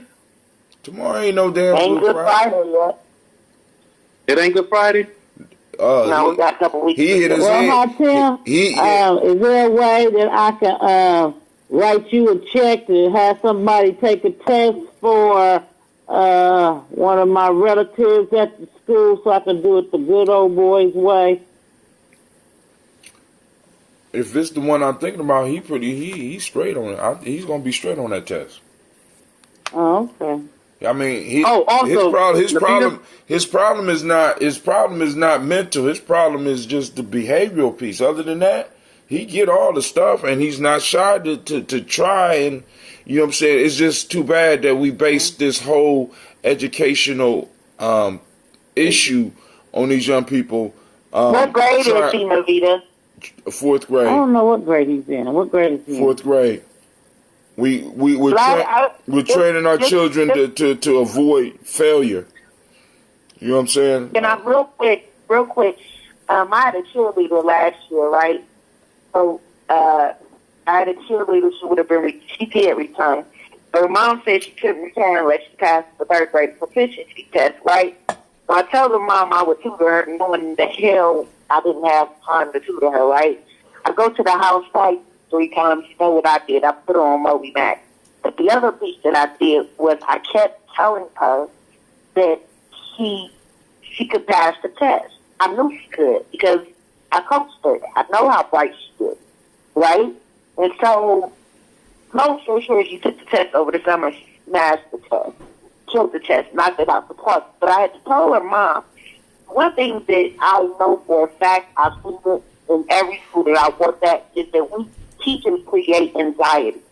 People create anxiety because they feel like their jobs are determined by stuff. So instead of convincing these kids that they have what it takes, instead of arming these children with strategy, they try to keep to the test, and then they tell the kids everything that's going to happen if they fail. And it behooves us. It's counterproductive to our progression. What we need is to high-five our kids and convince them that they've already passed the test when they walk in that room, right? It alleviates some of that anxiety. Because I feel like that's what happens. These tests they test strategic thinking, which means every little black child is involved in the test because we are innovative. We can't think outside the box. They do figure you can give a kid, that 4th grader, you can give him an iPhone and he'll figure that out in 2 minutes. So we hold their problem solvers, right? They give you everything on the test that you need to pass the test. You need to know how to do what they're giving to come up with those Lady answers. J, you said real quick. I just want to be careful tonight as we go into testing. You better come back on here. Just encourage your children.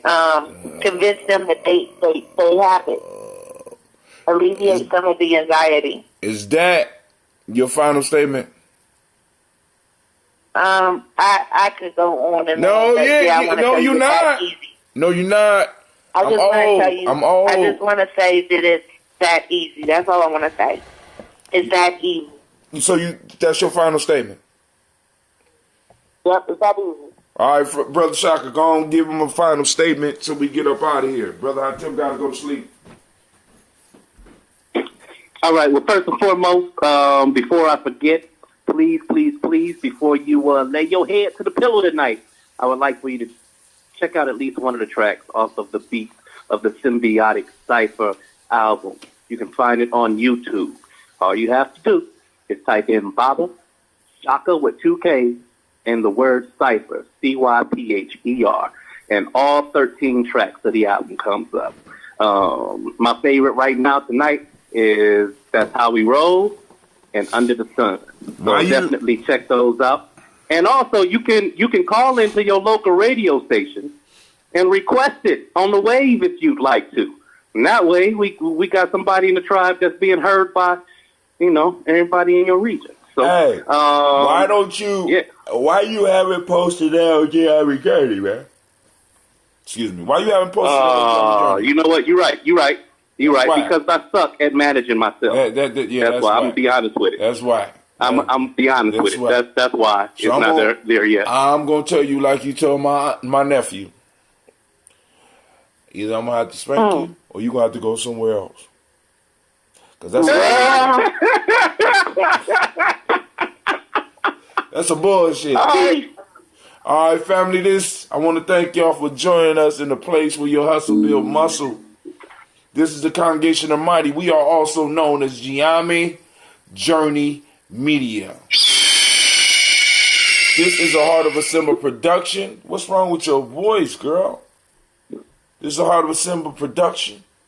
And we have done another tribal quote. This time we kind of focused in focused in on parenting. Somebody needed that out there. Where we strive to blow up your old paradigms. I will see y'all in the morning for the daily show. Peace. Peace. I'm hitting it up. Sent out the signal, waking up my hoot suite. I am running late, but hey, y'all know how it goes here at the Journey. And for some reason, a lot of my shows are not showing up on my timeline. Right? So we gonna chop it up. We're gonna chop it up for real. So here we go.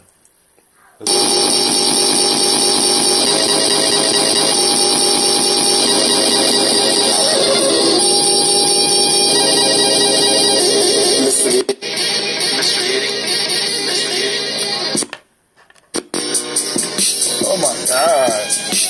Telling y'all I'm under attack.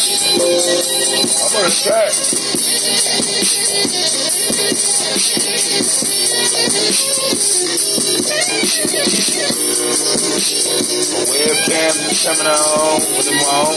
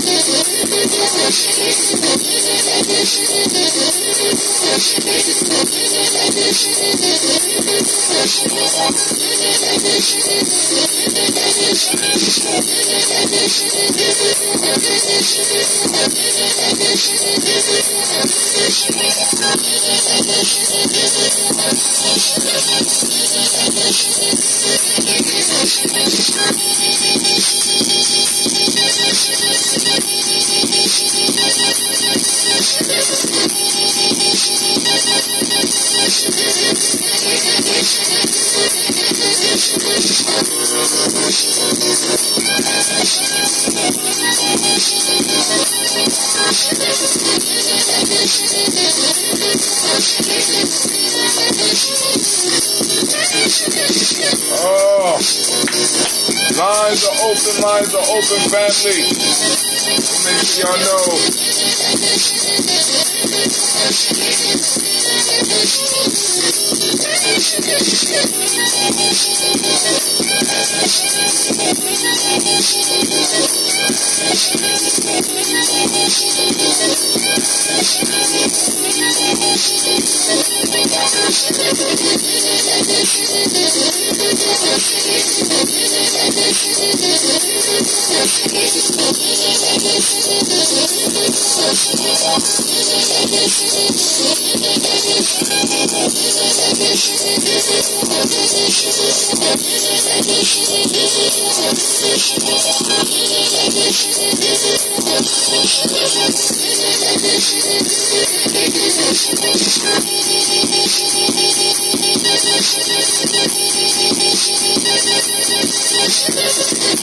Now my chat is not working. I'm telling y'all, we're under attack. Loving it.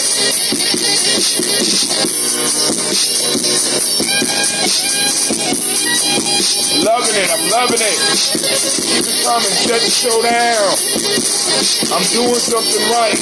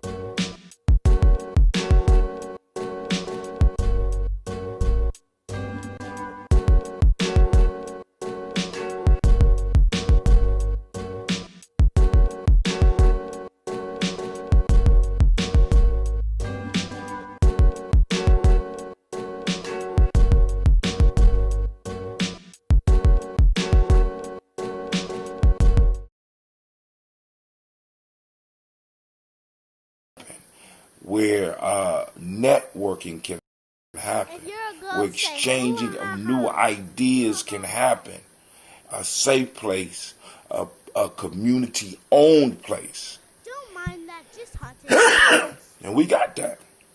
All we got to do is maintain it.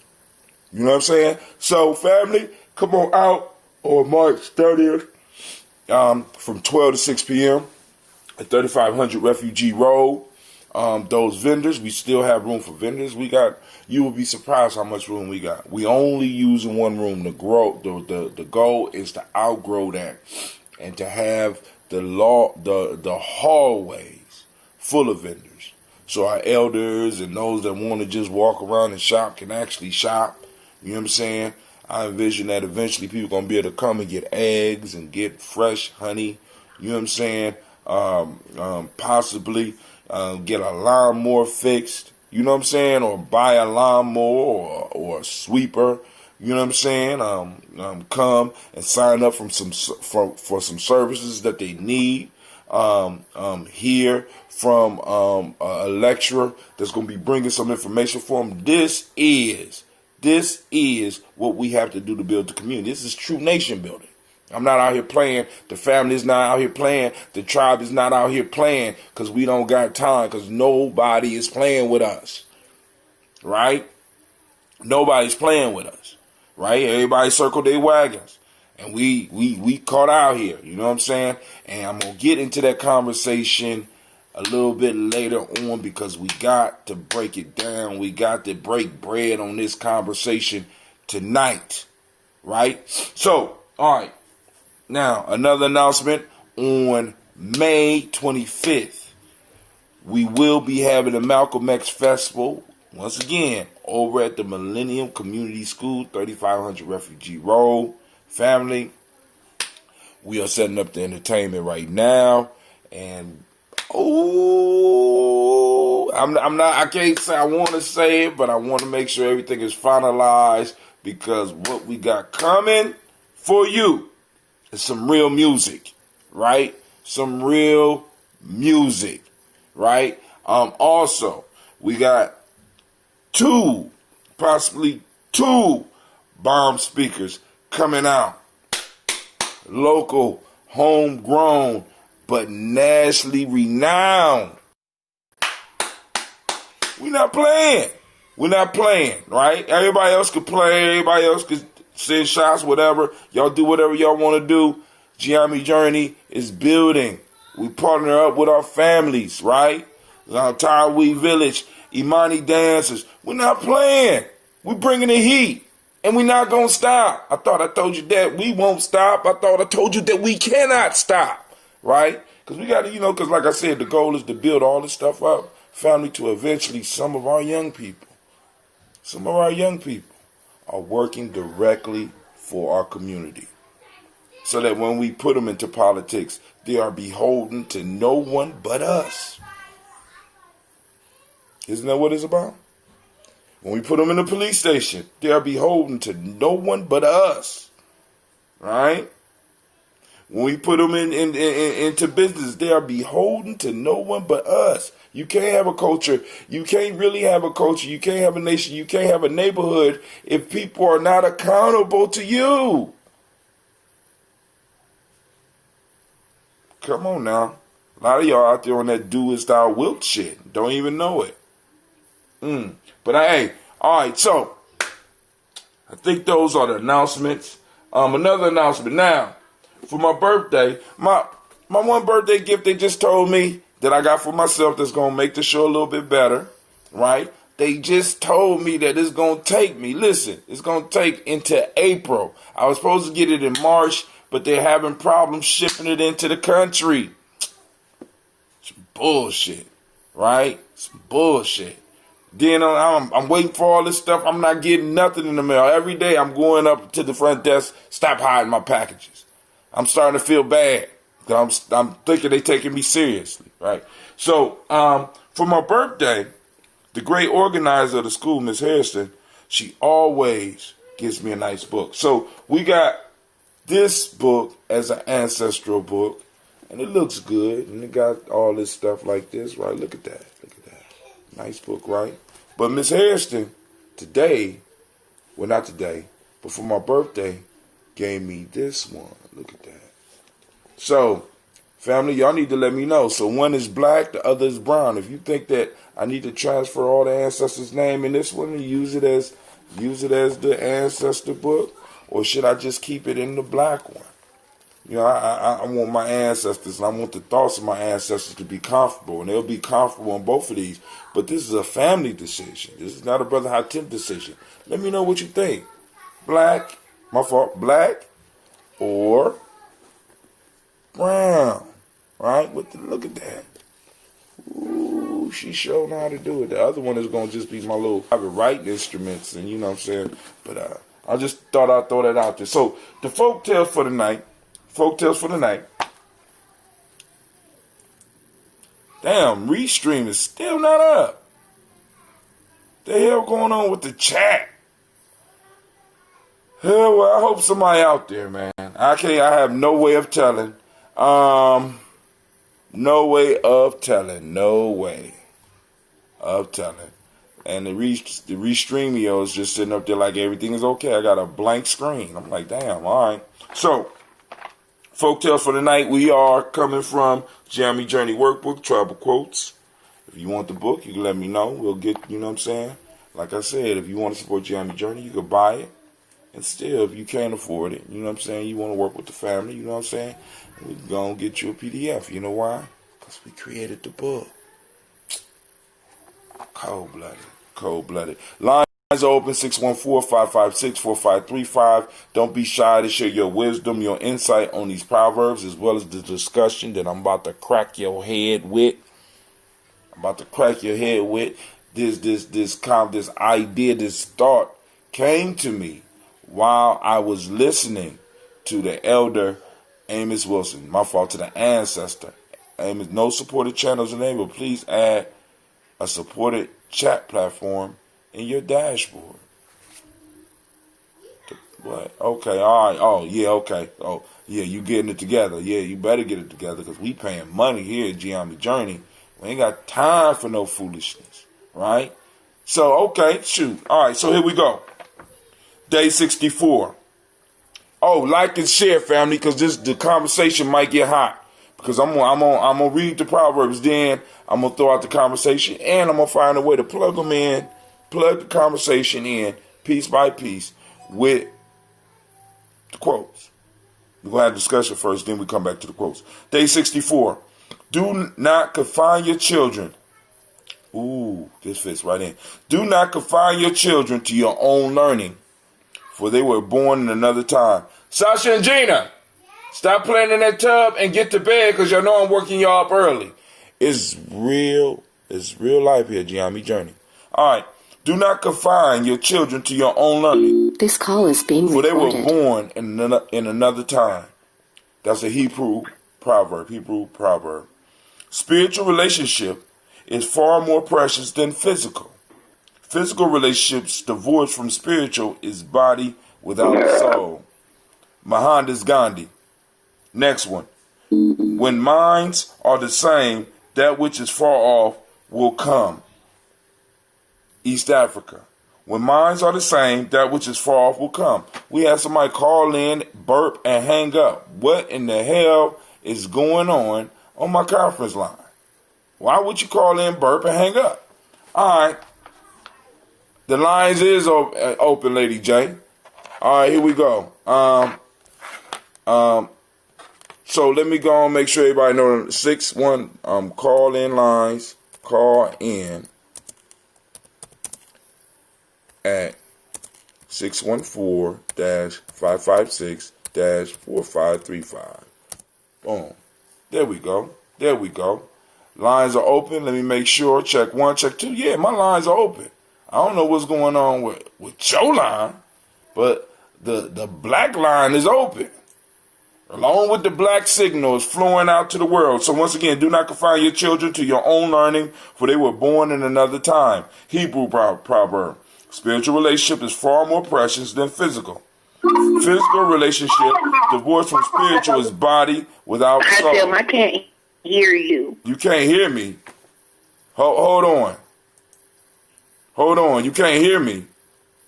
Okay. Let's see what's going on.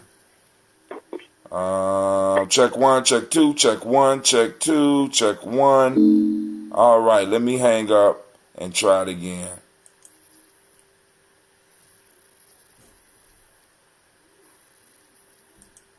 All right. Lines are, they're coming at us, family. Check 1, check 2, check 1, check 2. Why this webcam just keep microphone HD Pro? Let's go to default. Why don't we just do default? Let's do, and check 1, check 2. Check 1, check 2. You are the first participant on this Uber conference. Please hold while we wait for the others to join. All right, thank you, Uber conference. She said she could not hear me. I apologize for that. Spiritual relationship is far more precious than physical. Physical relationships divorced from spiritual is body without soul. Next, when minds are the same, that which is far off will come. All right, so here we go. We're going to get back to that. But family, let me go and share with you what I found. So, checking Uber conference, seeing if, no, my signal is not going through. Check 1, check 2, check 1, check 2. It's not even letting me, all right, let me check. Check 1, check 2, check 1, check 2. This call is being recorded. Can you hear me now? Yes. Okay, cool. Yes. All right, cool. So before we get into the Proverbs, I wanted to share something. So once again, I'm going through, because y'all know, I go to YouTube University, and I am constantly, trying to sharpen my sword, right? Get the mind sharp, right? So I found a video, and it's one that a lot of you out there probably have seen. Those that don't know about Amos Wilson, you need to really, really check out Amos Wilson, because he was leaps and bounds beyond where he was. I mean, far as time-wise, right?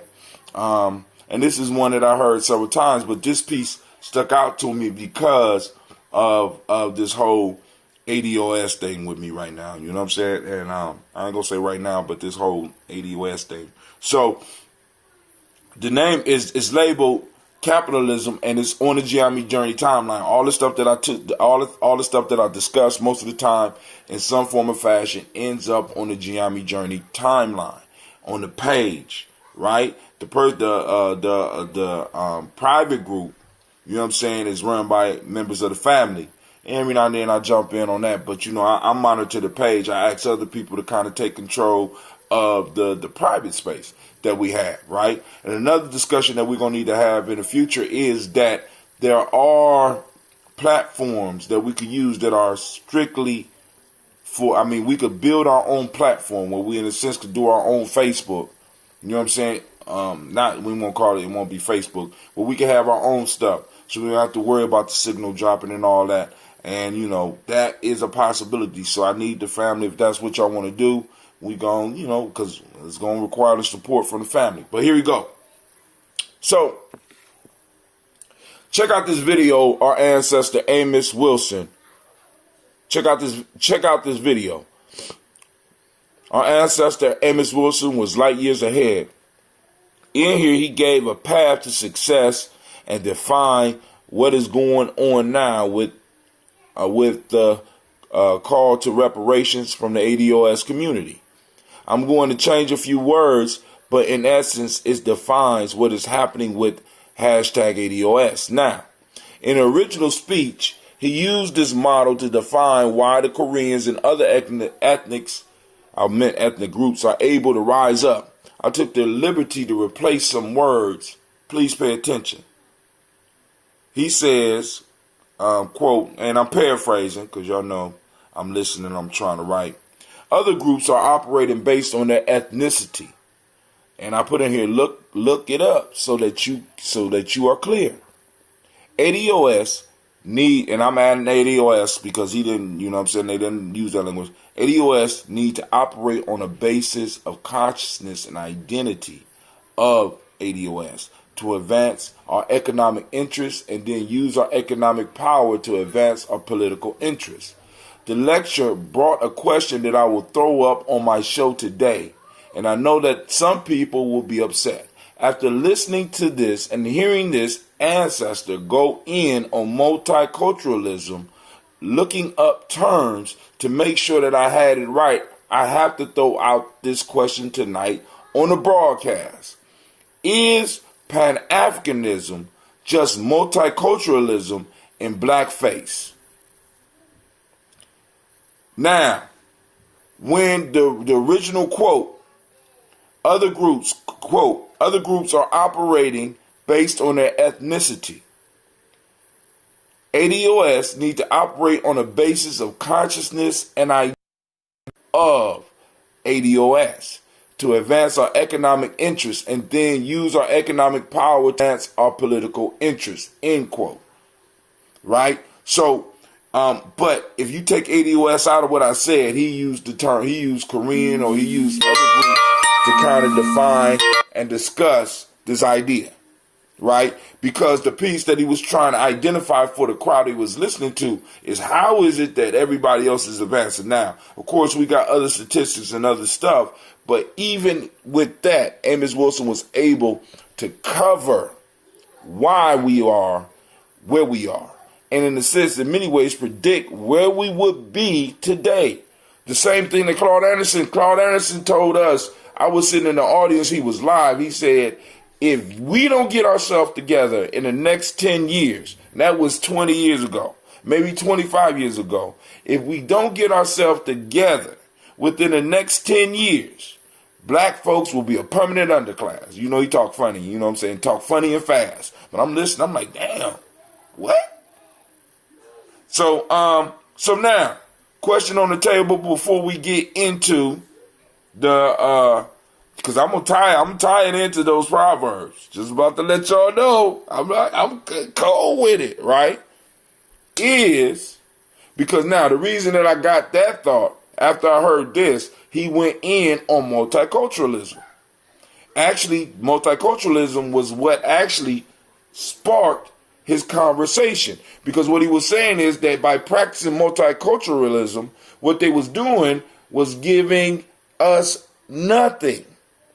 And he said it was kind of disarming us, that we would think that we was going to be able to deal in this multicultural world when everybody else was dealing and doing economics and politics, their social structure, their education. They was doing it based on their ethnicity.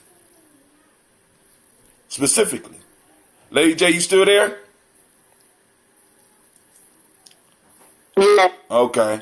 So you want to wrestle with that question? So now this is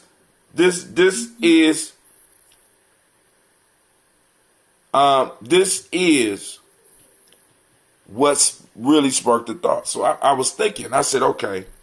So he said ethnicity, and I always thought I knew what ethnicity meant. I said, damn, okay, well, goddamn, let me look this shit up. Because, you know, a lot of times we look at words and be like, boom, just because they're used and they're used in a certain way, we think we know the definition. So I had to look up the term ethnicity.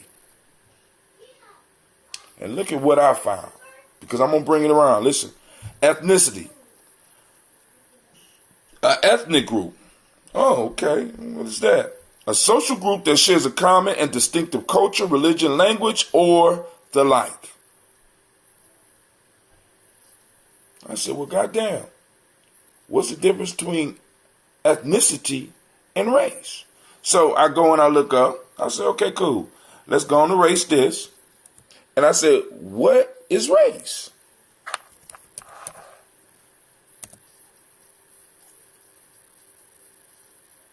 Race.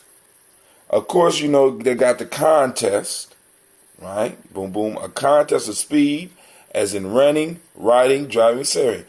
Now, race, a series of races. And I don't know why they use race. A series of races, usually a horse's dog, boom, but they're using all that. Let me go. Where is it at? Okay. Other races. All right, here we go. A group of persons related by common descent or heredity. Heredity. A population so related, right? Any of the traditional divisions of humankind, the commonest being the Caucasian, Mongoloid, and Negro, characterized by supposedly distinctive and universal physical traits. So, Brother Tim, how you get why is you saying blackface? And this is, I'm only asking the question because we got to really, because I want somebody to really understand Pan-Africanism, get on and talk with me about it, because of course there's right now in certain circles there's a rift between ADOS and Pan-Africanism. Now, the reason I'm asking the question is this. If multiculturalism is about taking all these groups, looking at all of the cultures and finding a way to work together, and we know that don't work in the way that we're told it is, because really when we look at multiculturalism, what it is basically allowing people to express their cultures as long as it's West Asianly appropriate, as long as it's acceptable in West Asian culture. So basically you have a bunch of people expressing their culture as long as it is acceptable within the dominant society. So really what you are doing is you're becoming white. Basically, it's the only universal culture is West Asian culture. That's their piece. That's where they believe. That's how they do it. If you ain't doing it like that, you wiped off the board. Period. Right? So now, what I said with the Pan-Africanism, what Pan-Africanism is based on us as a large group of different ethnicities that are supposed to organize and overthrow our oppressors. You got a mishmash of people who have similar physical traits, but nowhere is really ethnicity even addressed. Because you got black people with different cultures, with different ethnicities. So isn't it kind of the same, but it's just all black? All of us got the, you know what I'm saying? We supposed to come together in some miraculous fashion and overthrow. Is that, so it's like, damn, hold on. Because I want y'all to follow my thought here. Now, so I'm looking at this shit, I'm like, damn, hold on. So, I'm married, and my wife is from Ghana. Nationality. That's her original nationality is Ghanaian, right? And she belongs to a group within Ghana called the Awe people. She's very proud. You know what I'm saying? She whenever she put money in her people's hands, that's what she doing, right? So her ethnic group is Awe. Her national group is Ghana, right? And I'm saying, damn, well, everybody else has an ethnicity. What is... All this time I've been working on this whole race piece, talking about all black people we need to pull together, but I haven't been able to organize my own group because where is the ethnicity? You know what I'm saying? Where is it? You know what I'm saying? It's not there. So now, if I don't have a connection like my wife does, so it's easy for her. There's no way that she gonna go anywhere else and buy a goddamn yam, an African yam from Senegal, right? I could be wrong, but I told her I seen yams in Senegal. She's like, I'm not, yam. She ain't buying palm oil from the Asians. She's going to one of the African stores here and making sure that she buys the kind that she likes from her country. She's supporting her ethnic group. She's supporting her nationality. Now, we know nationally we are Americans, but ethnically, what are we? Now, this is what I'm coming to terms with. What I'm starting to come to terms with is that a lot of people are upset because some young people came up with an ethnic identifier that resonates with a lot of black people in America. And that's ADOS. Why? Why, brother? Why would they be upset? So I had to do some more thinking. I said, well, goddamn, this system is based on capitalism. Capitalism is taking over the world. What is? So can I ask you something? Go ahead. Gotcha. Go ahead. So first of all, I want to point out that what's the young man's name? What's this man's name? That comes on your show. Quasi? Not Shop. Yeah, Quasi. So the other day when we were on, Quasi made a good point, and it may have been your caller from that called in from abroad. Mm-hmm. But I think that he was saying how that whole piece could be extended to black people in other places. I shared that I teach